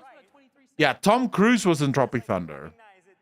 And that is arguably one of the greatest scenes in a comedy movie ever, except for all the scenes in Wedding Crashers. Because Wedding Crashers is unironically my favorite comedy ever. But Tom Cruise in Tropic Thunder, where he's like, I'm gonna, what? You're gonna have to phone the United Nations and get a binding resolution because I'm gonna fuck you up. Dude, that scene, I wish we could watch it, but fucking Twitch with their YouTube actually, yeah, with their copyright bullshit. I watch Wedding Crashers and Tropic Thunder, both about every couple of weeks. I can't watch them that often, but I do love Wedding Crashers. Typing issues. Carried that movie. Damn, thought it was Pitt this entire time. No. Brad Pitt in Deadpool was also really good. Like, such a good actor, man. Like, it was as if he wasn't even there. That's how convincing he was in Deadpool 2. Like, you couldn't even tell that it was Brad Pitt acting in that movie. We want to give everyone a chance to earn a new rank because we'll also be redistributing players yeah. at all ranks. Bronze 5, Silver 5, and Silver 4. Almost as convincing as Ryan Reynolds in Fight Club, you know? Yep, true. Great, very true.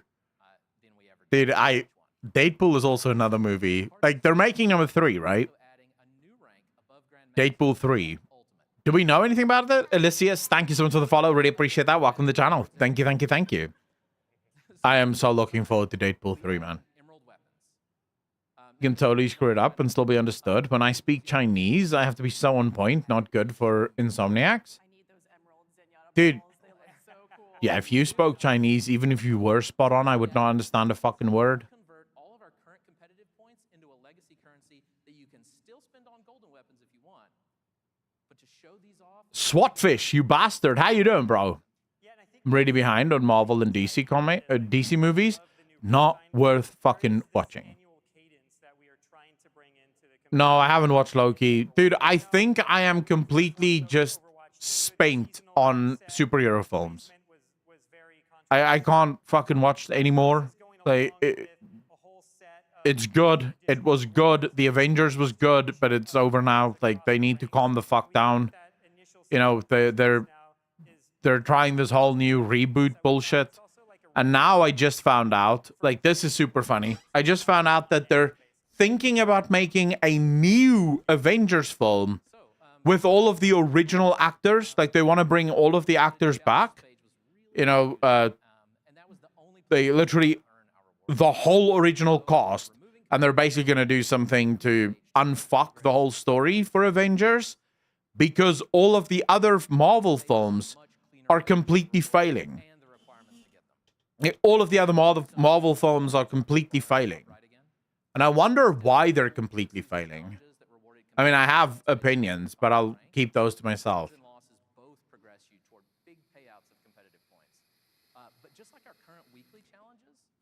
Swanky Tiger, I think they're just going to throw massive amounts of cash at him.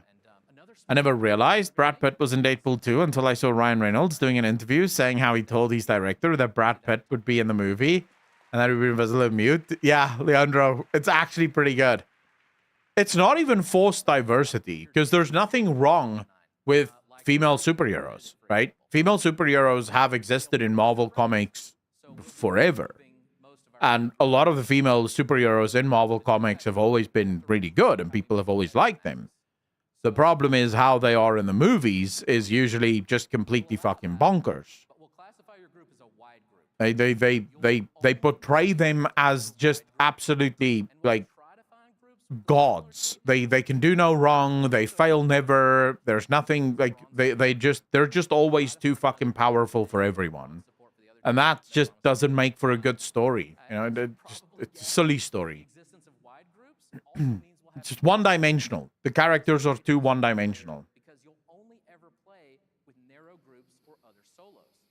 So we expect to see some big improvements. Oh, Rogue is fucking cool. That's true. Thanks to us. Like, in the Avenger films, I'm kind of excited because I used to play Overwatch with my kids, but they're teenagers. Oh, what's her fucking name now? Everyone loves her so much. Like, everyone thinks she's super hot. Just me that don't think that, but what's her fucking name? Yeah, literal skill issue. Another win is this gives us fewer Smurfs.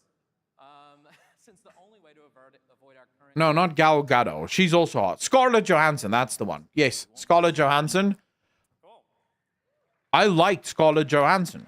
Okay, so that's she was fucking good. Her story was good. Her place in the movie was really good.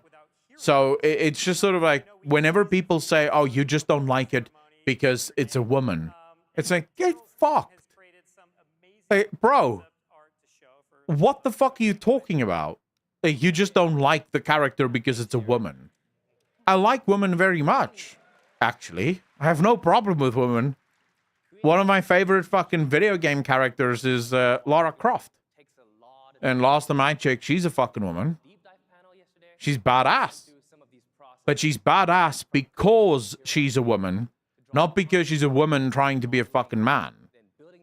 They wrote her as a woman. She's not necessarily as strong as everyone else. She has to be smarter than everyone else. She has to outwit everyone else. And she manages to do that because she's fucking smart.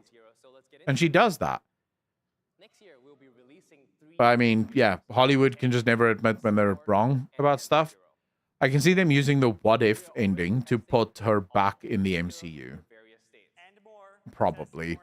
Watch the Marvels flop. Mine was Rose from Legends of Dragoon. Such a great character. I don't think I've ever watched Legends of Dragoon. Nathan Drake better. Ripley, Samus Aran, badass in my book. The only complaint I have about her and Hawkeye is that they both would die so fast in an actual alien invasion. Yeah, they're not exactly superheroes, are they? You know, they're sure you can shoot really well with a bow and an arrow, but also you're fighting superheroes. So, you know, are you really like that special? So yeah, that is true. They're really good as spies or as like in proper like one could make the argument bringing Captain America to a normal battle would be overkill. Hawkeye would be fine. But then in an alien invasion, you kind of don't need Hawkeye. You need Captain America for that. Conversates with his wealth and tech. Thor should be able to wipe the floor with every other Avenger, Invincible style. Do you include Hulk in that? Amber Flower Mark, thanks for the follow. Really appreciate that. Welcome to the channel. Thank you, thank you, thank you. If you're including Hulk in that, I don't know if I agree with that. Do we think that Thor can beat Hulk?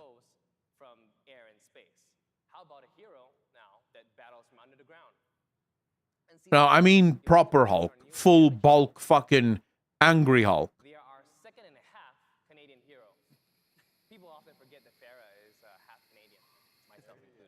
As far as I know, there is one character in the game or in the Marvel universe that was made or built to defeat Hulk, and that is Wolverine. From what I understand, I think there was a spin-off series where Wolverine and Hulk went to war or went to battle, and it was basically just a fucking endless non-stop battle. They because Wolverine's like his claws can actually cut through Hulk's skin, but there's also the super healing. It's a massive fucking thing.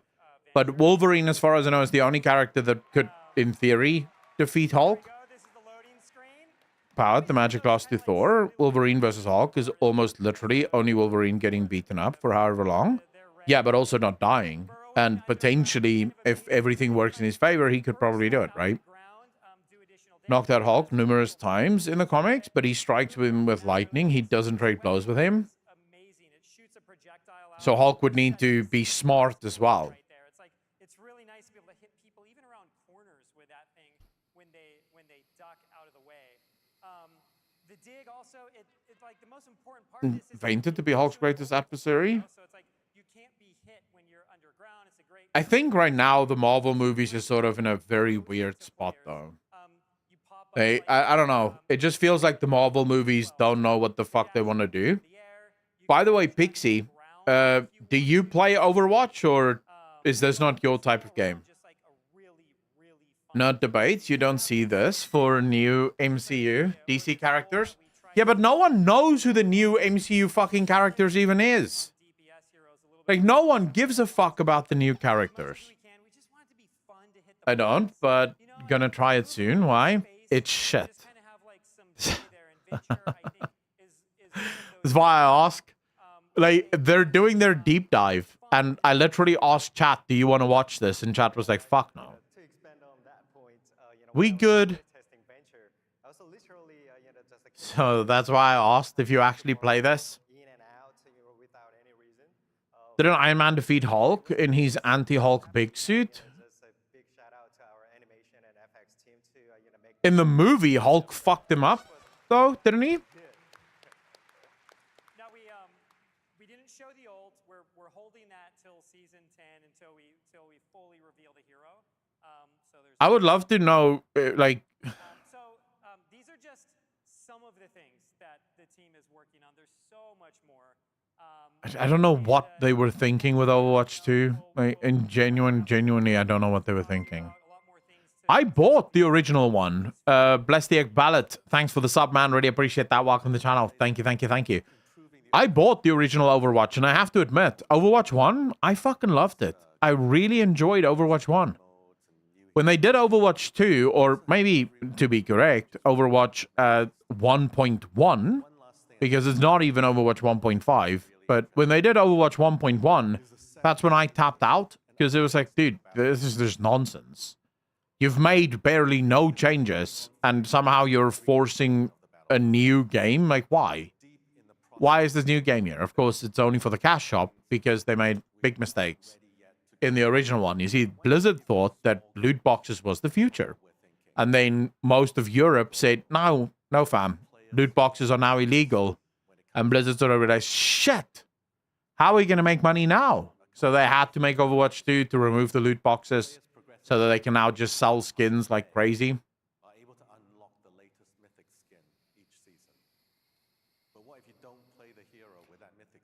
Yeah, it was patch 1.10. It's sad. Yeah, I don't know if I don't care about like the rest of these BlizzCon stuff. Have you ever played Bannerlord 2? I've tried it. Like, I have Bannerlord 2. How much of it have I played? It's secretly. But Akolon, they removed one tank from the meta. It's completely different now. Yeah, it's completely different now. I agree. It's very different now. No, they haven't done the Diablo 4 deep dive yet, but I also don't care about the Diablo 4 deep dive. You're talking about this one, right? Mountain Blade. I can't remember how much of it I've played, but I don't like it.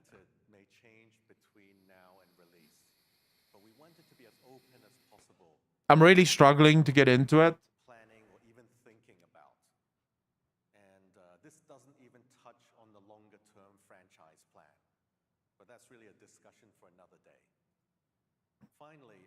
Wait, here we go.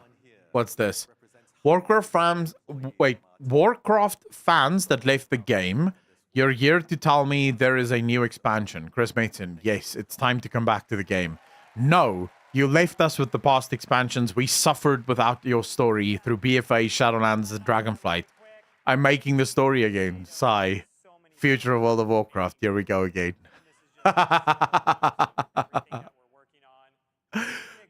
Truth. I'll save this. Do Ferrofums for this one.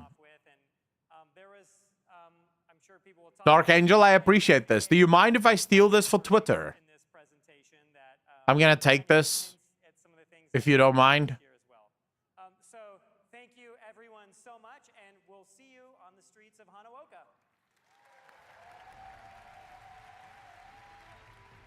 There we go.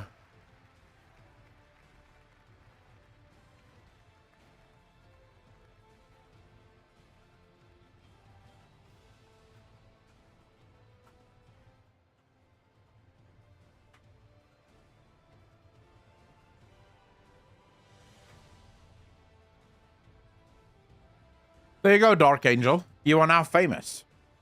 I say famous. You're probably gonna get a couple of likes. Blizzcon 2023 would like to thank our partners. WoW was in declining player base since Kata. there's always another. Look, bro. I think WoW has the opportunity to be great. Is WoW going to be as big as it used to be back in Wrath? Probably not. But remember, WoW was fucking ridiculous back in Wrath. It was nuts. There's never been an MMO that has even come close to World of Warcraft back in Wrath. And what we also need to remember is there's a lot more competition now than there was back in Wrath. Like back in Wrath, WoW was really the only game in town. If you wanted to play an MMO, you were playing WoW. That's no longer the case. There's so many other MMOs out there that I think a lot of people, know that they can play pretty much whatever they want now.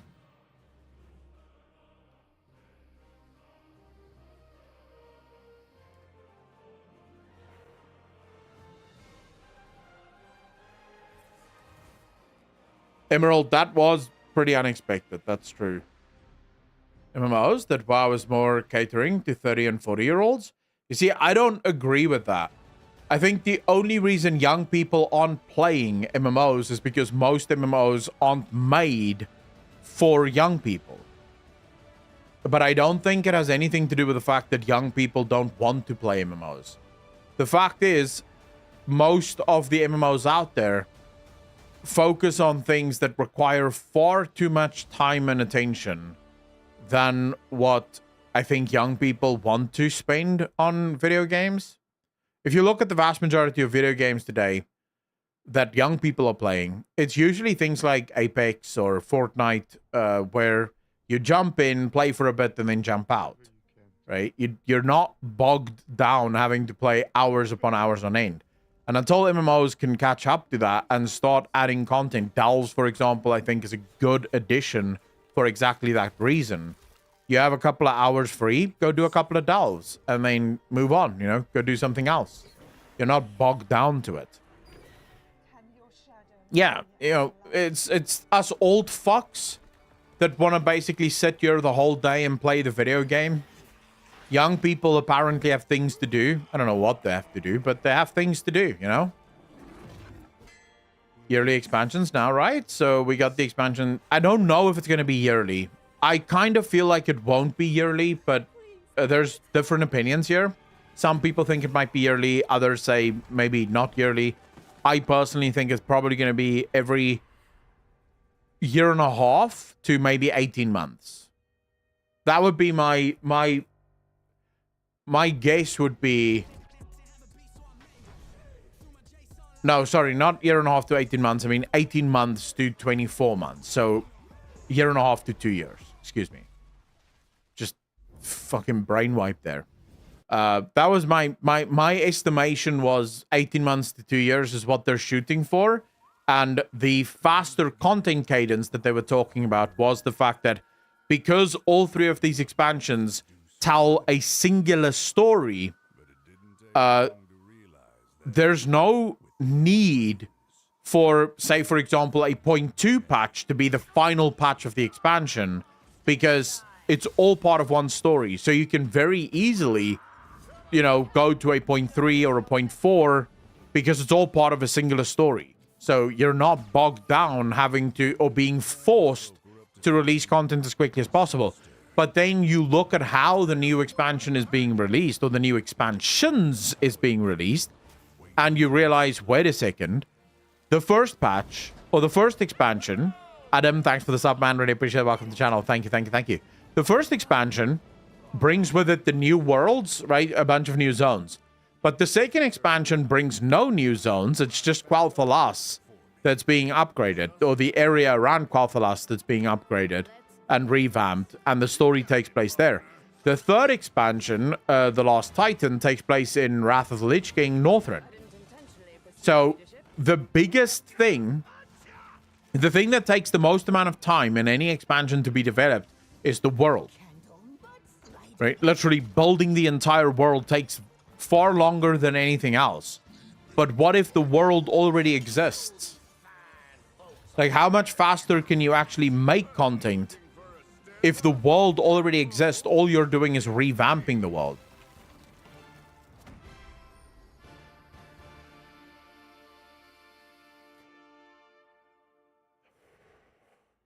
No, I don't think Sylvanas will become the new Lich Queen.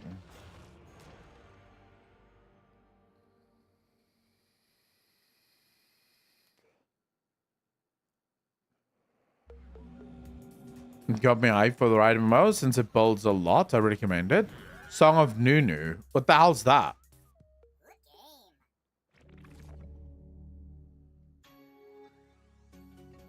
Drathimos, that's definitely not true. Because we've never had this in any expansion prior to this, where a story took 3 expansions to complete.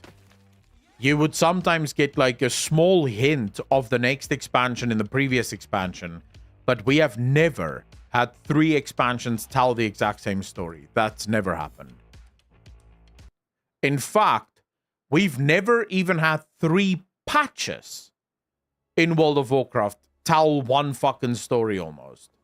I think Dragonflight may actually be the first expansion where all the patches told the same fucking story, or at least led to the... Actually, no. Even then.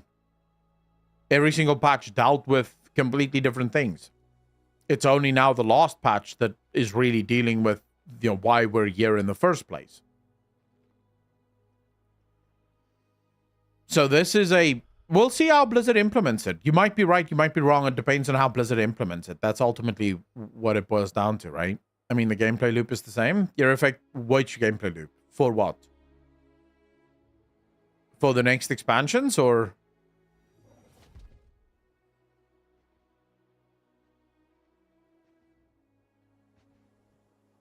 It brings me hope. Yeah, the lore definitely brings me hope as well.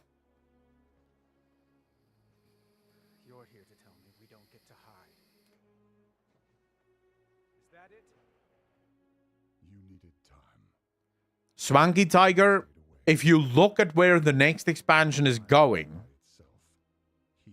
it almost feels like it's picking up from where Legion ended, not from where Dragonflight even ends. It's kind of like Blizzard said, you know what, let's just pretend like BFA and Shadowlands never happened. Let's just pretend. If you think about how fucked Shadowlands is, the launch of Dragonflight comes out and Blizzard says, you know what? New players aren't going to play through Shadowlands, they're going to play through BFA. And now the next expansion is announced and Blizzard goes, you know what? New players are going to play through Dragonflight. Shadowlands has just been completely skipped. Blizzard is genuinely in a place. It reminded me of, you guys know when they announced Mass Effect 4? Like, BioWare came out and said that they are currently working on Mass Effect 4. And people were confused. People were like, wait, Mass Effect 4? But there is 4 Mass Effects. There's Mass Effect 1, Mass Effect 2, Mass Effect 3, and then there's Mass Effect Andromeda. And it was almost as if BioWare was saying, Andromeda? What? Never heard of it. That's kind of how I feel Blizzard is currently acting. It's like, what about Shadowlands? And Blizzard is gonna go, what Shadowlands? What's that? Don't know what that is. Never heard of it. Yeah, they've technically admitted, don't look at Shadowlands. That was a fuck up. We're sorry about it. Dude, I should get ahead of Blizzard here. I should make a shirt that goes Shadowlands, never heard of it. If there is, like, okay. If I have a graphic designer in this fucking chat that can do that, I'll pay you. I'll give you $50 if you can make me that shirt. That just says Shadowlands, never heard of it.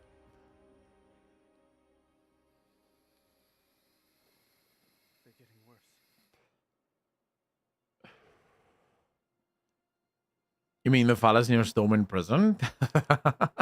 If you make it, I will buy you 6 shirts, bro. I can't make it. Korthia, I don't even know her. Yes! On the front, it says Shadowlands. Never heard of it.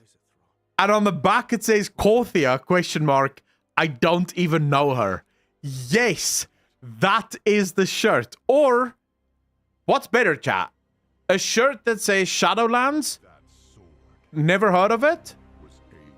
Or Korthia? I don't even know her. Like 2 shirts. Which one is better?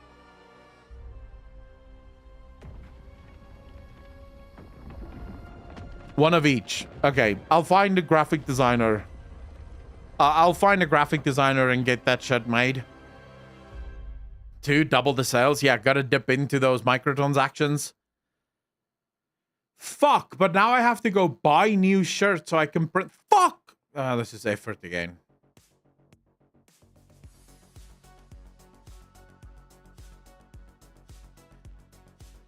I knew this day was going to end in me having some form of effort. Man, I'm going to have to go buy some shirts so that I can print that shit on the shirts. Fine, I'll do it. Money over effort. If you know me, Siphion, you would know that I am the exact opposite. I would rather lose money than expend effort, but I really want these shirts. So now I'm sort of caught between a rock and a very hard place. Like, if it was only the money, I would just go fuck it. But I really want the shirts. By the way, that's copyrighted. I have video evidence that shows that I thought of this first. I'll do some kind of profit share with Apocalypse, because he thought of the second shirt. But I thought of these shirts first. It's copyright now. So you guys have to go fuck yourselves. Go think of a new shirt.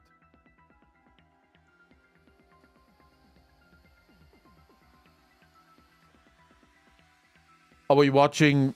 No. I'll see you soon. Have an amazing weekend. Further, I'm jumping out of a plane tomorrow morning at 8. I need some sleep. Paranoid, you are nuts. But good luck. Good fucking luck. Ladies and gentlemen, remember to go follow Pixie if you haven't already. Go show her some love, fellow South African.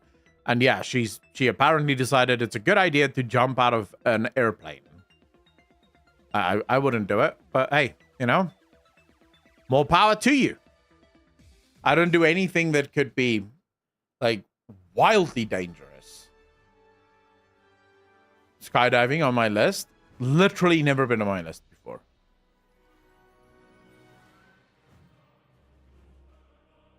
Actually, unironically, one of the few things I have never dreamt of doing.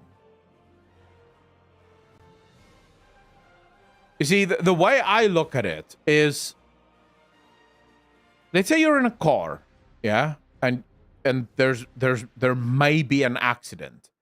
You still have the ability to get out of the way, right? You can sort of do things to maybe mitigate some of the disaster. And that'd be fine. But if you're jumping out of a plane and the parachute doesn't open, the fuck are you doing? Like, you start flapping and hope you can suddenly fly? Like, that's sort of the only thing you can do at that point. Just flap your arms really fucking fast and hope that somehow that breaks shit a little. Because you're screwed. Nice quick death. That is the one good thing, Paranoid. Very stoic of you, actually. Looking at it that way. The Stoics believe that. The Stoics say that life isn't that hard, and if it does get too hard for you, you can always just turn over your wrists. Thank you, everyone, for joining us. It's a nice way to live, actually. Use the backup chute? Yeah, but what if none of it opens? Then you're fucked, bro. No, no, no. I am too much of a scaredy cat for that. You guys are going to make me watch this, so may as well. We are here anyway, so why not? Welcome to BlizzCon 2023. Wow, this is crazy. This is awesome, seeing so many people. Very, very different than our streaming studio back in the office for sure. But thank you all for joining us on a very special version of Diablo's Campfire Chat. Yeah. We kicked off this program as a live stream, as you all know, and it's an amazing feeling to see us actually do this here in front of a live audience now at BlizzCon. I like it. We have some news to share with you, and before we get into it, I do want to welcome and learn more about our wonderful panelists here for today's Campfire Chat. So let's go right into it. Brent. Hi, everybody. This is your first. This is Brent's first time up here. Can you tell us a little bit about yourself? Wardrobe. The people didn't give a shit. For a very good reason. Don't worry. Green We're breaking for- a little color for- tradition up here. Green for Diablo. Yeah. Vamir, thanks for the so follow. my name's Really Brent appreciate that. Gibson. Welcome I'm to the an channel. associate Thank you, game thank you, director on thank you. Diablo 4. I was a part of the Vicarious Visions team that came together with Team 3 a couple years ago to make Diablo 4.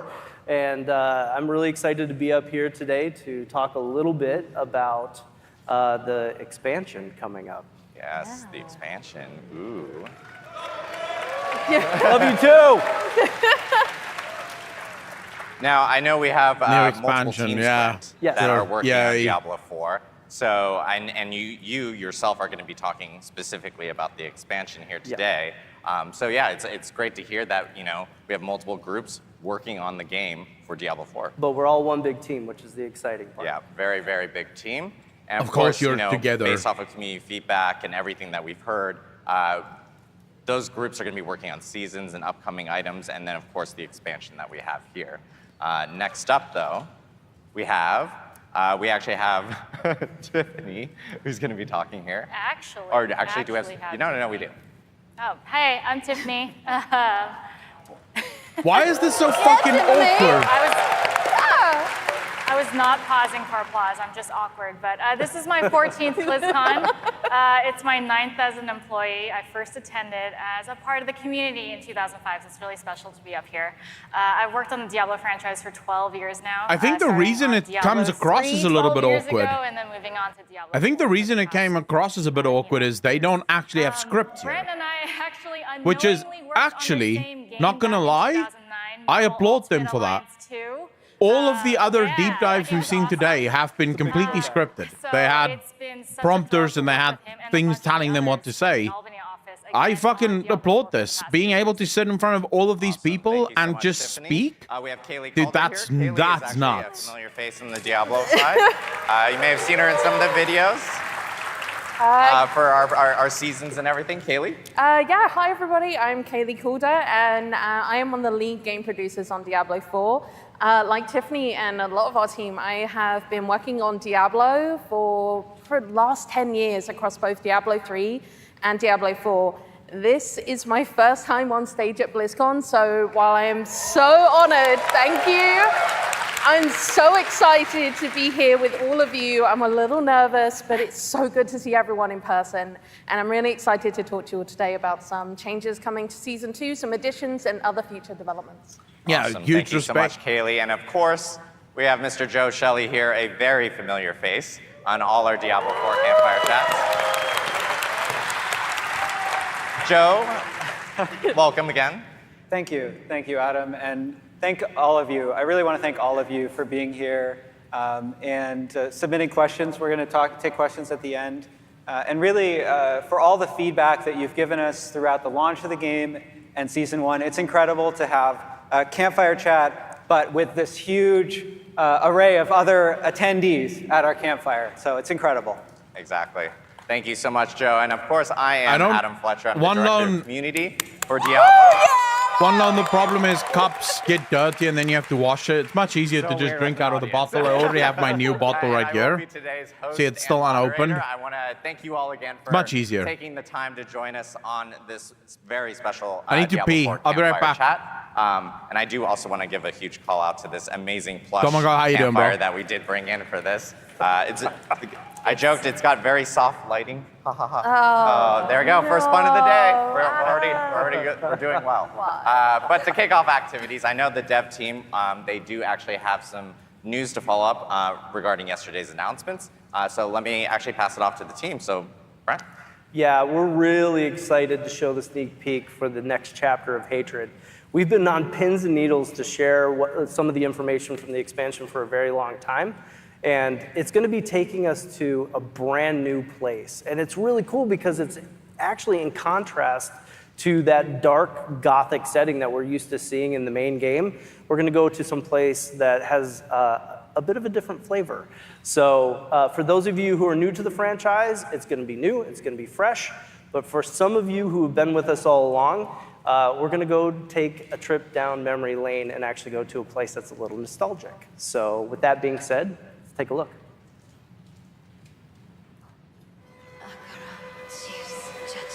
We have each played a part in what has happened here. You abdicated your choice to this child. And with every step she takes, I grow stronger. There will be no salvation in the light.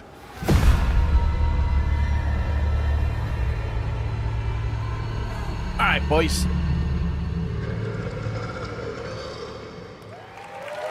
Oh yeah, the cinematic, we saw it yesterday, the Vessel of Hatred. Looks really, really There good. we have it. It's so cool to see on the big stage. You know, Diablo 4, Vessel of Hatred, coming in late 2024. Yeah. I mean, Brent, what does an expansion mean for Diablo 4? Well, first off, I want to talk a little bit about breaking the color convention. You've been giving me I've got green shoes all on. sorts of grief over my green jacket. I like the green. Yeah, so for us, expansions are important because it's a great opportunity to take one. Thanks for the big gifted sub, man. cohesive Really step appreciate forward. you. You know, Thank when you, it thank you. comes Your hearts to in chat, ladies and continuing our gentlemen. dark story, Hearts in chat. exploring the new region we're going to talk about today, or even new ways to play with new monsters and a new class. We want to make sure that all of these things go together in a really nice way. And I've been joking for a little bit about how this is kind of like making a really good burger, right? You want to make sure that you're pulling in all of the ingredients that you need so that when they all come together and you take one big bite, all those flavors are working Alarm guy, together. thank you very much, So dude. Really for appreciate us, it. That cohesiveness is really important. So you say burger. There are a lot of variations of burgers. There's like single burgers or like maybe a double from In-N-Out or something. Smash like burger. that. I'm hungry now. Bacon and cheese. You know, coming from What's he Albany, talking about? In-N-Out, I'm down. That's great. So what Twitch kind of Jedi, burgers? thanks for the follow, man. Really appreciate that. That's a good question. You know, I guess I look at it as kind of like a bacon barbecue burger with all the classic ingredients, but with like jalapenos, right? Like throw something in that's Cheese a little bit bacon spicy, barbecue a little burger. bit What are you different. talking about, So you bro? have green. Where's the cheese? and a little bit green. That's a good point. I didn't even think about that. So yeah, we want to make sure that we have all the nice traditional ingredients that speak directly to the core of our audience, but we're also offering things that are new. Awesome. Well, I know with Does sound like a Vessel of good Hatred burger, and new doesn't it? expansion, there's going to be some story and lore kind of attached to it. And let's kind of talk a little bit more about story. What do you think, Tiffany? Yeah, so when we last left off in the main campaign, Nerel was traveling south with the stone with Mephisto. He got himself trapped in there again, as you know he tends to do. She's been following the footsteps of a prophet of light, looking for a way to deal with this stone and the prime evil that's trapped within. Now, she's a really fascinating character because she's a child, but she's been through a ton of trauma, so spoilers if you haven't played the main campaign of Diablo.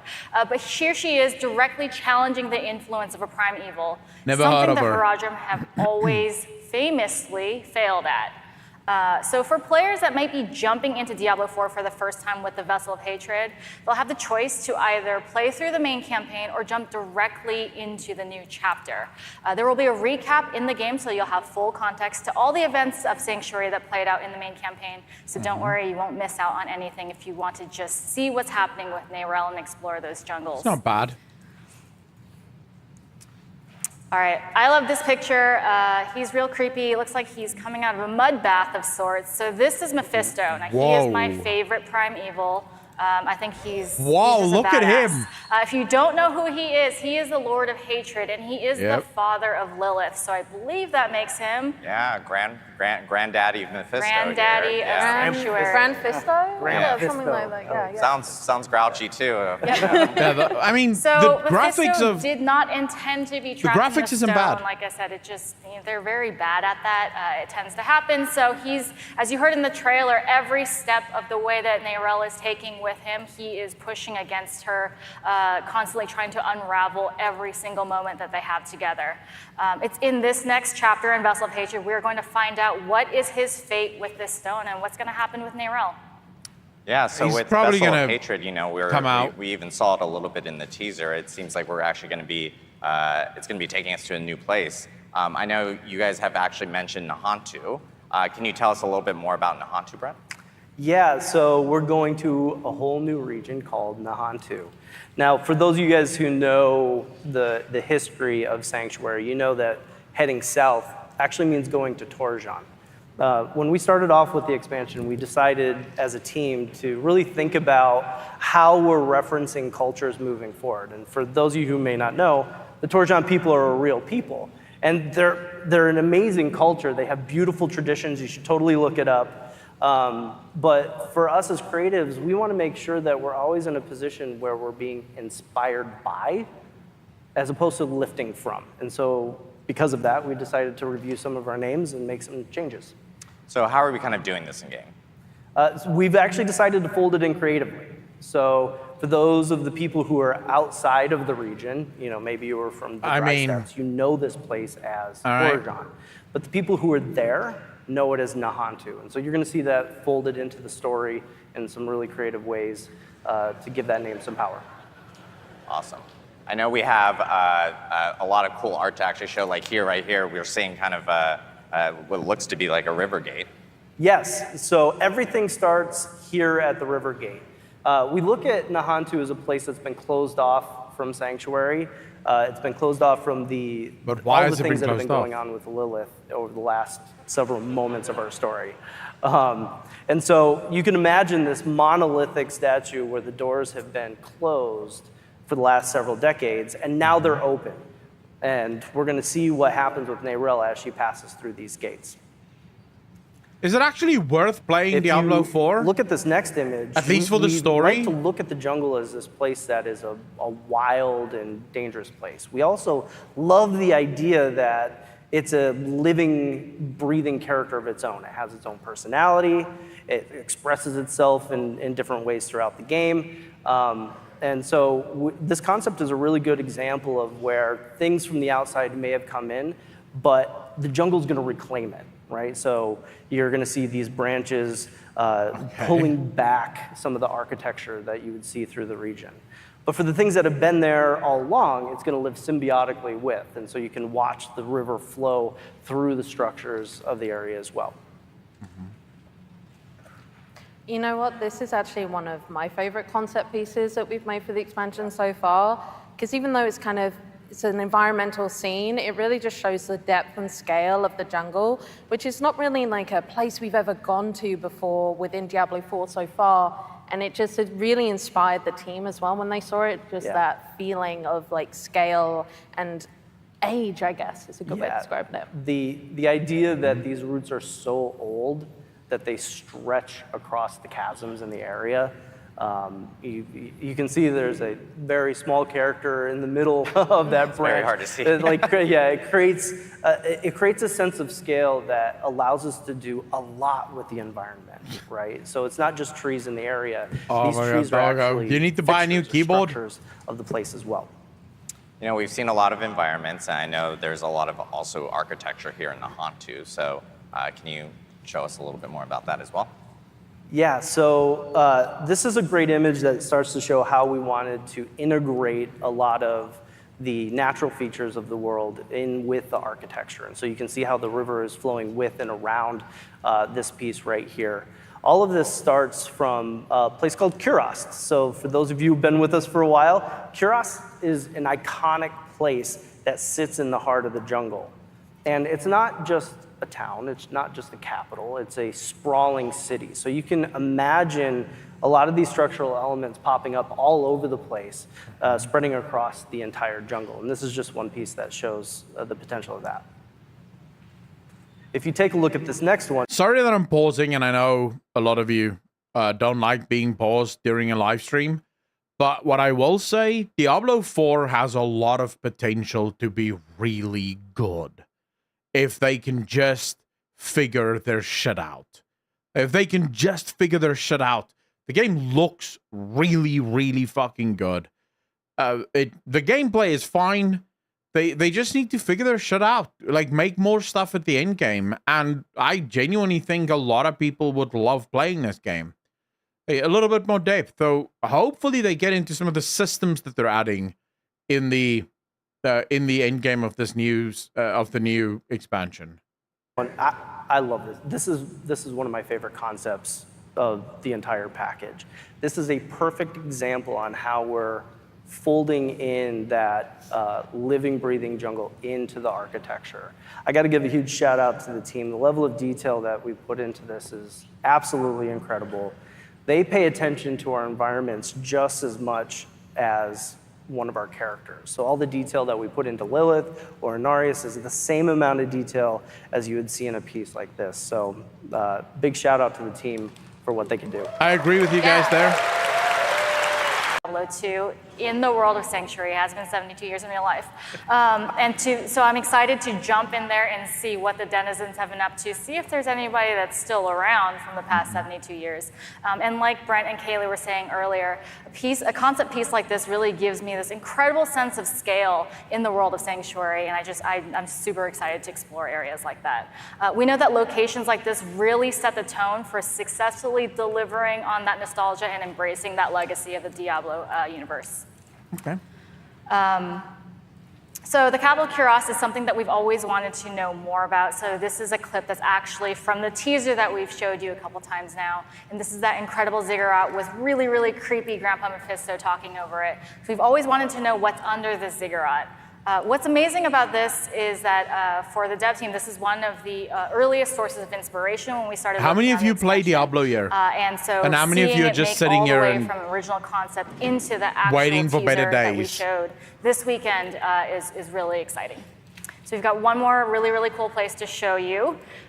So this is the temple city of Travancore, and it's where the Horadrim originally imprisoned Mephisto in his soul stone. It's deep inside Kurast, and I am so excited to go in there and see what's happened in the last 72 years. Joe, what do you think? I hope I don't get slowed by hostile blizzards again. But it's going to be really cool to dive under Travancore and sort of revisit that area. It's such a memorable area from B3. Yeah, Travancore was super memorable. Act 3, everyone remembering as they're fighting the council there. So it's great that we can revisit that here in Vessel of Hatred. And of course, a big question I know that people have with Vessel of Hatred, does that mean a new class is coming? Brent, do you have any more info that you can Play share? forever, but I haven't purchased the 4 You've yet. been on Reddit asking questions about the new class. It's the #1 question we've been getting all week. You know, when we started off, we were still making the main game. And I'm really proud of the fact that we delivered 5 classic classes, right? We got that great feeling of all of them spread around the campfire. It felt really, really good. And so when we're talking about the expansion, we had a decision to make. We're kind of at a crossroads of, do we do another classic, or do we do something new? And the team really thought about it hard, and we felt we have a responsibility to actually bring new things to Sanctuary. Like, this game is really big, this world is very big, we need to continue to broaden it, and so we made the choice to go with something new. So you're saying What's new something here, and we're seeing a lot of jungle environments, obviously. Yes. So does that for sure rules out something like the Witch Doctor? Yes, that for sure rules Yeah, out. it's absolutely a brand new class. It is not the Witch Doctor. All right. We've been hearing a lot of Amazon? like, this might still be the Witch Doctor. And I'm like, I'm pretty sure we said new class. So awesome. That was great that we got to see kind of like, and get a little bit more information about Jungle, Diablo 4, Amazon, Vessel of do you Hatred. guys think that's Again, it? Diablo 4 Zoomer, how Vessel you of doing, Hatred bro? is coming out in late 2024. We'll actually have more news next summer about Diablo 4. Vessel of Hatred, green. Green. Green. Great. Going green. I'm glad you're Priest, colors Shaman. for this, Shaman Brent. could work. Priest could but work we as do well. want to talk more about some of the other items that we talked about in the opening ceremony yesterday. And so Joe, I know, wants to talk a little bit about season 2 and what's coming forward. Yeah, absolutely. So, you know, Okay, so what am I supposed to do? It's on. Here, earlier, when I welcomed all of you, we've had so much community feedback, and it's been incredible for us to be able to release season 2 and bring a lot of those changes to you. And I think we have a roadmap here.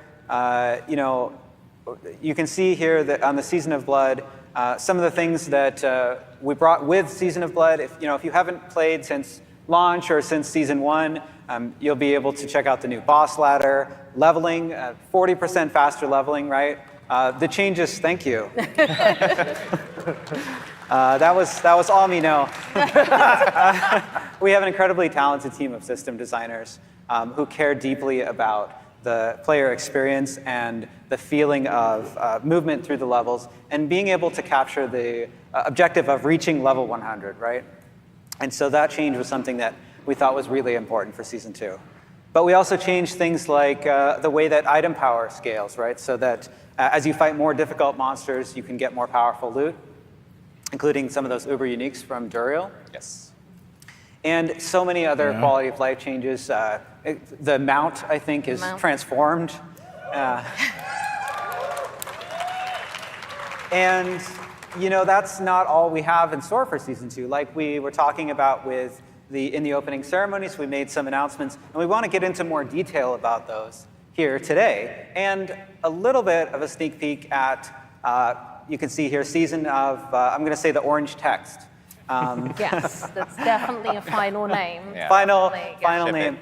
No, we're not quite ready to release the season name, but we have a sneak peek of some of the Mongo, how you doing, bro? features coming with leaderboards and the gauntlets. So we're really excited to talk about. Like, you know that we have run out of things to react to when we're reacting to Diablo 4. With some updates to season 2 that are coming really, really soon. But also at the same time, this coming Tuesday, they're November 7th, literally just going over things that they announced in their campfire chat 3 weeks ago. Like, they're just re-announcing a bunch of things here. For us to look for ways to bring things back that you, our players, really enjoyed and really engaged with. It doesn't mean that we're basically done, Mongo. Every season, but we will look for opportunities, especially when the community is letting us know how much they enjoyed it, and also we also had a lot of fun with these.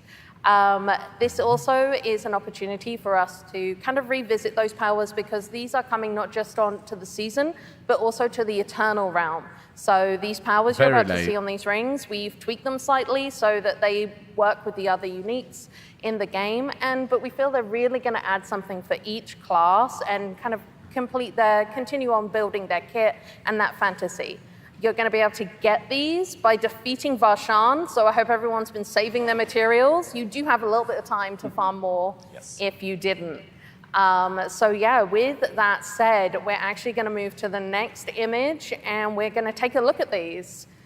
So I originally was going to talk to Brent about his rogue, but when we started doing this, he saw the Barbarian ring and switched on me. I'm sorry. Just the worst. But so for our rogues out there, for those of you,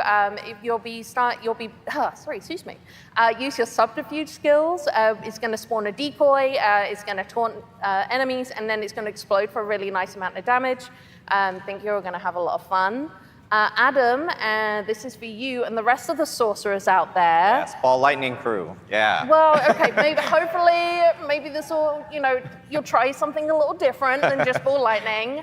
For the sorcerer, each unique element that you deal damage with is going to give you increased damage, and then dealing elemental damage again is just going to refresh that duration. So sling fireballs, lightning ball as well, and keep increasing that damage.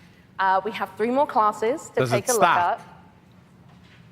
So next up now is the Barbarian. So for our Barbarians out there, when you use, there you are, I knew you were out there somewhere. When you next cast Hammer of the Ancients, Upheaval, or Death Blow, it's guaranteed to be a crit. And that crit's gonna deal bonus critical strike damage as well. Exactly. So hit them hard and hit them often, guys. And I definitely know there's a few druids out there. You guys who don't want to forget about you. Exactly. Oh, Druid's got the loudest crowd here. I know. Represent druids. So for druids, when you are casting your ultimate skill, it is going to draw enemies in and deal a huge amount of damage based on your willpower. It will do that when you cast your ultimate and then 5 seconds after. I like the and ring then lastly, for the necromancer. the necromancer. That's right. I like the necromancer ring a lot. Up here, That looks three of us OP are playing as it fuck, this season. by the way. Total coincidence. So we all love this power, and we know everybody else loves this, so we are bringing back that walking near your corpses is going to automatically activate one of the following skills, which is Corpse Tendrils, Corpse Explosion, or Raise Skeleton.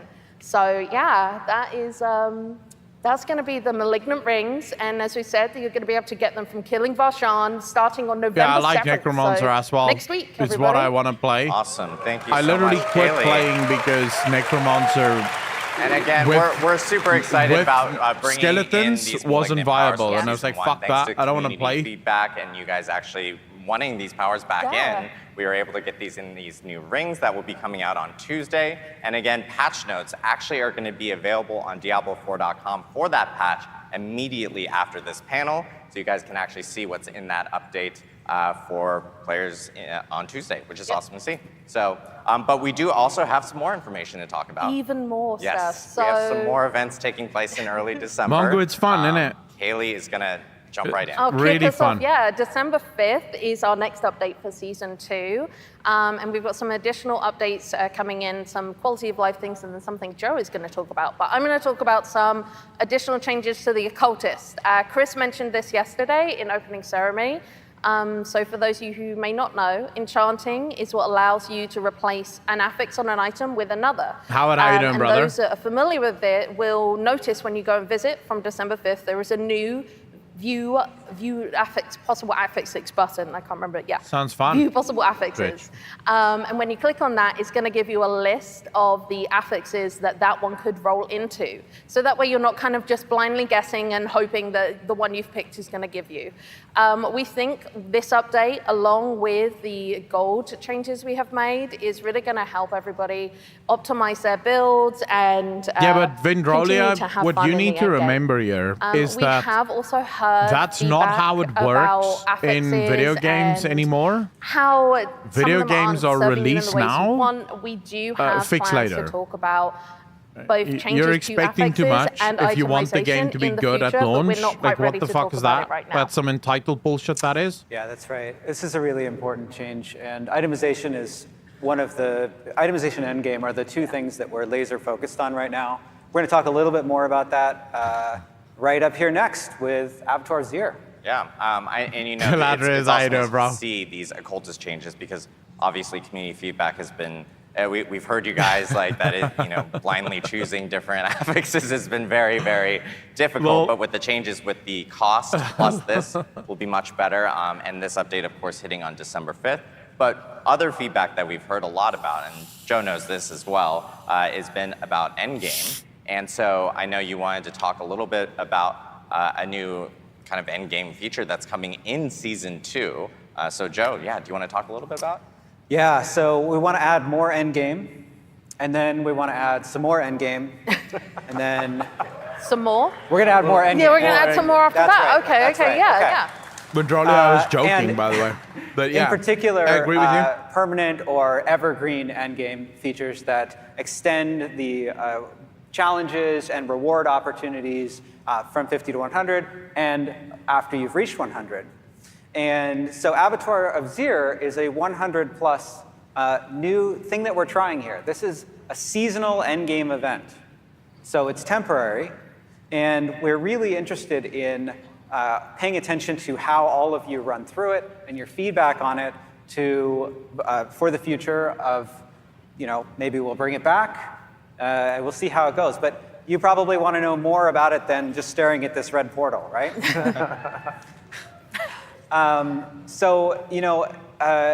We have a chart that used to be on a napkin, but It's very beautiful. when you work with a bunch of designers, they like to make these little flow charts, and then they hand them to you on a napkin, and they go, "Can you make them pretty so we can show them to people?" So, designer flow charts. Paint for life. So you can see here how the flow of Avatar of Zero will work.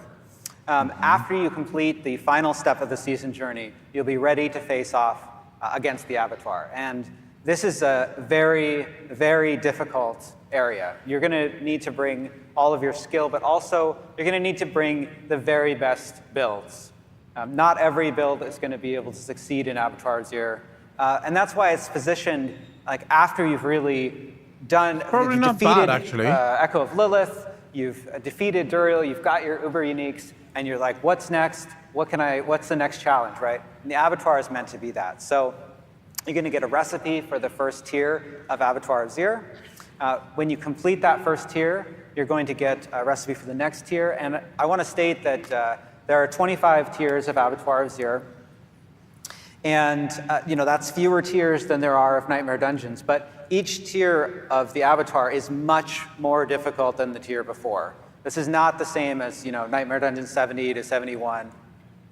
And you're also going to get a ton of Paragon. This is actually glyph something XP, that I think people will fucking I know love. some people have expressed that it can be hard to level up all your glyphs through Nightmare Dungeons. That you're going to get so much from this event. And you're going to need it because you're going to want to level up this new unique glyph that you can get as a reward for completing the Avatar.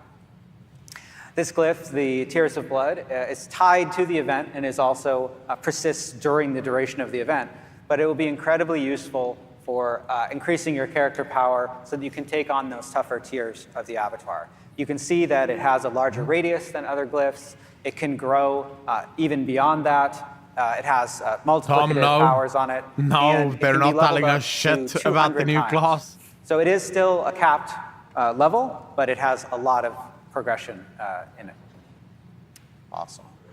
Not gonna lie, Lots this of does stuff actually coming sound a here. little December fun. 5th, we got the Occultist updates and Avatar Zero, which is the end game that we just talked about. And that will run through the end of Season 2. So players can expect, to be able to go through that starting on December 5th, which is great to hear. But we also have even more events in December that we do want to talk about. One that's a little bit more festive. We mentioned it yesterday. Kaylee, I know you want to talk a little bit about Midwinter Blight. Yeah, so for everyone that doesn't live in California, this time of year can be darkening and colder. You might get snow or lots of rain. Like where I'm from. Yeah, where you're from, basically. You're going to need the winter clothing as you return to Fractured Peaks on December 12th, where the Midwinter Blight is taking place. As you return, you're going to find that it's been enveloped in a storm. It's freezing out the locals. It's eternally dark, and there are new horrors lurking, waiting to, make your lives and the inhabitants miserable. So yeah, I hope you brought some ice scrapers with you. Maybe help us out here. Yeah, we're working on a special Diablo ice scraper. Reaching out to John Mueller to see if we could get that marketed as soon as we can. Yeah, definitely. Okay. So it's going to start in Kyovashad, and you're going to meet Gillian, a wandering bard, and he's here to try and bring some cheer and warmth, which you can see in the video as we go to that. And he is located in the Hibernal Square, and he's giving as well a warning of the storm and the terrors lurking within. And as you can see, this is a classic Diablo holiday space, decorated mostly in skulls, which we find very festive on the team, personally. Yes, and at its center we have the Totem of Midwinter, which plays a part in the event itself, but I'm not going to spoil that, and we'll kind of go into that. So what's happening outside Kyovashad? You're going to head back out into Fractured Peaks, you're going to explore the zone, and you're going to encounter some sinister snowmen, or what demons consider snowmen, that we're calling frigid husks, which, yes, they're beautiful. Yes, very beautiful. I will note, I don't actually know if Rod Ferguson, our GM, is here. The fuck? He is making me insert this wonderful pun. It's all Rod. He was like, as soon as he saw him, so Rod Ferguson, Yeah, trademark I pun. think if they do a good Frosty job, the Goat I will Man is buy what the he next likes to season. call the If game. this season is really good, I will, yeah. No, we're not No, gonna. I Okay, don't no, think no, we're we're gonna nixing sing the it, yeah. singing. No singing. Okay. I always All right, want so who's good games, building bro. these? I That's mentioned all I want. demons, I want so you're good gonna games, see and I'll some buy them if they're familiar good. faces, but they're under a new allegiance. These blight fiends have new tricks, new ways to terrorize and harass both you and the locals, and they're just generally causing mischief and terror under the orders of their leader, who is the red-cloaked horror. He lives in the darkest corners of Fractured Peaks, emerging only with the storm. And he is going to, you know, be really, really mad at anyone disrupting Look at his that plans. fucking and axe, he's gonna bro. try and There's make a you dead. body chained to that I think axe. he looks What really the jolly, fuck? personally. I'm a big fan. Look at that. Again, another Rod Oh, Ferguson yes. pun. Two, Here we go. actually. And this one I will sing. Oh, I will. Okay. Rudy the Red Cloak Terror. Oh, God. There we go. All right, I'm just leaving now. We're done. He doesn't even have a nose. Yeah. That's the problem. I know. Rod has the worst puns. We know Okay, that. So. all right. So what are you going to be doing? You're going to be heading That axe out looks into Fractured fucking beast, Peaks. though. So we're going to bring up a video of some of the kind of gameplay a little bit here. You're going to encounter the Blight Fiends, having a really jolly time. They are You know, so they What the are. fuck? They are. This is the cutest little, like, Yeah, well, we're going to ruin their You day. murder them. Yes, Wow. exactly. Snow globe of these. Murder, it- destroy not those giving a fuck. snowmen. And you're going to engage in a number of events that are unique to Midwinter Blight, destroy Frigid Husk, defeat the Blight Fiends, and if you disrupt things enough, you may end up summoning the Red-Cloaked Horror himself, who's, as I said, very annoyed at you. And participating in these is going to give you resources that you can take back to the Hibernal Square to progress the events, and yeah. And some rewards. Right, the rewards, because what's a festive event without presents and gifts and, you know, things in general? So we have a number of new cosmetic rewards that you'll be Holly, able how you to doing? earn through participating on the event itself. So these are selection of weapons, and then we Holly, he also asked about have, the some expansion, really cool not back the trophies. season. He I asked really if like the them. There's season is got bells, successful, and there's will I some buy the wreaths and expansion? Lots of skulls, because we do like that here. We have a theme, and we're going to All right, that's what I took from what he was asking. on December 12th. Unless I read it really wrong. Hope everyone comes and slays with us. There we There you go. go. Got a one Kaylee in. pun. There we go. Yeah, I did it. Yeah. So, They clapped for it. Good. No, I was not expecting that, actually. But yeah, so. Yeah, Dangerous? Now that is a Awesome. It's question great that to could hear, be very more dangerous information to ask. about all these updates coming in. And Midwinter Blight's great because community feedback has been, we've heard a lot of people wanting more cosmetic options. And so now you have the ability of actually unlocking some skulls, some bells, some holly that you can actually incorporate to your character with Midwinter Blight. But all this information is going to be available again on a blog on Diablo4.com after the panel. And we're looking forward to getting all these updates in everyone's hands. Okay, let's for see what the Avatar's Q&A Years, brings. Cultist updates, and of course Midwinter Blight. But moving on, we do have additional information to talk about Season of the Orange Text, as you called it. That's right. Joe. So Joe, can you tell us a little bit more about what's coming there? Yeah, so more endgame. More endgame. Yeah.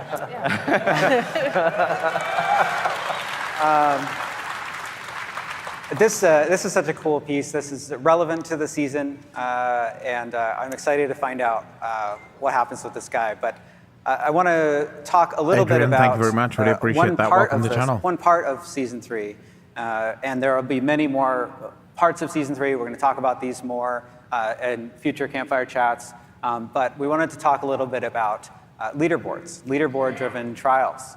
He wants it. This guy wants Okay, it, and so we're going to make it. Thanks, Guy. We weren't going to make it, but... Take care, Apocalypse. And so the way this is going to work is when Season 3 players reach World Tier 4, they're going to be able to compete in the Gauntlet, which is a fixed seed, non-linear dungeon where your mastery and your skill are going to be needed to achieve the highest scores. And those best scores are going to appear on the leaderboards. Okay. Now, every time you enter the Gauntlet, it's going to be exactly the same. That means the monsters and their positions, the layouts, the affixes. And because it's nonlinear, you have some choices about how you're going to progress through to maximize your score. And of course, if you're playing in a party, you can choose like which direction each party member is going to go, and you really have an opportunity to optimize it. Loot will drop at the end of the timer, so you don't have to worry about picking it up on the way. And as you're killing monsters and you're opening chests, you're going to get instead these pickups called Proofs of Might.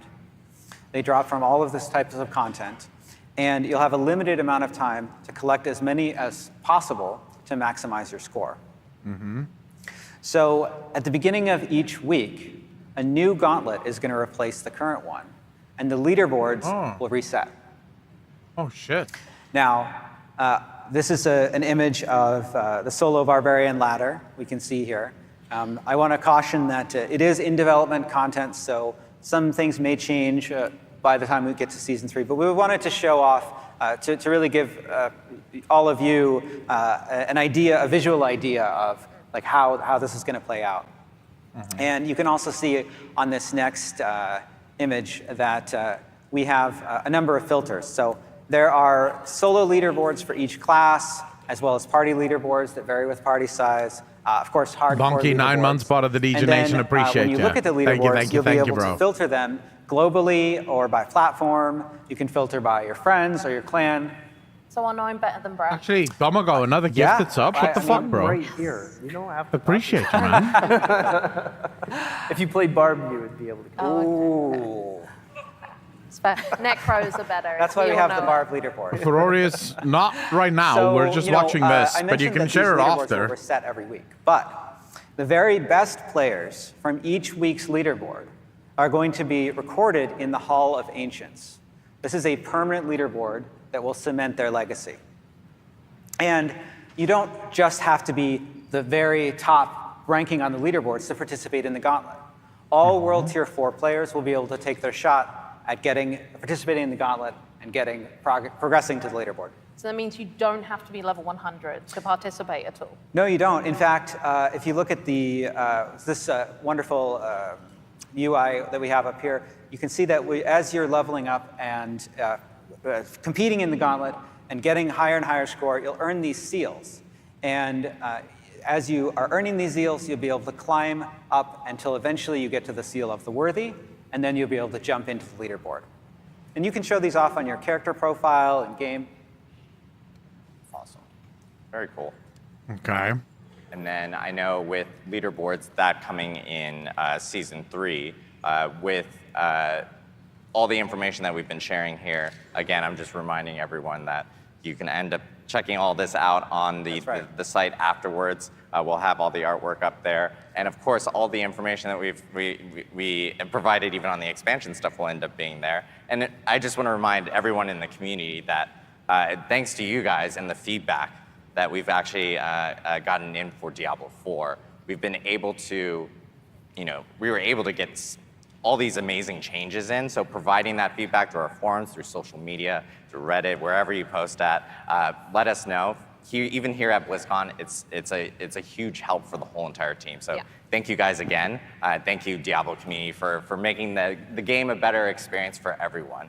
I know we do have some time for Q&A as well. We did leave a question box out in Hall A, which is the Diablo Hall here at BlizzCon. And then, of course, we asked on social media for questions through the WoW stuff is fans done, that could not Razor attend Connor. BlizzCon. The WoW stuff is but done. We grabbed the ones that seem to be pretty regular repeats specifically. So we'll kind of just jump right in on them. The first question, I think this one would be good for Kaylee.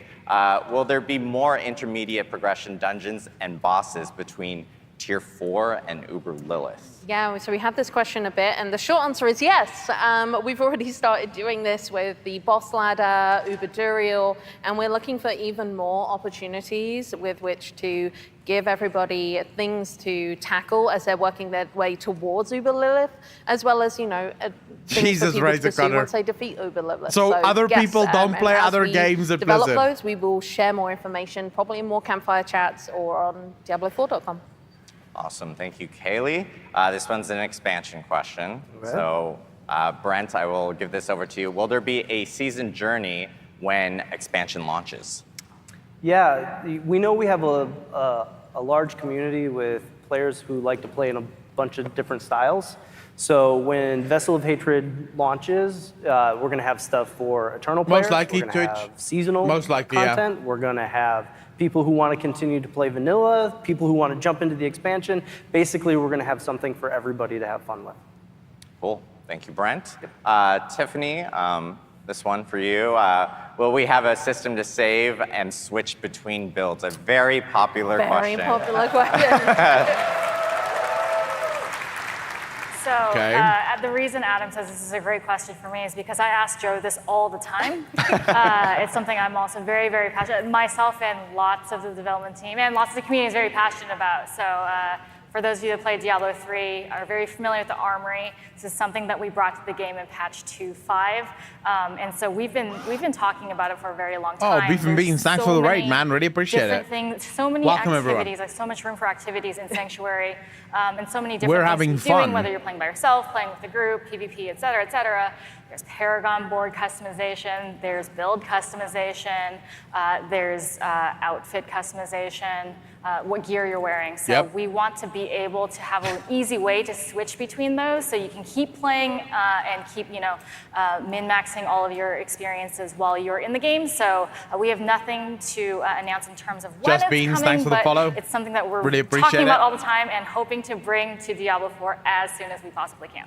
Awesome. I know it's a thing that a lot of people in the community have been asking for, and being able to switch between different builds and everything and have that saved. Should have been at launch, but all right, I'll take it. Working on. Next question we have is from someone who's actually attending here at BlizzCon and is actually a content creator. Was in our opening ceremony as well. In the opening ceremony reel. From Don the Crown, and I think he actually made like a decision to come to BlizzCon like 24 hours before BlizzCon started. So he could be here right now. He could be here right I just now. really wanted to ask this question. Yes, exactly. But I will say this question also came from a lot of people. But Don the Crown asked, do you intend to add more sources of living steel to the game? I don't know what living steel is. Yeah, that grinning demon, right? Yes. Yeah. He sucks. Yeah. No, it's, that particular summoning material. No, Drathamos, they're doing the WoW Q&A, I think, next week, did they doing say? Hell Tides it's next week. much more stingy than the other summoning materials. And so we want to make some improvements there. Yeah. Awesome. Yeah, so expect improvements coming down the pipe for that. I'll answer afterwards. And by the way, I just want to thank everyone for not putting your names in the box because I would have completely screwed up half the names in there, as I normally do. So I appreciate people who do not put their names on there. You're the best. Last thing I need to do is butcher that in front of like 5,000 people. Will the expansion feature a group finder or global chats? As social features, I know we've heard a lot of questions about. Brent? Yeah. Social's a really big part of the game, and we see what everybody's doing with how they're leveraging trade chat to kind of work around some things. Our social team finds this incredibly important, right? Like, we got a lot of different ways to play the game, and we want to make sure that all of your communities can find each other and come together. And so we actually have to really get some tools in there to get to that point where everybody has a really smooth social experience. And so our goal is to make sure that we get as many of those tools in place before we actually get to the expansion. Yeah, and I really want to make a special call out to, we have an entire part of our team who are focused on social and the player experience, and they are so dedicated and so enthusiastic and are just amazing people to work with, and they're paying attention to the things that everybody's talking about and need and trying to figure out the best plan to get those kind of things to you in the best time frame. Awesome. Thank you, Brent. Thank you, Kaylee. And then we have a kind of a last question here. This is from Knox, wherever you are here at BlizzCon. What are your plans? There we go. There he is. We found him.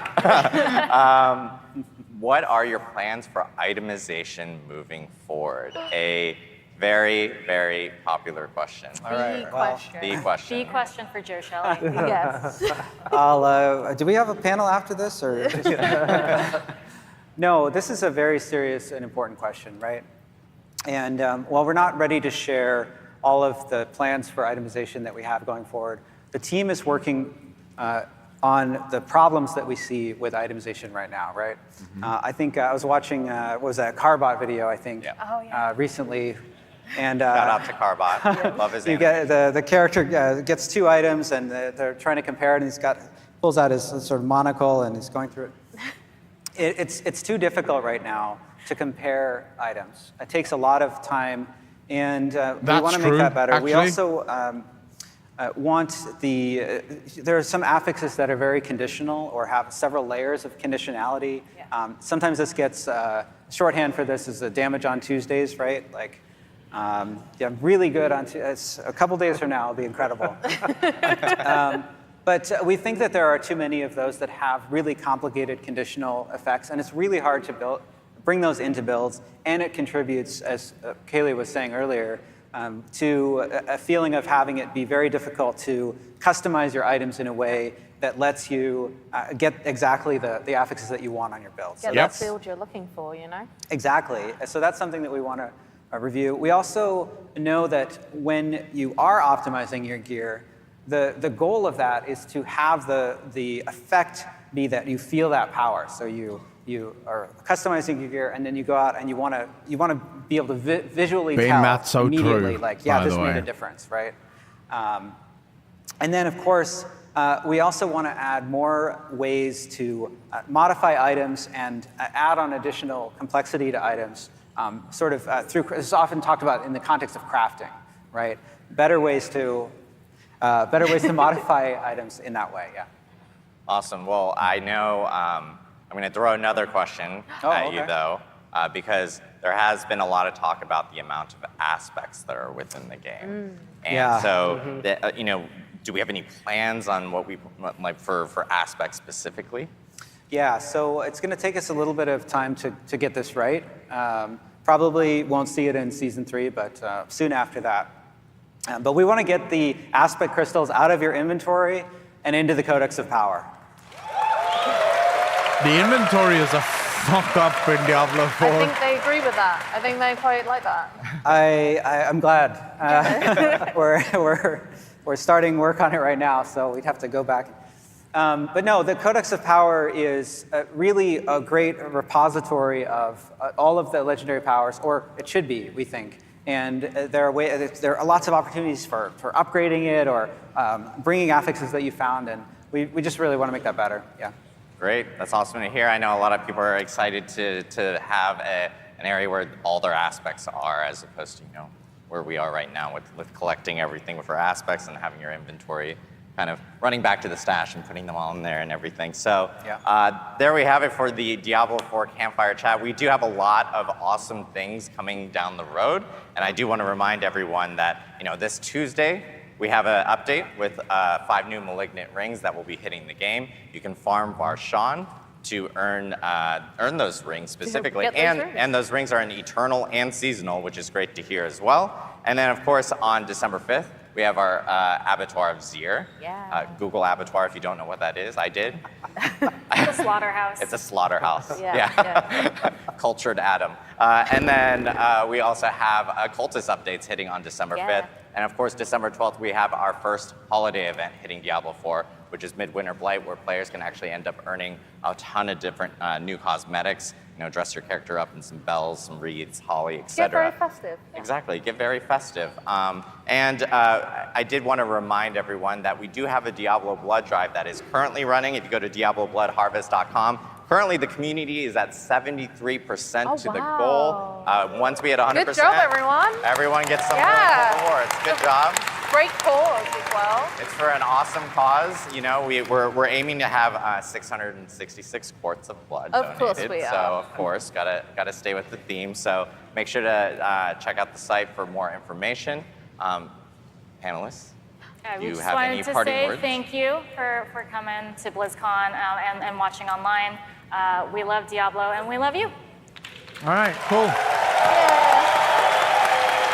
I can't wait to get back in front of everybody here and have more to talk about with the expansion in the future. So I look forward to seeing you all in Sanctuary.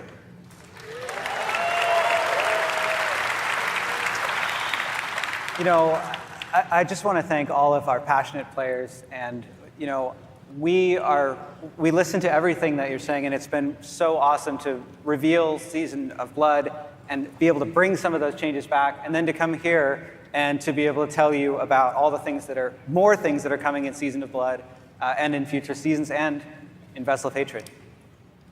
Yeah, Drew. Yeah, I just want to say thank you everyone for making this an amazing experience to be up here. Also, hi mum and dad, surprise, yes, I'm on the panel. I didn't tell them. But I mostly want to call out our amazing team, who many of them are working here at Blizzcon, who you may have met down in Hall A, they're doing signing, and everyone who's is actually still back at the office, or, well, would be, it's the weekend, they're not working. But everyone across... Why the fuck aren't they working? All the spaces that we have. They fix your game, bro. Like, what fuck? Awesome. Here I am, working. And I just want to thank everyone here. Thank you guys, everyone here, everyone at home.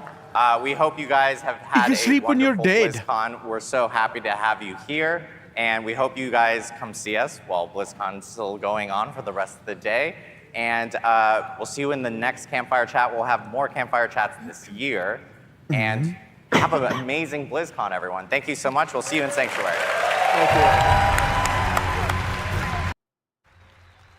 Yeah, so, I mean, this was really painful to watch. I think, for one, I'm not entirely happy with what Diablo 4 was, and I think part of that is my own fault.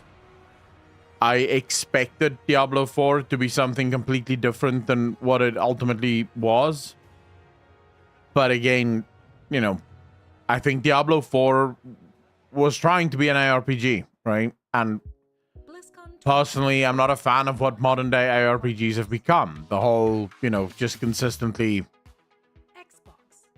doing the same fucking thing over and over again. Beak Young, how you doing? It's kind of boring to me. I would much prefer if it was more like Diablo 1. If I'm honest with you, I thought, like, in my opinion, Diablo 1 was the greatest Diablo ever made. Diablo 2 was a close second, but it still didn't come anywhere close because Diablo 1 was still very much about the story, and that was really the thing that was front and center of the game. Diablo 2 still had a very good story, but it also had a bit of replayability to it. Whereas nowadays, it's almost as if everything is about the replayability, and that's really where the game is, which isn't really why I play video games, right? Once I finish the story and I've seen the story, I'm done. I don't really care about anything else. So maybe it's just my fault for doing that. I will say, though, some of the things that stood out to me in this particular conversation, I like the fact that they're doing more and that they're bringing more things to the game. Definitely more in-game stuff for people to do. Because at the end of the day, even though I am someone that prefer the story, if there are fun things to do at the end game, I will do those things if they are actually fun. So I'm not necessarily like one of those people that I won't do any end game stuff. Go fuck yourself. If they can nail the stuff, I think it would be really fun to at least try it out, even if it's not something that I'm going to do. I tend to be very weird with end-game stuff. WoW is the only game in which I actually engage with end-game. All other games I play, I finish the story and I leave. WoW is sort of the only game that manages to get me to do end-game shit ever. But maybe that's just because of nostalgia or whatever. The itemization thing is the one that I thought was the coolest, because I will admit, as someone that isn't as clued into ARPGs, I find the itemization in Diablo really wild. Like, really wild. So, yeah. I hope you guys enjoyed this this Diablo 4 stream. Or the Diablo 4 panel. I watched it literally just because there were a few of you that wanted to watch it. I could easily have just sat here and chatted for an hour. That would have been just as fun for me. Because I don't know really what to say about this game. I don't know half of the shit in this game. But I think we may have to go back and play it and see what it's actually like. Like, maybe we should just do that. Single base news for Diablo 4 was when they said they had two teams, one working on live game and one working on XPAC. Yeah, Ferroris, you can share. I wouldn't say that that's necessarily... That's not always a good thing, but it can be a good thing. You are right. It can be a good thing.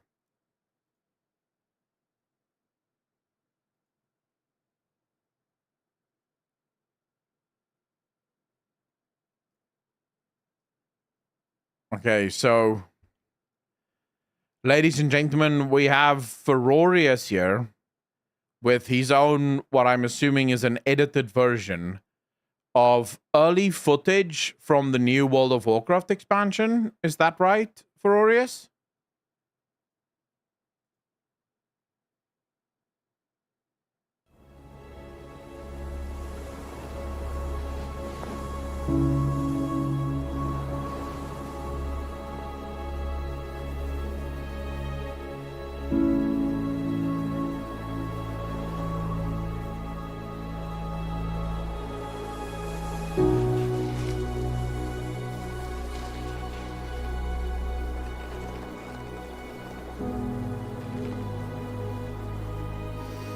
Champion, please, just a wee bit more.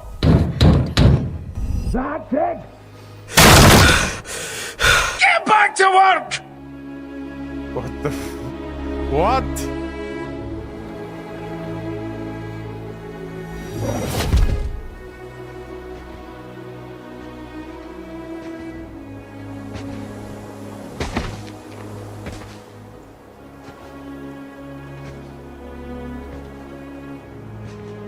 You're here to tell me we don't get to hide. Is that it? Home. Family. I left that life behind. I'm no one's savior.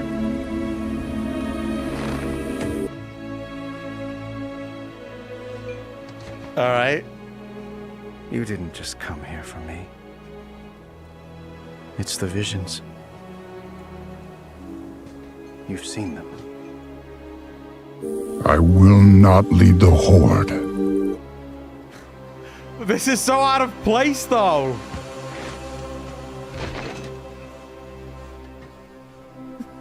Like, are they just not speaking to each other? Something. Someone is calling out from the heart of the world. Like a voice from a dream.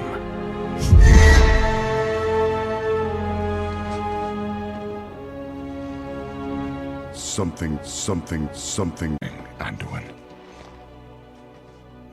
These warriors have sworn to fight. For you, my son. Many lives will be lost. And sword. I am not that person anymore! I have no light. Not after what I've seen. Not after what I've done.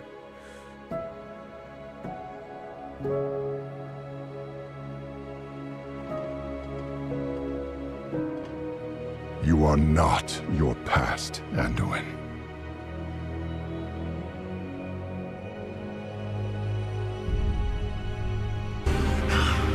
You were followed!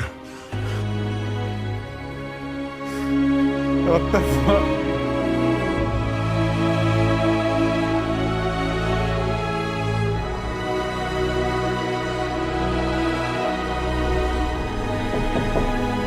Champion? I can sense Azerite nearby. The blood of Azeroth herself. Champion? Fucking I back must me, have bro. words with you. They're getting worse.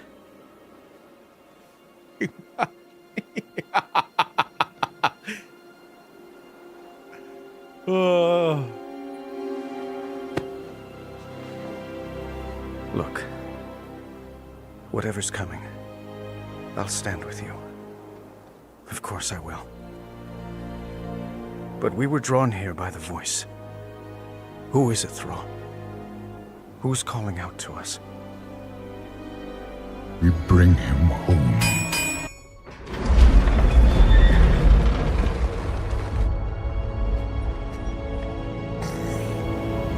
Oh, but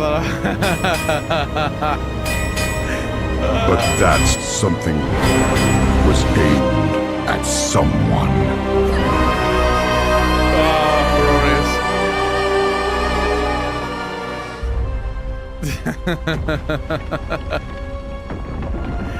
Hey, I mean, if it works, it works, right? King Julian, you've posted that exact same thing fucking 3 times. I've ignored you 3 times because I will not. So that's what a stroke feels like? I think so. I think so. Yeah, for Oris, it was very confusing. I don't exactly know what the fucking point of this was. Because for most of it, it felt like they weren't even talking to each other.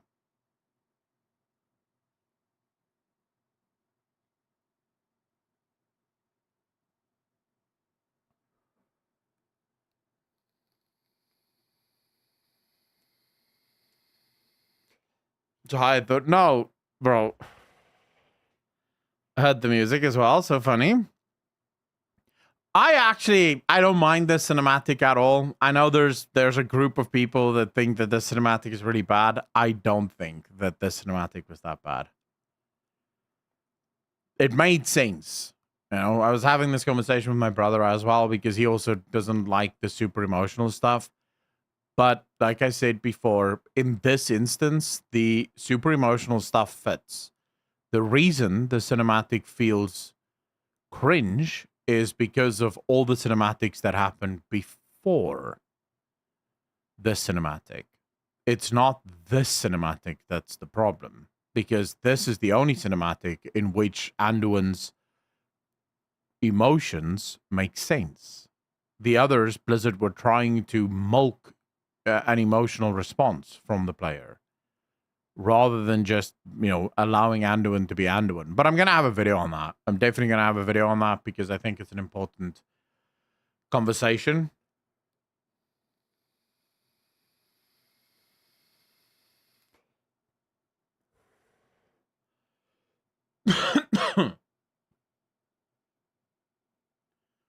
Throws me off as Anduin Ren looking like Stephen Amell, too realistic.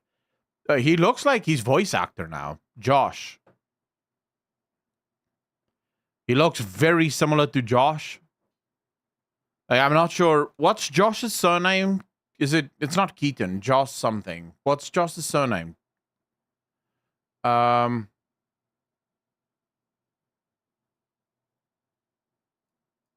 He was tweeting earlier today, actually. But now I can't fucking remember.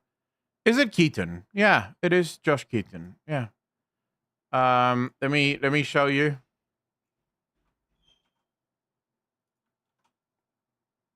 Here you go, Josh Keaton.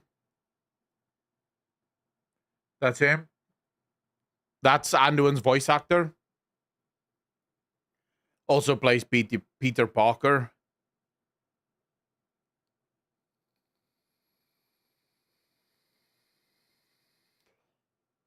But yeah, you can see they have a very similar look. And he's a phenomenal voice actor and also a super fucking WoW fan.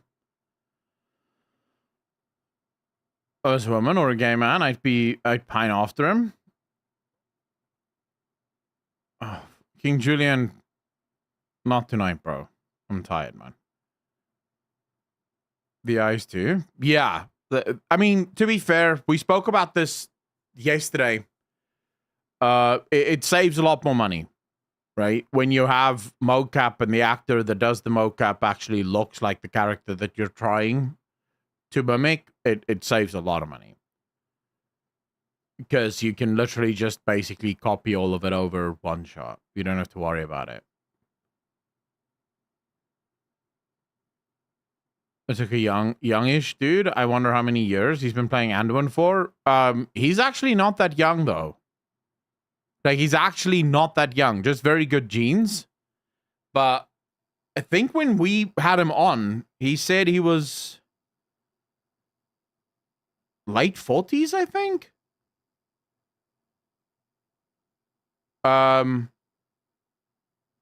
I will say this, since Anduin has had voice lines in the game as a grown-up character, he has been playing Anduin.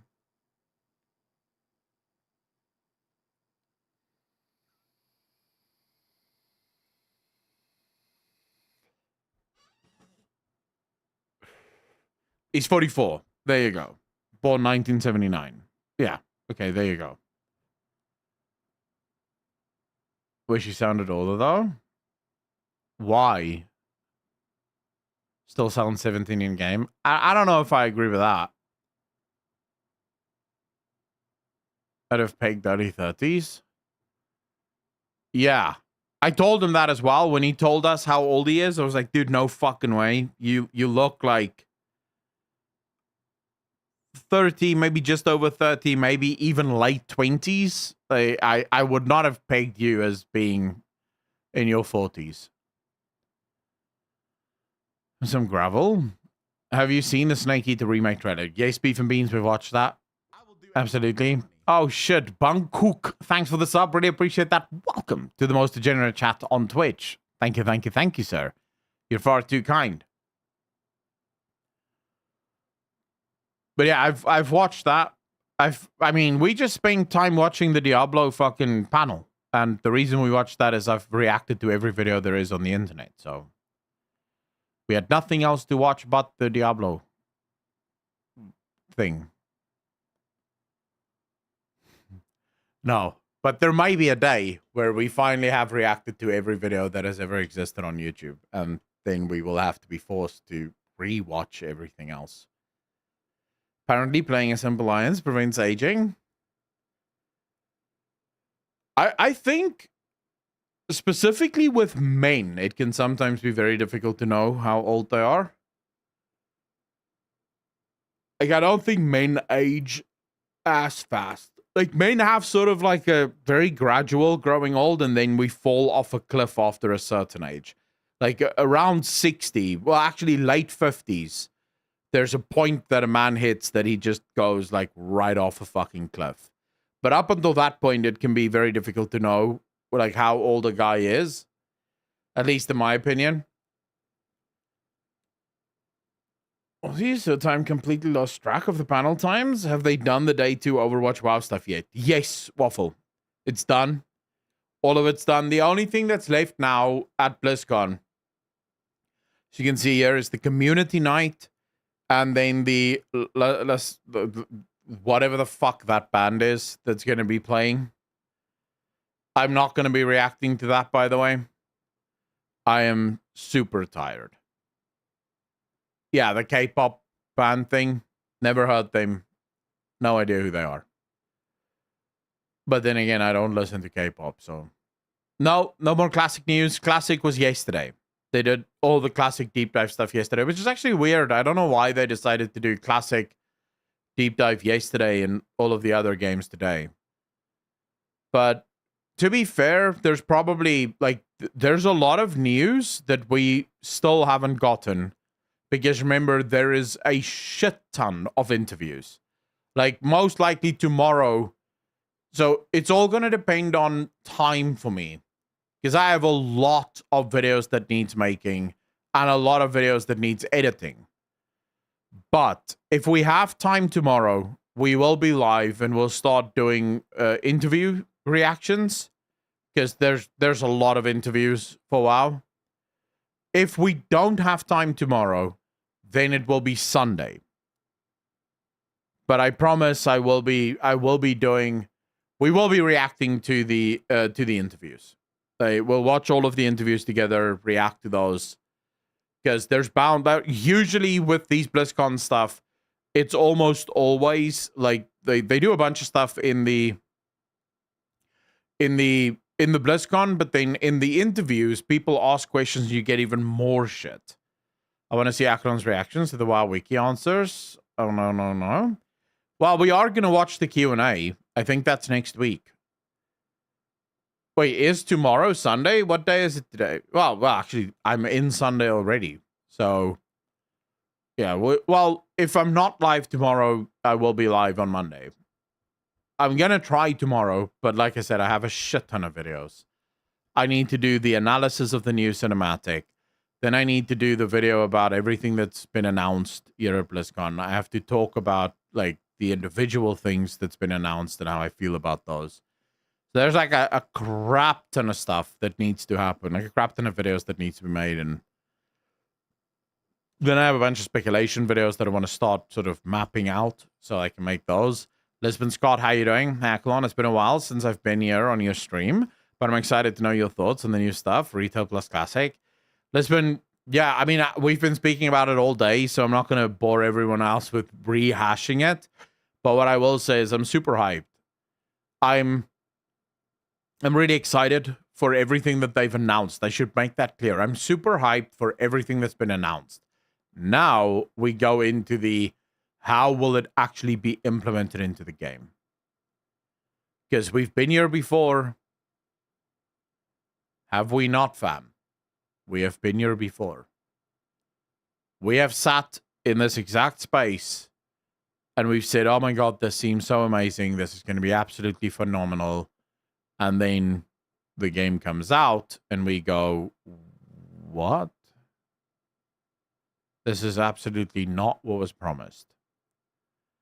So the difference between this one and I would say the reason I'm very hyped for this one is it's giving me very much Dragonflight vibes.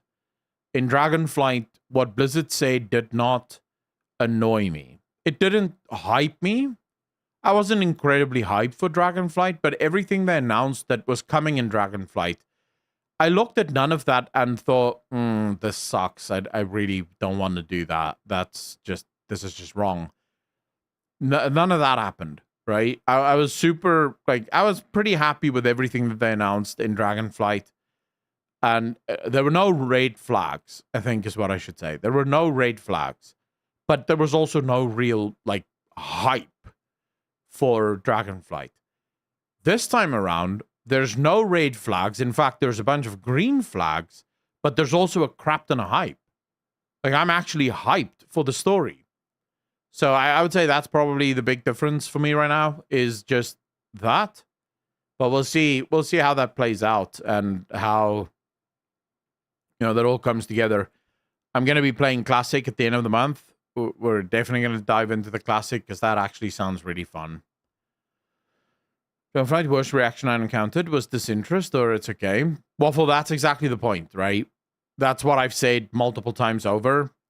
The problem with Dragonflight isn't that it's a bad expansion because it absolutely isn't.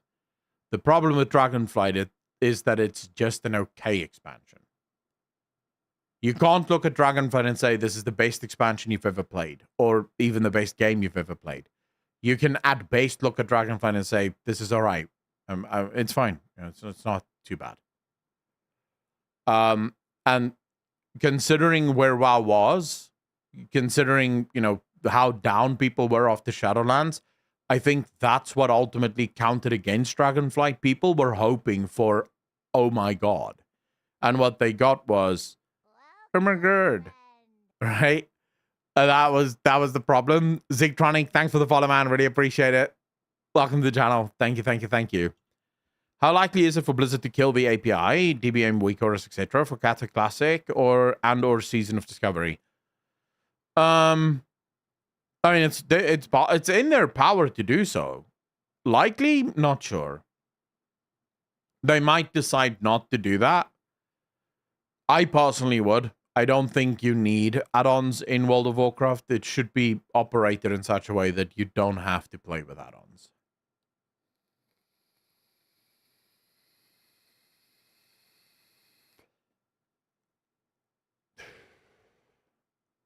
Just okay, but not as good as they can be. Twitch Jedi, that is such a perfect analogy. Such a perfect analogy. Dragonflight is the Stormblood of World of Warcraft. So for those of you that don't know Final Fantasy, Stormblood was considered by many to be a not great expansion. But Stormblood on its own isn't actually a bad expansion. It's actually a pretty good expansion. The problem for Stormblood is that it was very much sandwiched between Heavensward and Shadowbringers. Heavensward was absolutely phenomenal. It was one of the greatest expansions Final Fantasy I've ever had. So when Stormblood came out, it was almost never going to be able to live up to the hype. And I feel like Dragonflight exists sort of in very much a similar space. The only problem is that what came before it was so bad that because Dragonflight was just okay, people wanted more. But I do think in the future, you know, in 5, 6, 7 years from now, I think a lot of people are going to look back at Dragonflight and be like, dude, it was actually pretty good. I actually enjoyed Dragonflight, even myself included. I think in a few years from now, I will look back at Dragonflight and go, dude, it was actually pretty fun. You know, there were a lot of really fun things. And I think another thing that Dragonflight is going to be is a lot of people are going to say that was the year that WoW finally turned it around.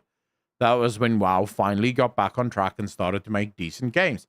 So, yeah, Samsy Full, thanks for the sub. Really appreciate that. Welcome to the channel. Thank you, thank you, thank you. So I feel Aklon, it's really Shadowlands that makes us Dragonflight up. Yeah. I mean, but that's just the nature of the beast. You know, there's really nothing. There's really nothing anyone can do about that. That's just sort of like one of the downsides of video games in general. I don't blame Blizzard for that. You know, they made a mistake with Shadowlands. I think everyone can agree with that. But what are you going to do? You know? Like, what are you going to do? It's not really... There's not really something you can do.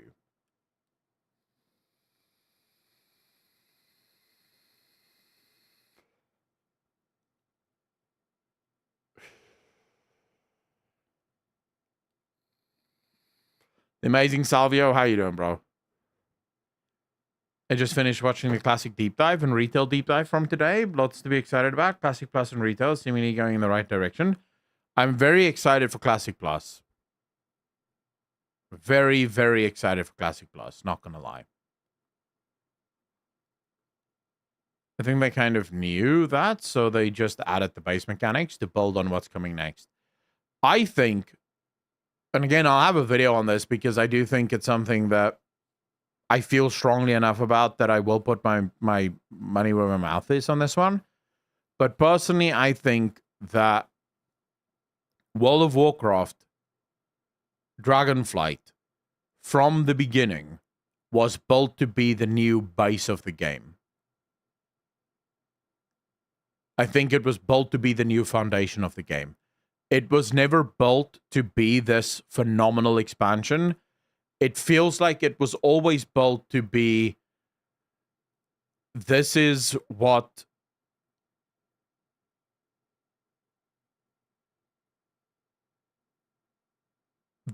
new players will play through before they get to the really good stuff, if that makes any sense.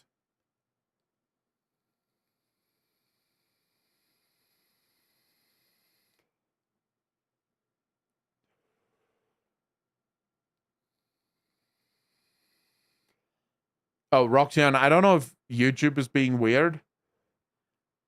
Like, it might be, Roxanne,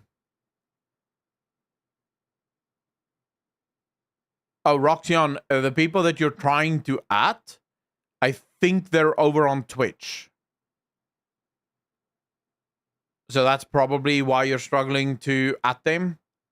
Sorry, Twitch has some silly rules about not being allowed to show YouTube chat on the Twitch stream. I don't know why they're like that. YouTube is full of shit. So yeah, that's kind of a problem. But yeah, if you really, so Roxanne said, Vendrelio, Warlock, it would be a huge misstep if they don't kill the API for the classic versions at least.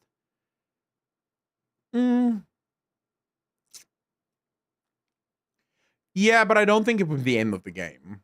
You know, it would be a mistake, but it would definitely not be the end of the game, I think. Oh, and Domago, you asked me why am I multi-streaming to YouTube as well as to Twitch. I have a pretty decent group of people on YouTube that love to watch live streams, but that do not want to be on Twitch. And I fully respect that. In the past, the only reason I didn't live stream was because it wasn't allowed, so I couldn't multi-stream. But I have always wanted to multi-stream, and it has nothing to do with growth or with, you know, getting more viewers or whatever. It was just always a case of, that's why I used to do the Sunday night chill shows over on YouTube, because I knew that I had like a group of people that would have loved to, like, they want to watch some live shows.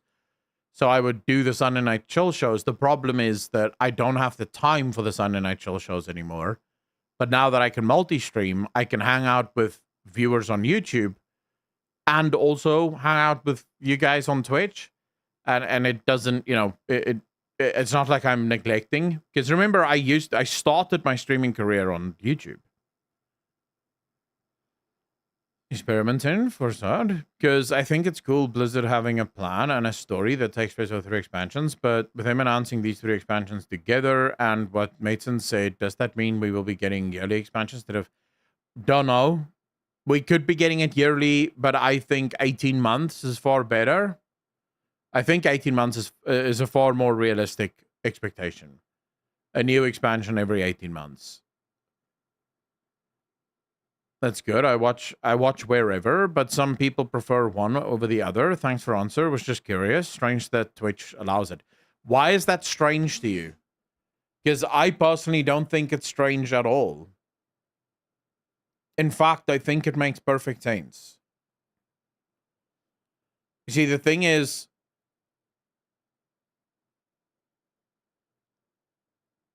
Twitch didn't want to allow multi-streaming because they thought that it would kill their own business. When in reality, it doesn't. If you talk to most YouTube viewers and you ask them, do you want to watch Twitch streams? They're going to say, no, I'm fine. I don't want to watch Twitch streams. If you talk to most Twitch viewers and you ask, would you watch streams on YouTube? They're going to say, no, I want to watch streams on Twitch. People choose their platform based on what they like, you know, and for some reason, Twitch didn't think that that was the case. How do you find WoW 11.0 deep dive? Fucking loved it, bro. Loved it. I'm very excited. Very excited. I'll have videos out and I'll also have the deep dive out. I'll probably upload that tomorrow. I don't have it in me right now to go edit stuff, but the video, my deep dive coverage will be up tomorrow. Stay a while, then leave. Mongo, I appreciate the shit out of that. Like, all support that you guys give. Like, you guys have been amazing. All of the subs, the gifted subs, the fucking donations and super chats on YouTube. You guys have been absolutely amazing. This has been really fun. My prediction is Expansion 1 will be out November 2024. Expansion 2 will be May 2026. 2026?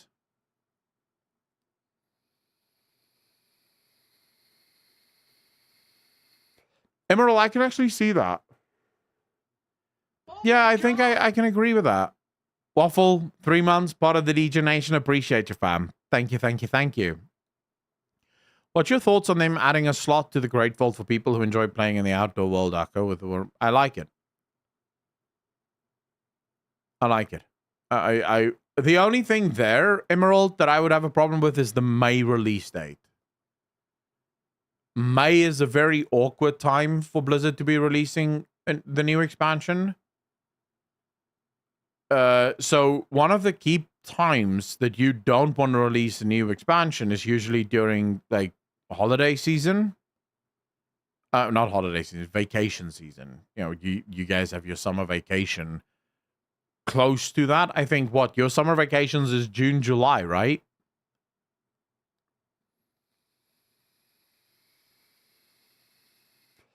So you kind of don't want to have your game launched too close to vacation season. So there I would probably say most likely August release then. Like, extend it a little bit to August. So yes, you're going to about 20 months, 21 months, but still not too bad, I think. April could work. October could work as well, actually. Yeah. School exams in May, so yeah. People are doing meat space, human type things and not sitting in front of screens. You see, I never understood that. During holidays is actually the perfect time for the game to release, because then you can just sit and play video games. But no, some people want to go on fucking holiday. What the hell? Kianal, how you doing, bro? What do you think about Blizzard demonizing Void? Are they sticking to the light being the good guy or Void Dark the bad guy? Kianal, so I initially thought that, but what was very interesting is how it's not actually the light that we're helping fight against the void. It's simply Erothians. Void Naifu, 8 months, part of the DJ Nation. Appreciate you. Thank you over on YouTube. It's actually it's just users of the light. Now, in that regard, I've never had a problem. It's like us helping the Paladins take down Arthas, the Lich King. It's not as if we're siding with the light. It is simply that we're helping beings of the light. Now, if Blizzard wants to extend that to, you know, the actual light, I think I would have a problem with that. You go too. Thanks for the follow. Really appreciate that. Thank you. I think with that, I would have a problem. I really don't want to follow the light. I think, like I said, I don't think that Blizzard should make some of the Cosmic Forces enemies and some of the Cosmic Forces friends, because it creates this weird ideological divide in the player base when, you know, you're forcing me to make friends with a cosmological force that I ideologically don't want to be friends with. But if it's just users of the light or wielders of the light, I think I can understand it. I do think, though, that that will all come crashing down when Uriel shows up. Because let's be real, Uriel is fucking nuts. So all of that, you know, the light is good, will probably come to an end fast when Uriel shows up.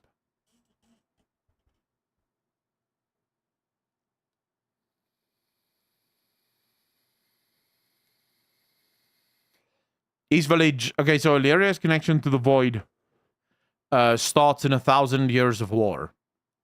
The audio drama. Just Google it. Very good audio drama. She meets Locust Walker.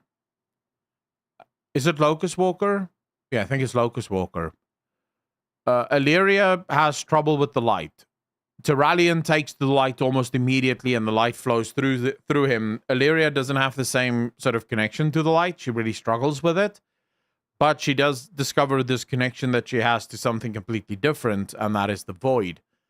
Locust Walker teaches her how to control the Void, and then if you remember correctly, there's that cinematic where she tries to cleanse a Dark Naru, and the Dark Naru upon death explodes, and all that Void hits her, and then she becomes a Void Elf.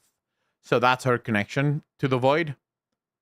Makes me think about Warhammer, old and 40k. The first zone is called Isle of Dawn, so Imperial First.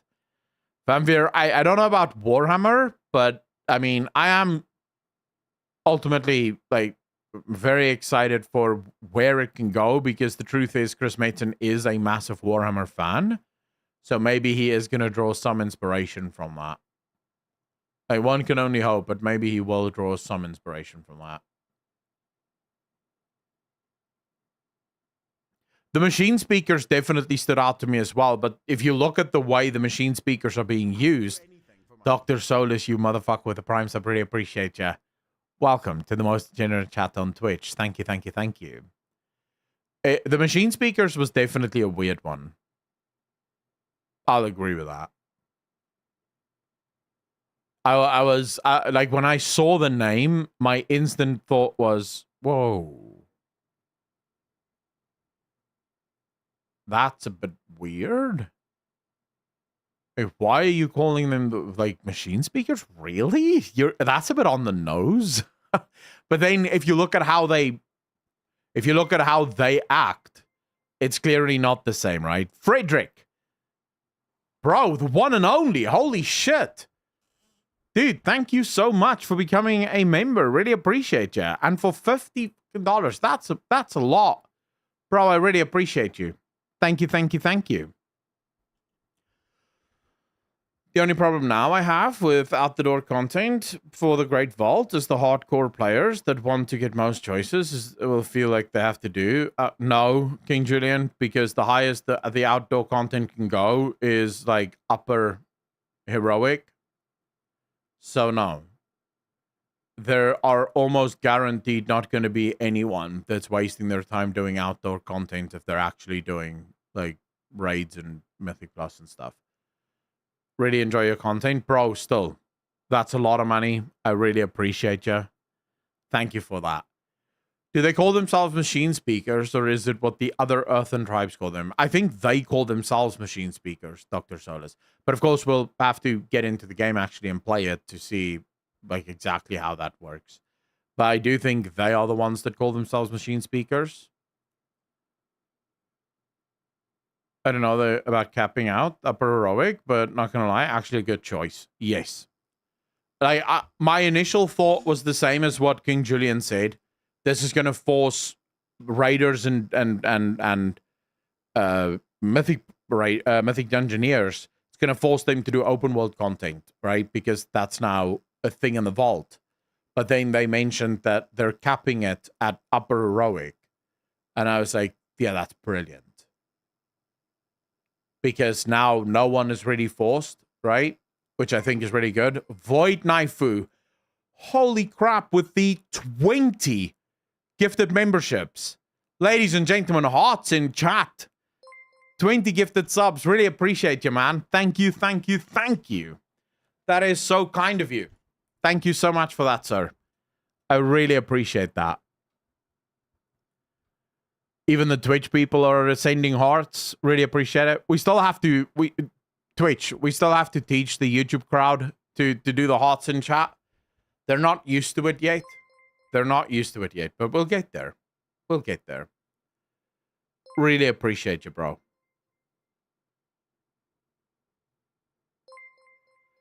I assume it's actually be the unevolved Nerubian resistance that would be the neutral faction. Well, this can be the first lesson. True, Legion. Very true. It can actually be. Wait, there is an item level cap on the delves? Yes. Yes, King Julian. There is an item level cap on the delves.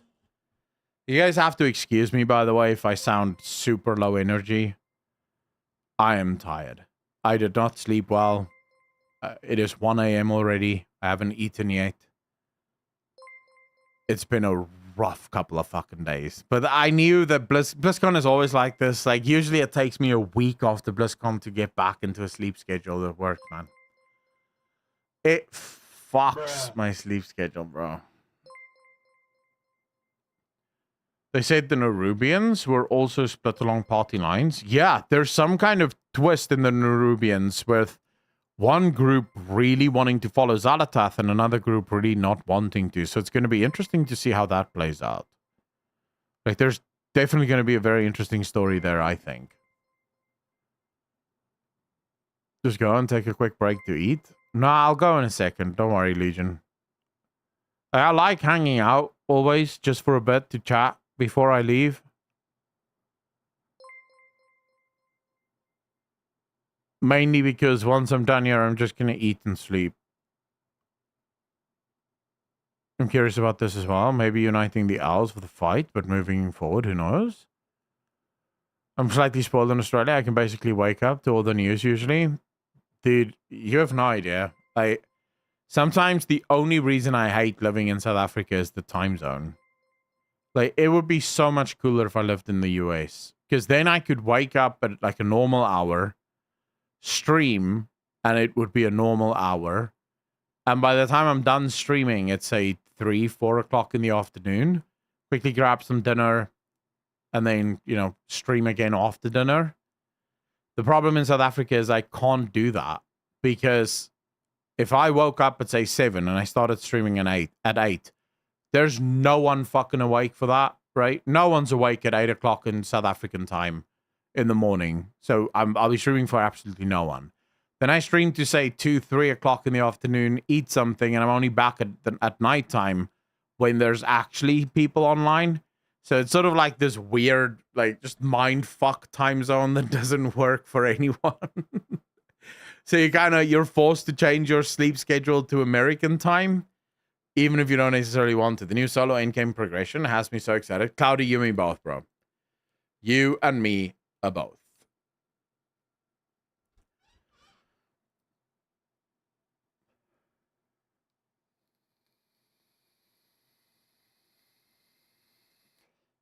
Rhetorican, yeah, I wish your country doesn't want me there. Hi, Father, I feel you. I'm in the same time zone as you. Yeah. Europe feels the same things, I think. When I was a conscript, we had cases of people going mental due to their sleep schedule getting fucked up. Yeah, I've heard that. I've heard that like a bad sleep schedule can actually, or a prolonged bad sleep schedule can actually be really bad for you. But I mean, I try in normal times, like when I'm not streaming BlizzCon, I try to be in bed at about 2, 3 a.m. and then wake up at about 9 a.m. Yeah, work, get shit done, and then start stream at say 3, 4 o'clock in the afternoon. That's like my normal schedule, what I try to maintain. I don't always succeed, but that's what I try to maintain at least. And then I fuck it up every few weeks, and then I have to fix it again.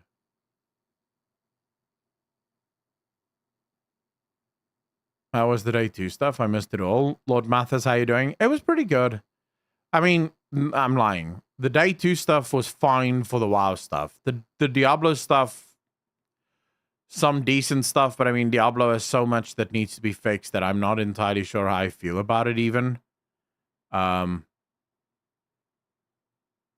yeah, I'm not too sure about the Diablo stuff, but the Blizzard stuff was really good. The deep dive was actually unironically really fucking good. But I'm good. Maybe I was born mental. Being in the DJ chat proves it. True.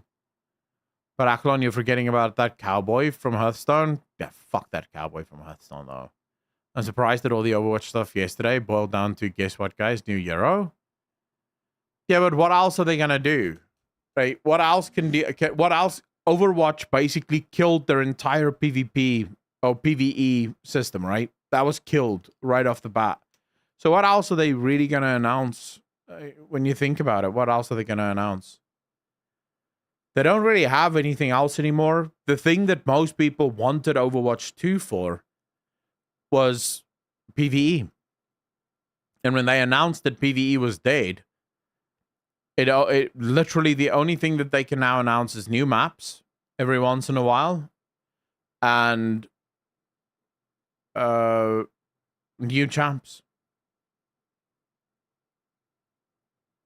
I just wish they made Diablo 4 a single player game like D2. Yeah, I would not fucking mind that either. I'm fine with no WoW QA. The questions are always pretty dumb. Okay, so for those of you asking when is the WoW QA, the WoW Q&A is going to be next week. They announced it before BlizzCon even. They announced that there won't be a WoW Q&A at BlizzCon. Now, I don't know if that was maybe due to time constraints, so maybe they didn't have enough time. Will we ever completely fix Shadowlands? No. Void. Thanks for the 22, by the way. Really appreciate that. But no. I highly doubt that Shadowlands will ever be fixed. It seems more like Blizzard is just trying to ignore that Shadowlands is even a thing. They seem to just be steering clear of that at the moment. But no, I think fundamentally the Q&A, according to Blizzard at least, the Q&A is going to be I think the Q&A is going to be next week. I don't know why.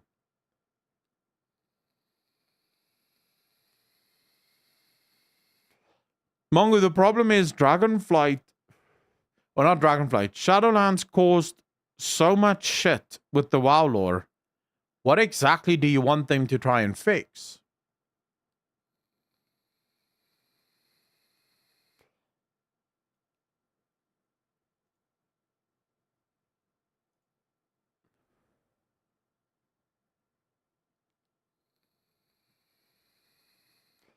Like, what do they fix? It caused just a considerable amount of problems that I don't know if they can even fix it. I wouldn't blame them if they were a little scared of live Q&A right now. I don't even know necessarily if it's like fear that's blasting them, or if it is really just a time constraint issue. You know, so maybe they just don't have the physical time, which I guess to some extent makes sense. No? It does make a little bit of sense, I think.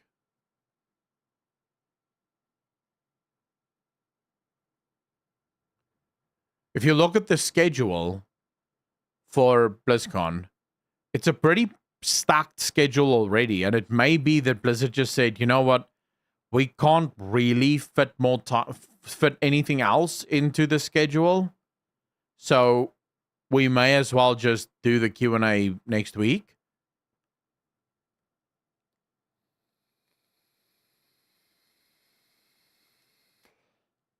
Yeah, the other stages were meant for... I mean, it is a pretty... Darkcroft, thanks for the follow. Really appreciate that. Welcome to the channel. Thank you, thank you, thank you. In terms of what BlizzCon used to be, this was a pretty thin BlizzCon, though. Like, I don't know if you guys remember how, like, BlizzCon used to be. Like, if we go back quite a few years, it was, like, oh my god. You would have the entire WoW stage, the entire Diablo stage. Like, every game would have its own stage, and you'd usually have the, you know, the opening ceremony where all the games sort of get announced. Then you would have the, you know, the deep dive for the for World of Warcraft. Then you would have like a developer chat for World of Warcraft. Then you would have like an engineering chat for World of Warcraft. You would have the Q&A for World of Warcraft. Like, it would be like 4 or 5, like sometimes even 6 shows dedicated just to World of Warcraft. Art panels would be there. You had the voice actor panels that would be there. It was like so many things that would just happen for every game. And then you also had the cosplay at the end for everything, which was always just awesome. Caught up with day 2 of BlizzCon. I'm loving where I was going. Duckcroft, you and me both, fam. You and me both. I think we're all very excited for the future of the game, which is nice, considering, you know, where we were just a few years ago. I think all in all, it's good. Did it this year, just not worth a ticket price. I miss the old ones. Like, I know this is not going to be something that everyone cares about, but I used to love watching the engineer chats.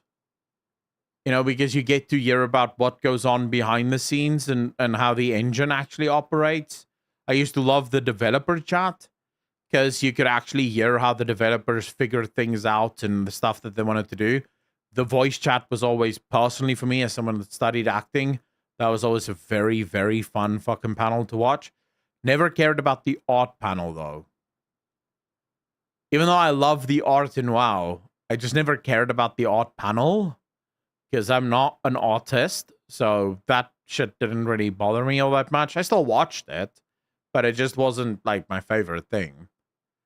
And then, obviously, Q&A was just always super cool to watch.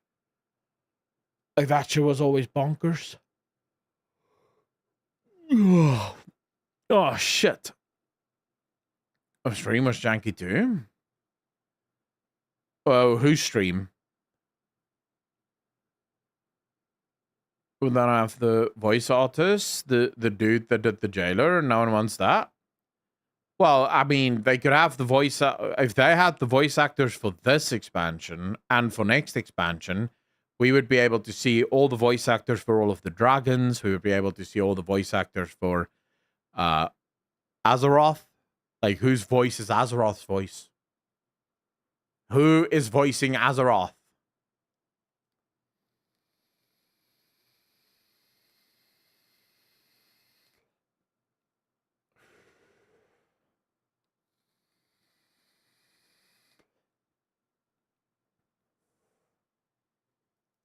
I'm pale on Q&A. I think it's Bailey.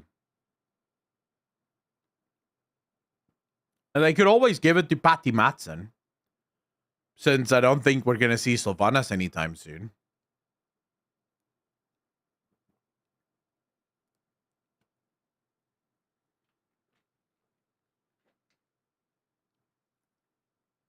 Drathimos, I have no idea. But it may be that the Titans learned her name. So it's not that they gave her that name. It's that the Titans learned that name.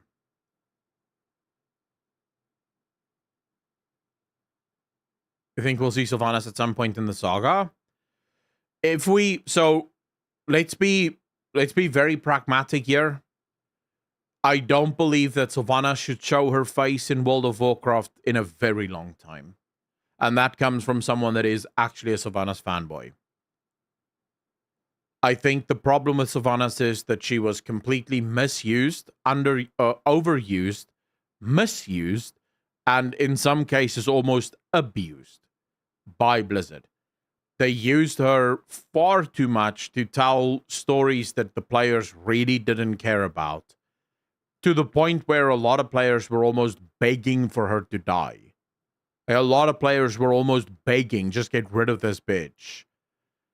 I think Sylvanas needs to stay in the background long enough that the player base calms the fuck down. And then maybe it would be perfect to bring her back. Like, then it can work. They ruined her, and I'm saying that as someone who has the statue that is like 600, 700 US. Nerdgasm, yeah, I agree with you. I mean, I have always been a massive fan of Sylvanas' character. She is in my top 3 of characters.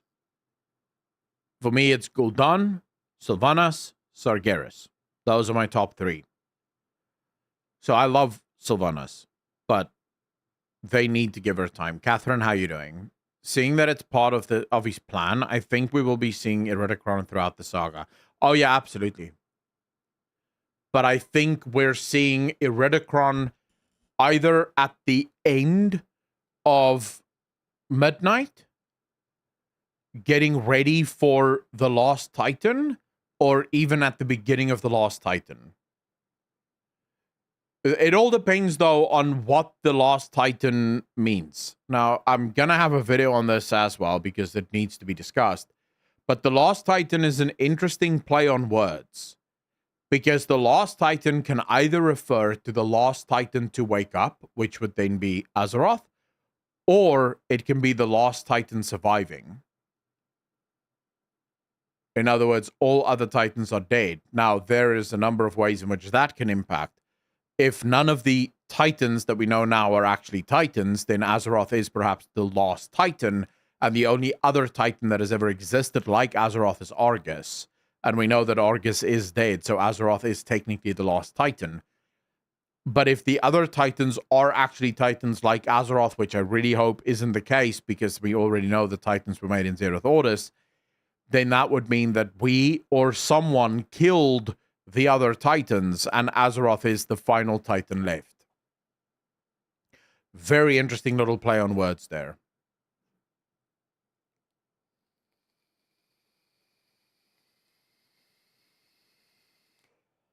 Titans imprisoned Azeroth? Yes. Yes, that's exactly what I think. I have been saying this for many years. The Titans are not to be trusted. No one should look at the Titans and think, oh my god, they are our friends. The Titans are not our friends. The Titans have their own goal, and if what we do aligns with their goals, they'll be our friends. But if what we do does not align with their goals, they will very quickly become an enemy that wishes to eradicate us. Because if you look at the timeline, and this is now a bit new information, but if you look at the timeline for the time rifts, where the Titans won, mortals cannot exist in that timeline. According to the very information we have from that timeline, if there are mortals, there are very few of them, but there are most likely none. And that's the timeline where Order won completely, where there were no one that could stand against Order. And effectively the Titans went apeshit, just over-ordering the planet. So it's clear that the Titans are not our friends.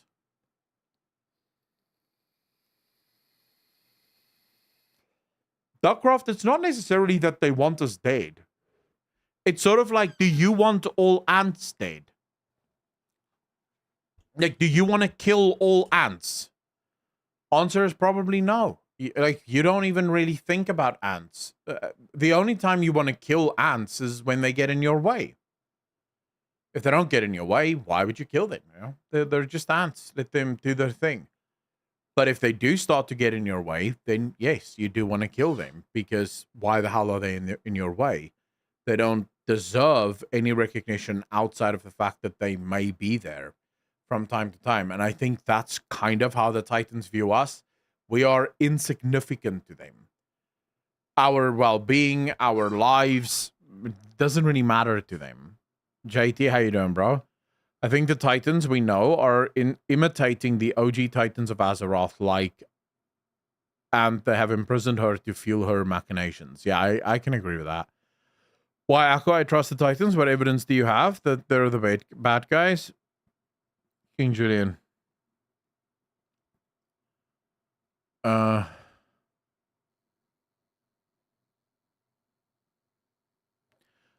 not taking the bait. I feel like our alliance with the light won't end too well. No, it's not going to end too well, but it could be, if Blizzard does it right, it could be a phenomenal fucking story. We ally with the light in order to defeat the void, and then Ural shows up with the army of the light, and we very quickly realize, oh shit. What the fuck is this? Like, that twist could be really well done, I think.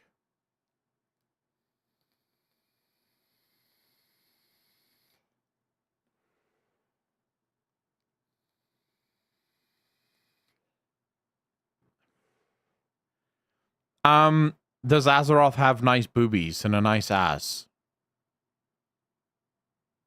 If it was old Blizzard, I would say probably. But this is new Blizzard. There's a very good chance that Azeroth looks a little bit like Therazane.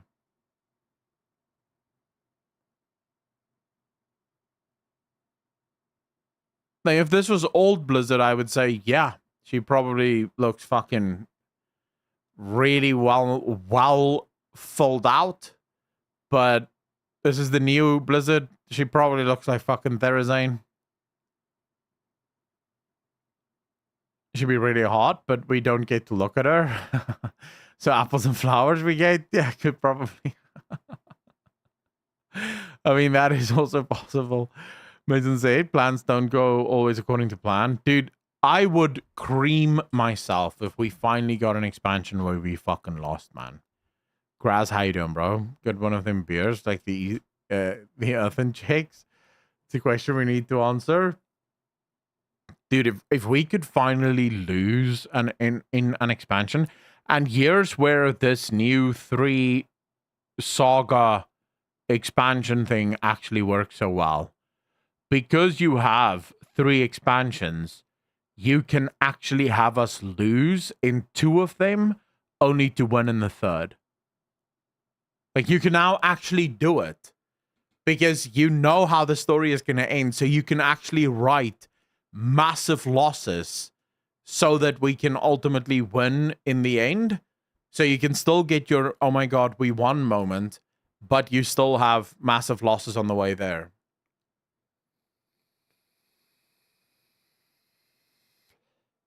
Check War Room. What did you post in War Room?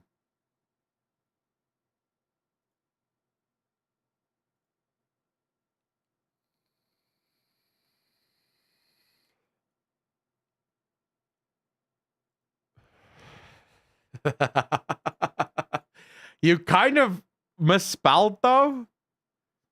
Because it should be when your intelligent comment is ignored, but King Julian's is not. Not where. You fucked up, Ferorius.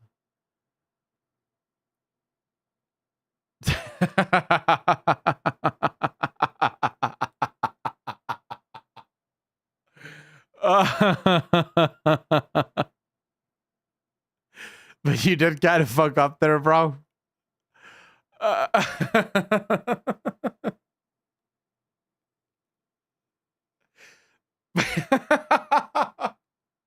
I can imagine your face like that. I can actually imagine your face like that. Oh shit, man. Oh, fuck me, bro.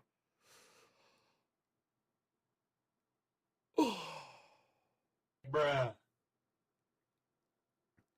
Was there any announcements today or just community shit? No, there was a deep dive. A really cool deep dive, JT. It'll be up on the channel tomorrow. My reaction to it. We had some discussions and stuff about it as well. So, yeah, there are. The community thing starts in 15 minutes, I think. But I'm going to go eat and sleep now. I am fucking spent, boys. Hey, no lie. I am fucking spent. This has been a long ass day. Yeah,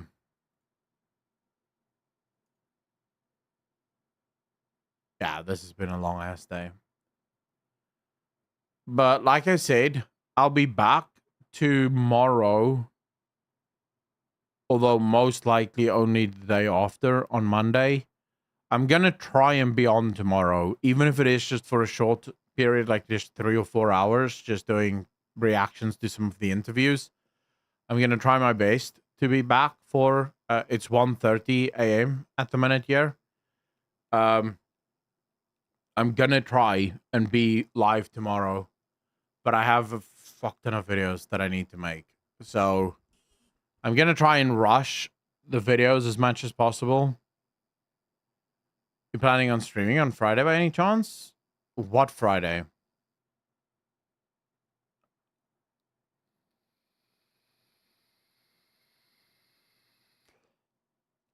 Gentlemen, I mean, I'm planning on streaming as often as possible, right?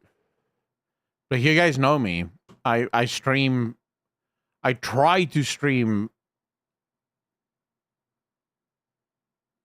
4 or 5 days a week. Sometimes more.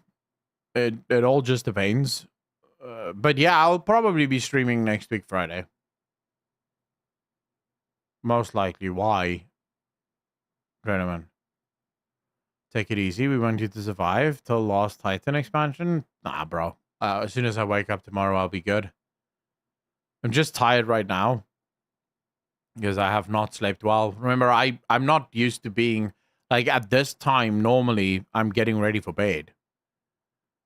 So I'm not used to this. I only went to bed at like fucking 5, almost 6 this morning or yesterday morning. So I did not sleep well because I'm not used to going to bed that time of the day. Hit the like button, ladies and gents. One Mean Dragon, how you doing, bro? Yeah, hit the like button. Hit that subscribe button if you haven't already. If you're on Twitch, you don't have to do any of that shit because there's no like button and there is no subscribe button. Well, there is a subscribe button, but that shit costs you money. So don't hit that unless you want to. I really appreciate all of you for coming out, for hanging out with me, for spending your evening or my evening with me. It's been an absolute pleasure. I really hope that you found it entertaining, even this last 2 hours that I've basically been fucking struggling to stay alive. I hope you enjoyed it. And if you haven't, what the fuck are you still doing here? Why would you do that? Snazzy Drew, how you doing? Thank you and good night, Echo. Wyfin, take care of yourself. Aurorius, take care of yourself. Dangerous, take care of yourself. Brian, take care of yourself. Honestly, so pumped that you are as hyped as I am. Oh, bro. Well, we're going to have fun with this. I promise you we're going to have fun with this. Doug, Salty Fries, Graz, Tomago. Everyone, take care of yourselves. Thank you so much for hanging out. I appreciate you all. And I'll be back soon. Hopefully tomorrow. But definitely soon. Peace.